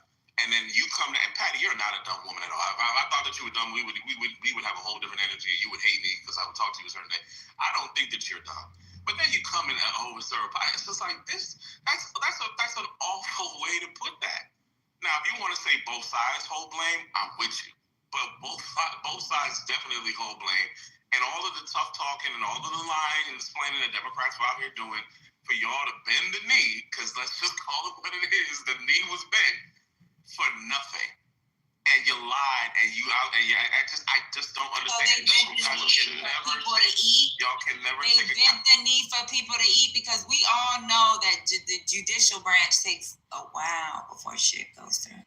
So they're waiting for people to say that we may be able to pay these states back. They changed that they motherfucking using to feed people. So they bent the knee to make sure that people eat. If that's what you call bending the knee, then sometimes you have to bend the motherfucking knee. But Patty, but see how convenient. But hold on, Patty.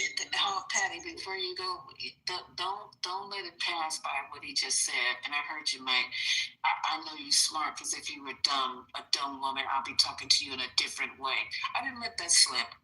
Yeah, but no, I mean, I'm not saying it like that. I'm a attacker, but I'm just saying what you said. Just lose me the way I got. Stop the booty clapping. Y'all just lose me. You can stop with the whole stop the booty clapping. Accountability. You still said it. You can't take accountability. Stop the booty clapping. You cannot take accountability, and for all of that leverage talk, stop the booty clapping. For all the leverage talk that y'all was up here talking, for you guys to do that, and then now conveniently you get to come back and say, "Oh, we did it for the American people," because that. That's the part obviously you just came in the room, right? So I had an argument for why I didn't see it with the federal employees, right? Because I know what the past looks like for me, just for me. I don't know how it would have worked under this administration, but I know during the first administration what it still looked like, right? So the only thing I said that I give them a pass on is ensuring that people had fucking food. I don't give a fuck about them having a big ass Thanksgiving dinner at this point. That's a white man's fucking celebration. What I'm telling you is I wanted them to be able to fucking send their kid, be able to fucking make a fucking a dinner for their fucking kid with this $6.70 a fucking day they get per person in the house. I wanted them to be able to get that $6.70 so they can fucking eat at least $6.70 per household, or per person in their household. That's it. And that may be the problem with fucking Democrats, is that we have empathy for not just we're fucking making sure that people fucking eat. But guess what? This fucking country is gonna be on another motherfucking put a pause on Shadow's payments. And Shadow is a Clubhouse personality, but it's him being able to be paid, and he still has to fucking work if shit don't go through. So they won. So what's next for you? People got to get fucking meals. Now niggas can buy a fucking sandwich. They can make a sandwich at home. Now they can fucking have dinner at $6.70 per person in their home. And you don't think that's not winning?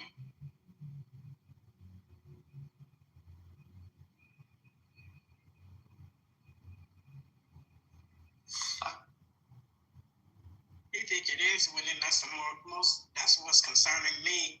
That $6.70 a day is winning, but these people are really weird. I know I'm using Rez's word, but come January, I mean, this effed up administration and so-called leadership, if people have the support, and Make America Great Again don't include no black faces and definitely no scars. It has nothing to do with what we're talking about. Take some accountability for the fact that the Democrats continuously shut the government down. Stop putting all the blame. I didn't say that the Republicans don't have any blame to put. I'm not saying that the Republicans couldn't have negotiated or created some better, verbiage in some of those bills that or could have acquiesced in any form of fashion. But don't just sit up here and make it seem as if it's just nothing but the Republicans. And then now all of a sudden the Democrats get don't do that. Yeah, but realistically speaking, that's dumb, and I'm gonna tell you why. It's always dumb. No. It's dumb because of the fact that if you were to swap yourself out, right? Swap them out with like yourself, right? And somebody else, and it could be any scenario where somebody says, okay, well, this is what I'm going to put through, and you're like, well, and we like negotiate that, and they're like, no, we cannot negotiate it. I win, I hold the gun, I hold everything, and you just have to live with what I put out. It doesn't matter how many people get hurt, including the people that I'm in charge of, and you, right? This is what we're going to do. And I'm just like, all right, but then when it comes to, the next time a situation comes into play, well, I need you to stand with me on this. Well, no, because you did this thing over here and you don't want to negotiate with me. So negotiate with me and then I'll stand with you. Well, no. Okay, well then what am I supposed to do? I'm supposed to just say, okay, just acquiesce and just be cool with it, even though it's going to hurt all of my people, all of your people, and you don't care, and you're going to say that it's my fault?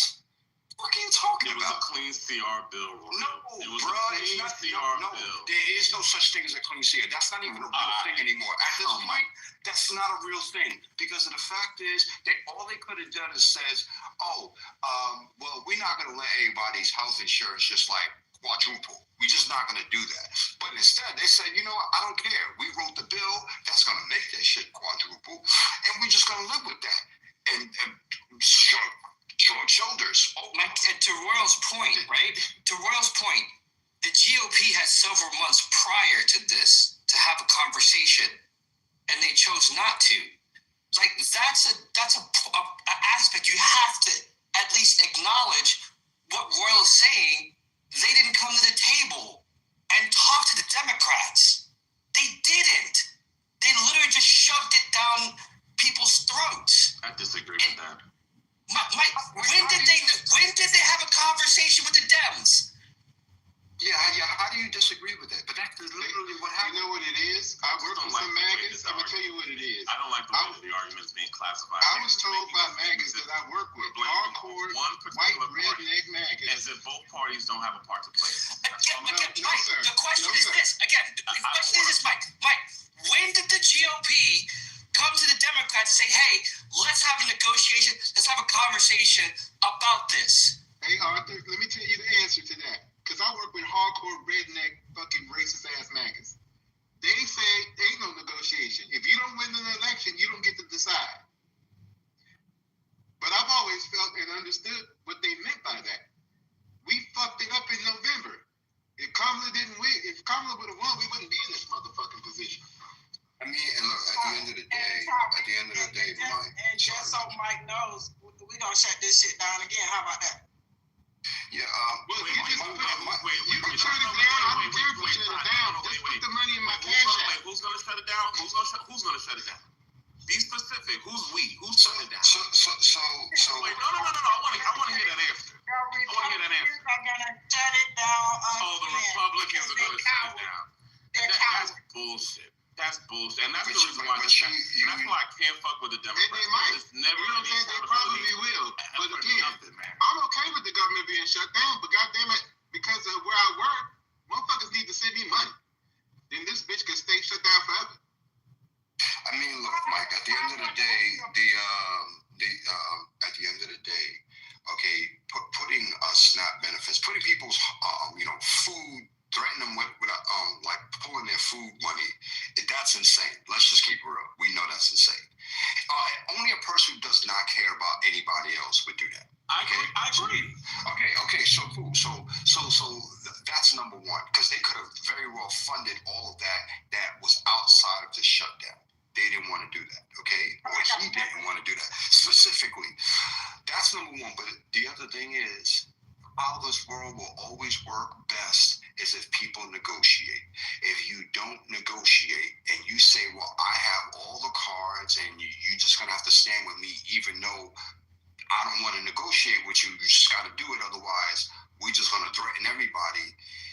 To say that it's the other people's fault when they have less power is insane. You cannot try to convince anybody of that. And I'm pretty sure there's people that have been convinced of this argument, but it's pure illogical nonsense, and you know that. You have to know that. How does the world work if you don't know that? Yeah, but I never said that the Republicans are not to be blamed. I never said that all that. But you're aiming it at the Democrats are, right? Trump's playing a game and talking about, we can't take the money and he's got to be prompted. You think I agree with that? No. Yes, because the way you're framing it. I also don't like, on the other hand, is I have eyes enough to be able to look at the fact that there was you voted for it. Of course you and the Democrats voted against it time and time again. And nobody wants to tell the truth about that shit. We all acknowledge that they didn't. We acknowledge that they didn't vote for it, Mike. We acknowledge that. But there's a reason why. Because the GOP didn't talk to them in the first place. Why should I believe that you're going to talk to me after I signed a clean CR when you didn't talk to me in the first place, Mike? That's always bad faith. Clean CRs, man. What are we talking about? It's bad faith to say I'm going to negotiate with you after the fact. When you didn't negotiate with me the first time around. When you passed the big ugly bill. You didn't talk to me, Mike. Make it make sense. I mean, at the end of the day, they should have never passed the bill in the first place. Not in that manner. Of course, they was going to pass something. We all know that. But they did not have to pass anything that just basically cuts people out of subsidies, benefit programs. They did not have to do that. They chose to do that. That was a deliberate choice. It was a poor choice that is going to hurt the country financially. Because if they would have left all of that stuff there, we would have been financially better off going 10 years into the future. Everything says that this is a bad bill. Everything. And so the Democrats are doing their best to say, okay, well, hey, if you want me to stand with you on your continuing resolution, then you got to fix some things in this bill that is going to hurt this country. You have to. Oh, you don't want, so why should I stand with you on anything? Go ahead. Figure out how to pass it on your own. I don't need to sit there and sign anything with you if you're going to fuck me over. And now, here we are, weeks later, right? And look, I know people are down on the Democrats. I totally get that they're down on the Democrats. And I totally get the fact that the Democrats saying that, well, those 6 who signed with them said, look, yo, this is really not getting us anywhere at this point. We got to figure out something else. I get both sides of it. It's a mess. the fact is people do have to eat. We can't, like, the fact that they use food benefits against this continuing resolution is insane, and they don't want people to starve to death. I don't know how else to describe this. And for you to say it's anywhere near the Democrats' fault is wild. It's not their fault. It's not even close to being their fault. Oh, maybe because they lost, that's their fault. That's all you got.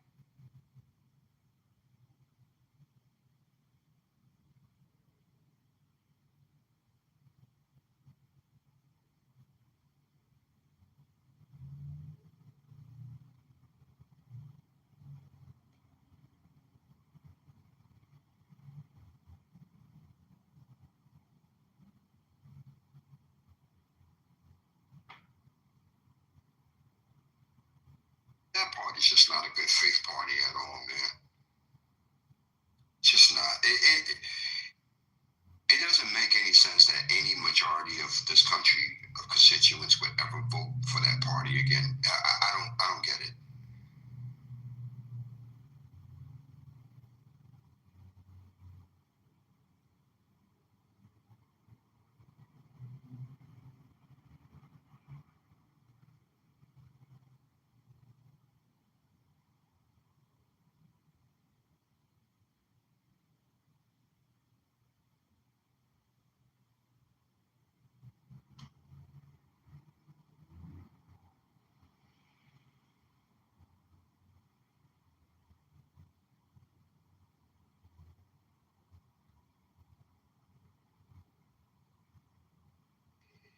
I'm sorry, y'all. I'm texting.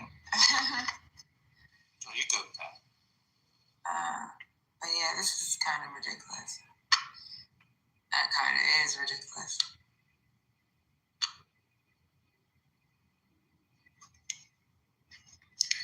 Do you feel like we need a backup plan to feed people? Like a serious backup plan So right from now, the state governments? Right now, we don't.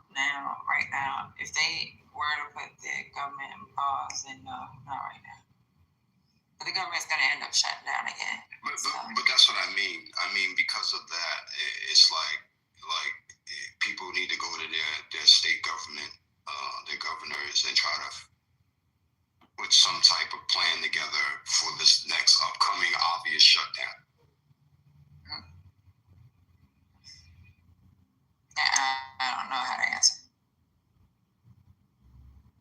The SNAP benefits were funded throughout 2026, I believe, as a part of this bending the knee. Yeah, it was. Don't talk about that part, Georgia, because, Mike says, we bent the knee. We help the people as a country. Exactly. Silliness, madness.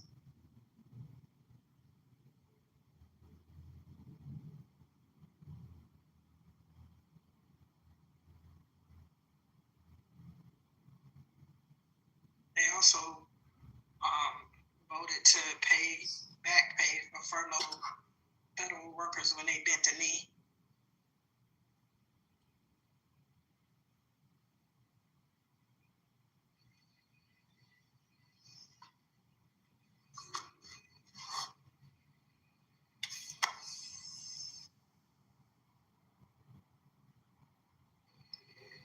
People are going to call a win a win, however they want to call it a win. If she calls it a win, then I don't know. I'm just gonna. I never call it a win, Patty. Just for the record, I never call it a win. But you just said that they were on mute after. Let me go ahead and read your messages because I'm slow. You said they bent a knee, which means someone won and someone lost. You said someone bent a knee. No, that's not what that means. Absolutely. That's not what that. That's not absolutely. What it means is we sat up here for all this time. Okay, so the Birdman hand rub. What was the Birdman hand rub about? Why is the room so quiet now? This is hilarious. Good freaking grief. Where's all the big talk they're leading? They're talking about folks' costs and everything. The lead story, hilarious. So what was? Right, that wasn't me saying that the Republicans won. Where did you see that at? No. So what was it about? I didn't say that. What it's about is that Democrats, when the lemon meringue pie is in your face, why y'all just can't own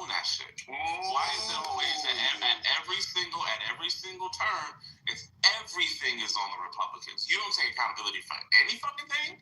What are you? Who died and made y'all fucking? So that's your You're the main ones to talk about, and you're the main ones to talk about you hate kings. But you guys move like you're the fucking king because you're never wrong about any fucking thing that y'all do. No one said that, Mike. No one said that. There's no ownership. All this talk for you guys to come back now and nothing gets fucking done, and then you get to turn the narrative around and say, because of the America, it's nasty. Well, you know something, Mike. And both parties are doing it. But let's be honest and say that both parties are doing it. Both parties are playing politics. I agree. Wait, political parties are playing politics? Yeah. Wow, that's a profound. That is a profound. You have one party that's acting like they're not, and they are, and that's the fucking Democrats. Who's acting like they're not? I'm just sticking to the bullshit. Who's acting like? Hold on, Mike. Who's acting like they're not playing politics? The Democrats are. Which ones? The Democrats. I'm saying like. One second, like the leaders, the base. I don't want to meander. I don't want to get into gotcha. What's not meandering? I'm trying to understand who you're talking about. You stood up here, y'all talk all this shit about Mike. I just got here. All these fucking Mike, you gotta chill out, bro. And then you leverage. I'm just having a conversation. You gotta chill out. You gotta chill out. I was just asking because I just got into the room. Hold on, bro. Because I just got into the room. Were you talking about anybody specifically or just? I know, but I have a clarifying question. Were you just talking about the Democrats generally, or like the leadership? That's all I was asking. Whatever. Tomato. Tomato in the audience. You come in here respectful to people, and you ask a clarifying question, and they be an asshole for no reason. I'm not an asshole to that man. I barely even speak. I was just asking who he was talking about so I can keep up with the conversation. So tomato, make yourself some bolognese sauce in the audience. Make sure it's nice and spicy. Put some carrot in it and some zucchini and give it some body. Jesus Christ, bro. I was just asking him. I'm bringing back up, but I was just asking. He didn't leave. He's down there. I'm just asking him a question. All that yelling at me was insane. Now he wants to play victim. Watch. He couldn't explain what he was trying to say is what it was. I literally was just trying to ask. Yeah, no, but he couldn't explain it. Yeah, I was literally just trying to ask if he was talking about in general or whatever. I'm at work. I wasn't even listening. All that extra Democrats this, Democrats that. For people who pretend to be so nonpartisan, they be the most partisan people. Who cares? I'm telling you, when you are a black conservative and you're a black MAGA, like Mike and many others, why do they always come around us? Go to your own people. Just go hang out with them sometimes. I tried to be polite to the man. He's just a jerk for no reason. That's why a lot of these people are MAGA. They're mean, bitter, oftentimes low-achieving individuals. I just asked him a question, that's all. Look at Democrats are trash. They are. Republicans are trash. Everybody's trash. But let's just have a conversation. He says Democrats are trash, but at least they're fighting for people's health care. Are Republicans fighting to help Americans? No, they're literally fighting to keep food stamps away. That's pretty trash. No, they bent the knee. That's what he was saying. They bent the knee. And they should be happy about that. I literally just was asking him a question. But, when I start talking, notice how the black MAGA don't really talk. TC will crack. They don't really talk to me. They go back and forth with Patty because they'll get Patty to crash. And then like that. He won't go back and forth with me.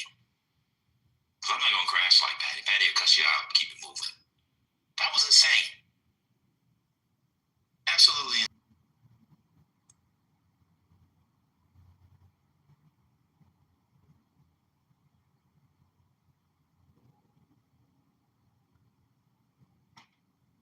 After I'm reading all of this shit he put in the chat, I'm realizing he just puts fucking word salad. He doesn't have a coherent message at all. I gotta ask this. Oh God, I'm afraid to ask this. Actually, no, I'm not gonna do it. He does that on purpose so he can be moved down. So he's rude on purpose to get moved down. And then later on, he can say he was moved down. If you occasion your own removal, you don't get to then throw that in somebody's face later on. I was just asking him who he was talking to. He's just talking about. This is totally insane. These people are sick.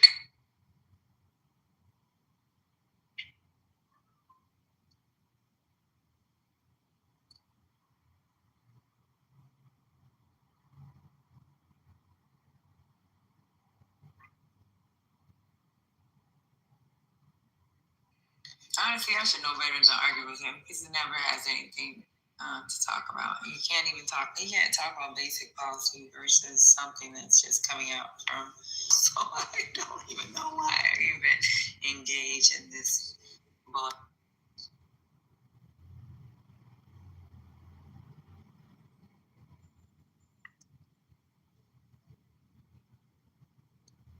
Omari, TC, or Anthony will be in here. 1, 2, 3.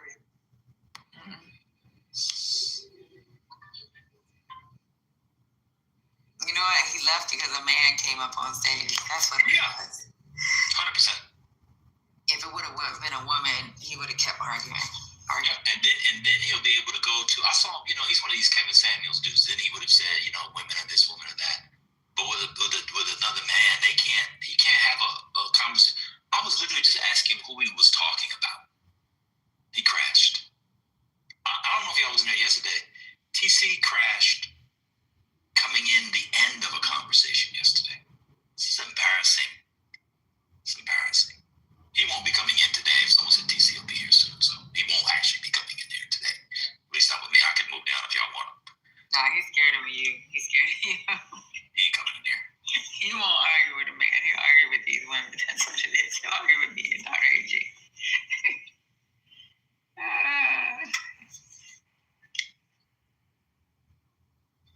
That shit is amazing. I love how you men love to argue with us women.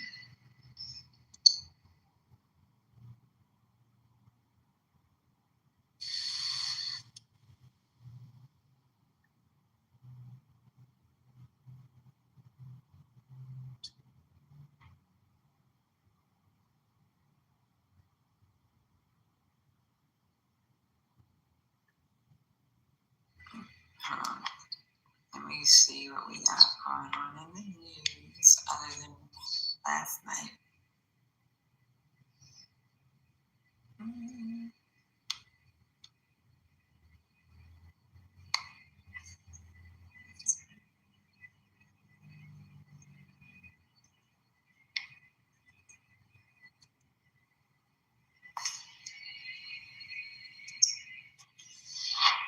Is Dr. AG there? Dr. AG. Yes. You rang. Dr. AG, are you there? Yes. Okay. Yes. Sorry. Okay, so maybe you can break it down for me. So, no, seriously. I'm really trying to understand. I'm sure there's a criticism to be had, but can you give me the best version of the criticism from people who don't like the shutdown deal? Oh. Like, can you steel man that as much as possible? Because I'm not getting a lot of it. Yeah, no. Look, so basically, what I understand is that they didn't get the subsidies. Mm-hmm. And so because they didn't get the subsidies, they should not have made any deal. So the people who are making that criticism, are they fine with the government being shut down for over a year? Because if Democrats won the House, they wouldn't be sworn in until January of 2027. Like, are people okay with that? To be honest, I don't think they thought that far. Well, so they think that if it just stays shut down, the MAGA Republicans who want to get rid of Obamacare since Obamacare was passed would magically get the subsidies? Is that what they're saying? I'm confused. I guess. I don't know. I mean, I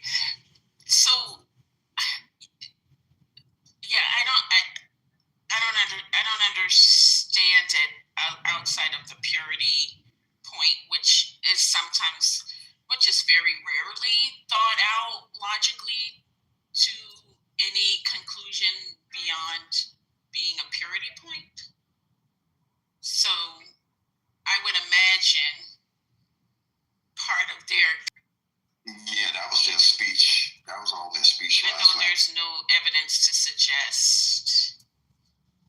that would happen. So then is the idea that if they renege on the vote and or they vote against it, do they not know that the Democrats could just shut the government down again in June?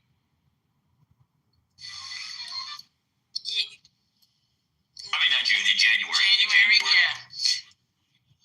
So what's wrong? So that's the part I don't understand. What's wrong with that? I'm really trying to understand. Yeah, and so from what I heard from somebody today, it's like, okay, and so then it starts all over again, and then what? But they got, in case it does start, they got things that will lessen the suffering for people. Right. Yeah, that's what I said. But I mean, I don't think there's a logic to it, honestly, beyond they didn't get the thing that they said was the thing. Okay. Right? It's very myopic. Yeah, I appreciate it. Thank you. Yeah.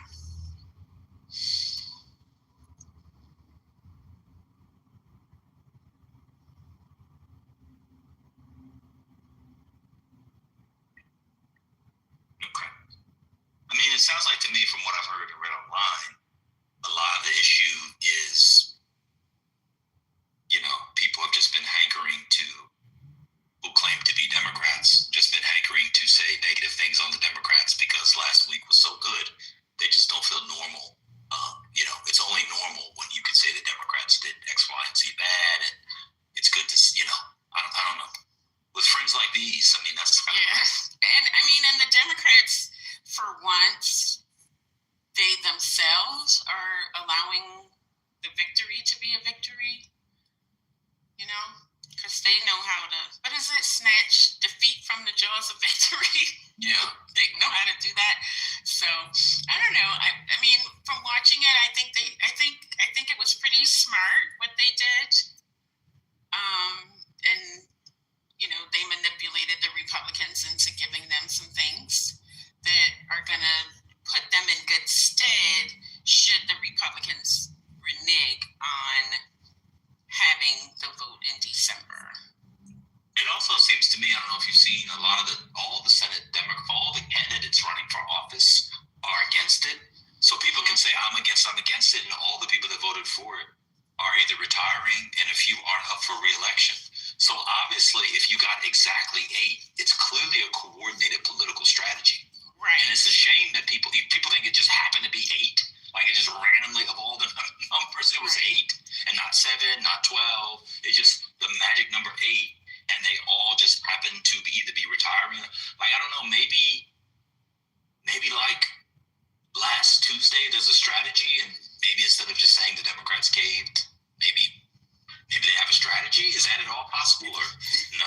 Democrats can't play what is it that they say Donald Trump plays? 5-dimensional chess? Yeah, he can play 4-dimensional chess. Yeah, Democrats are incapable of that. Okay. It seems like they, I think somebody said 48 hours ago they were already planning this. So it wasn't like just yesterday. Well, 48 hours from yesterday, that time when they announced it. And yes, you are right. All of those people who voted for it are either going to be going in a re-election in about 4 or 6 years or whatever, or they're going to retire. So this makes sense why they did it this way. Trent saying money came through. I don't even know what he's talking about. Why did money come through now, but not 2 weeks ago? Like, that's what I'm saying. Like, I don't even understand. Like, I'm trying to understand people. So, like, if people don't like the deal, Brian Daboll just got fired. Breaking news for Giants fans. If people, I just like, wow, I'm just confused. Like, they could just shut it down again. I don't even understand. I don't even think it's that big of a. I don't even think it's like that. I don't even think it's that deep. Well, I don't know. They caved. So what did the Republicans get? They got guarantees of SNAP, which they didn't want. The president didn't want people to get back pay. They wanted to fire people, so they lost all of that. And now the big, sprawling, overspending government is back open. And now they have to give a vote on this thing, which they don't want to vote on. And if they don't, Democrats can politicize that. What did they cave in? Republicans got absolutely nothing. I don't even understand. Dr. AJ, help me.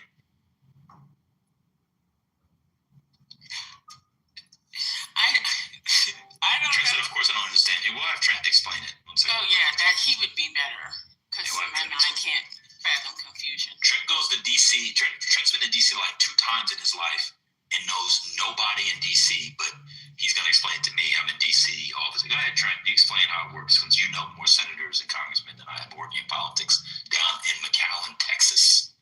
Go ahead, Trent. One mic on Trent.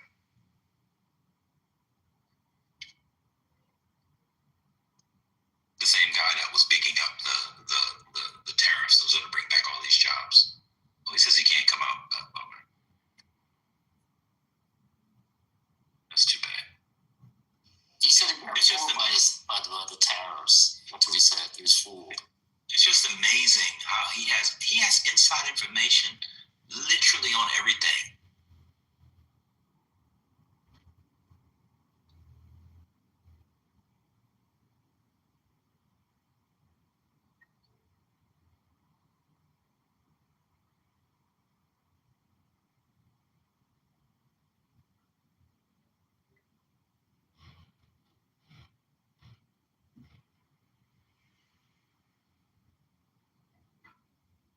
Oh, shoot.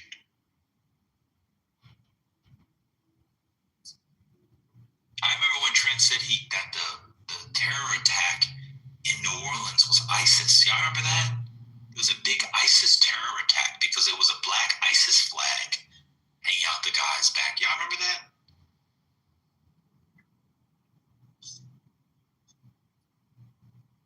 Yeah, that's what he was saying because he had got advanced information from his sources on the ground. It's amazing. It's absolutely amazing. Oh, fantastic. That's why I bring Trent up. It was an ISIS flag in the back of the car. I just told you it was ISIS flag. I didn't. Yeah. You said it was ISIS.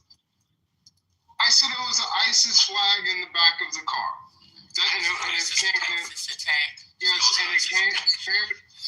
it came out that it would end up being an ISIS flag in the attack. I mean, okay. You said it was an ISIS attack. I said it was an ISIS flag in the back of the car, and the man was, crazed, thought he was ISIS. A lot of people think they're ISIS. Anyway, no, I mean, MAGA music. I would love to talk about Brian Daboll, but we'll stick to the topic. I think, and I haven't really, I'll be honest, I haven't looked at every single senator that voted, but just from what I've seen, the ones you've looked at. Name the ones you've looked at. Let's start there. What's his name that's retiring? The old dude. They're all fucking old. No. Why? Stay on mute. Because Trent, he said he didn't look into all of them. So let him tell us as he thinks of names he hasn't looked into. Go ahead, Trent. Tell us the senators you've looked into. Who's Angus King. So King, Durbin, and Fetterman, I think, had different reasons. Angus King is not retiring. No, I didn't say retiring. I said the old dude. So the old dude. So when you look at who voted, I need to go look further at where their funding comes from. So you looked into it. What is it? So where does his funding come from? Angus King's funding, since you looked into it. Let me go look at Angus King's funding. Well, wait a minute. You just looked into it. How did you forget? It's been this morning. You've already forgotten? Yes. So I'll tell you. All right. So I'll tell you. Angus King, who's a senator, raised only $5 million.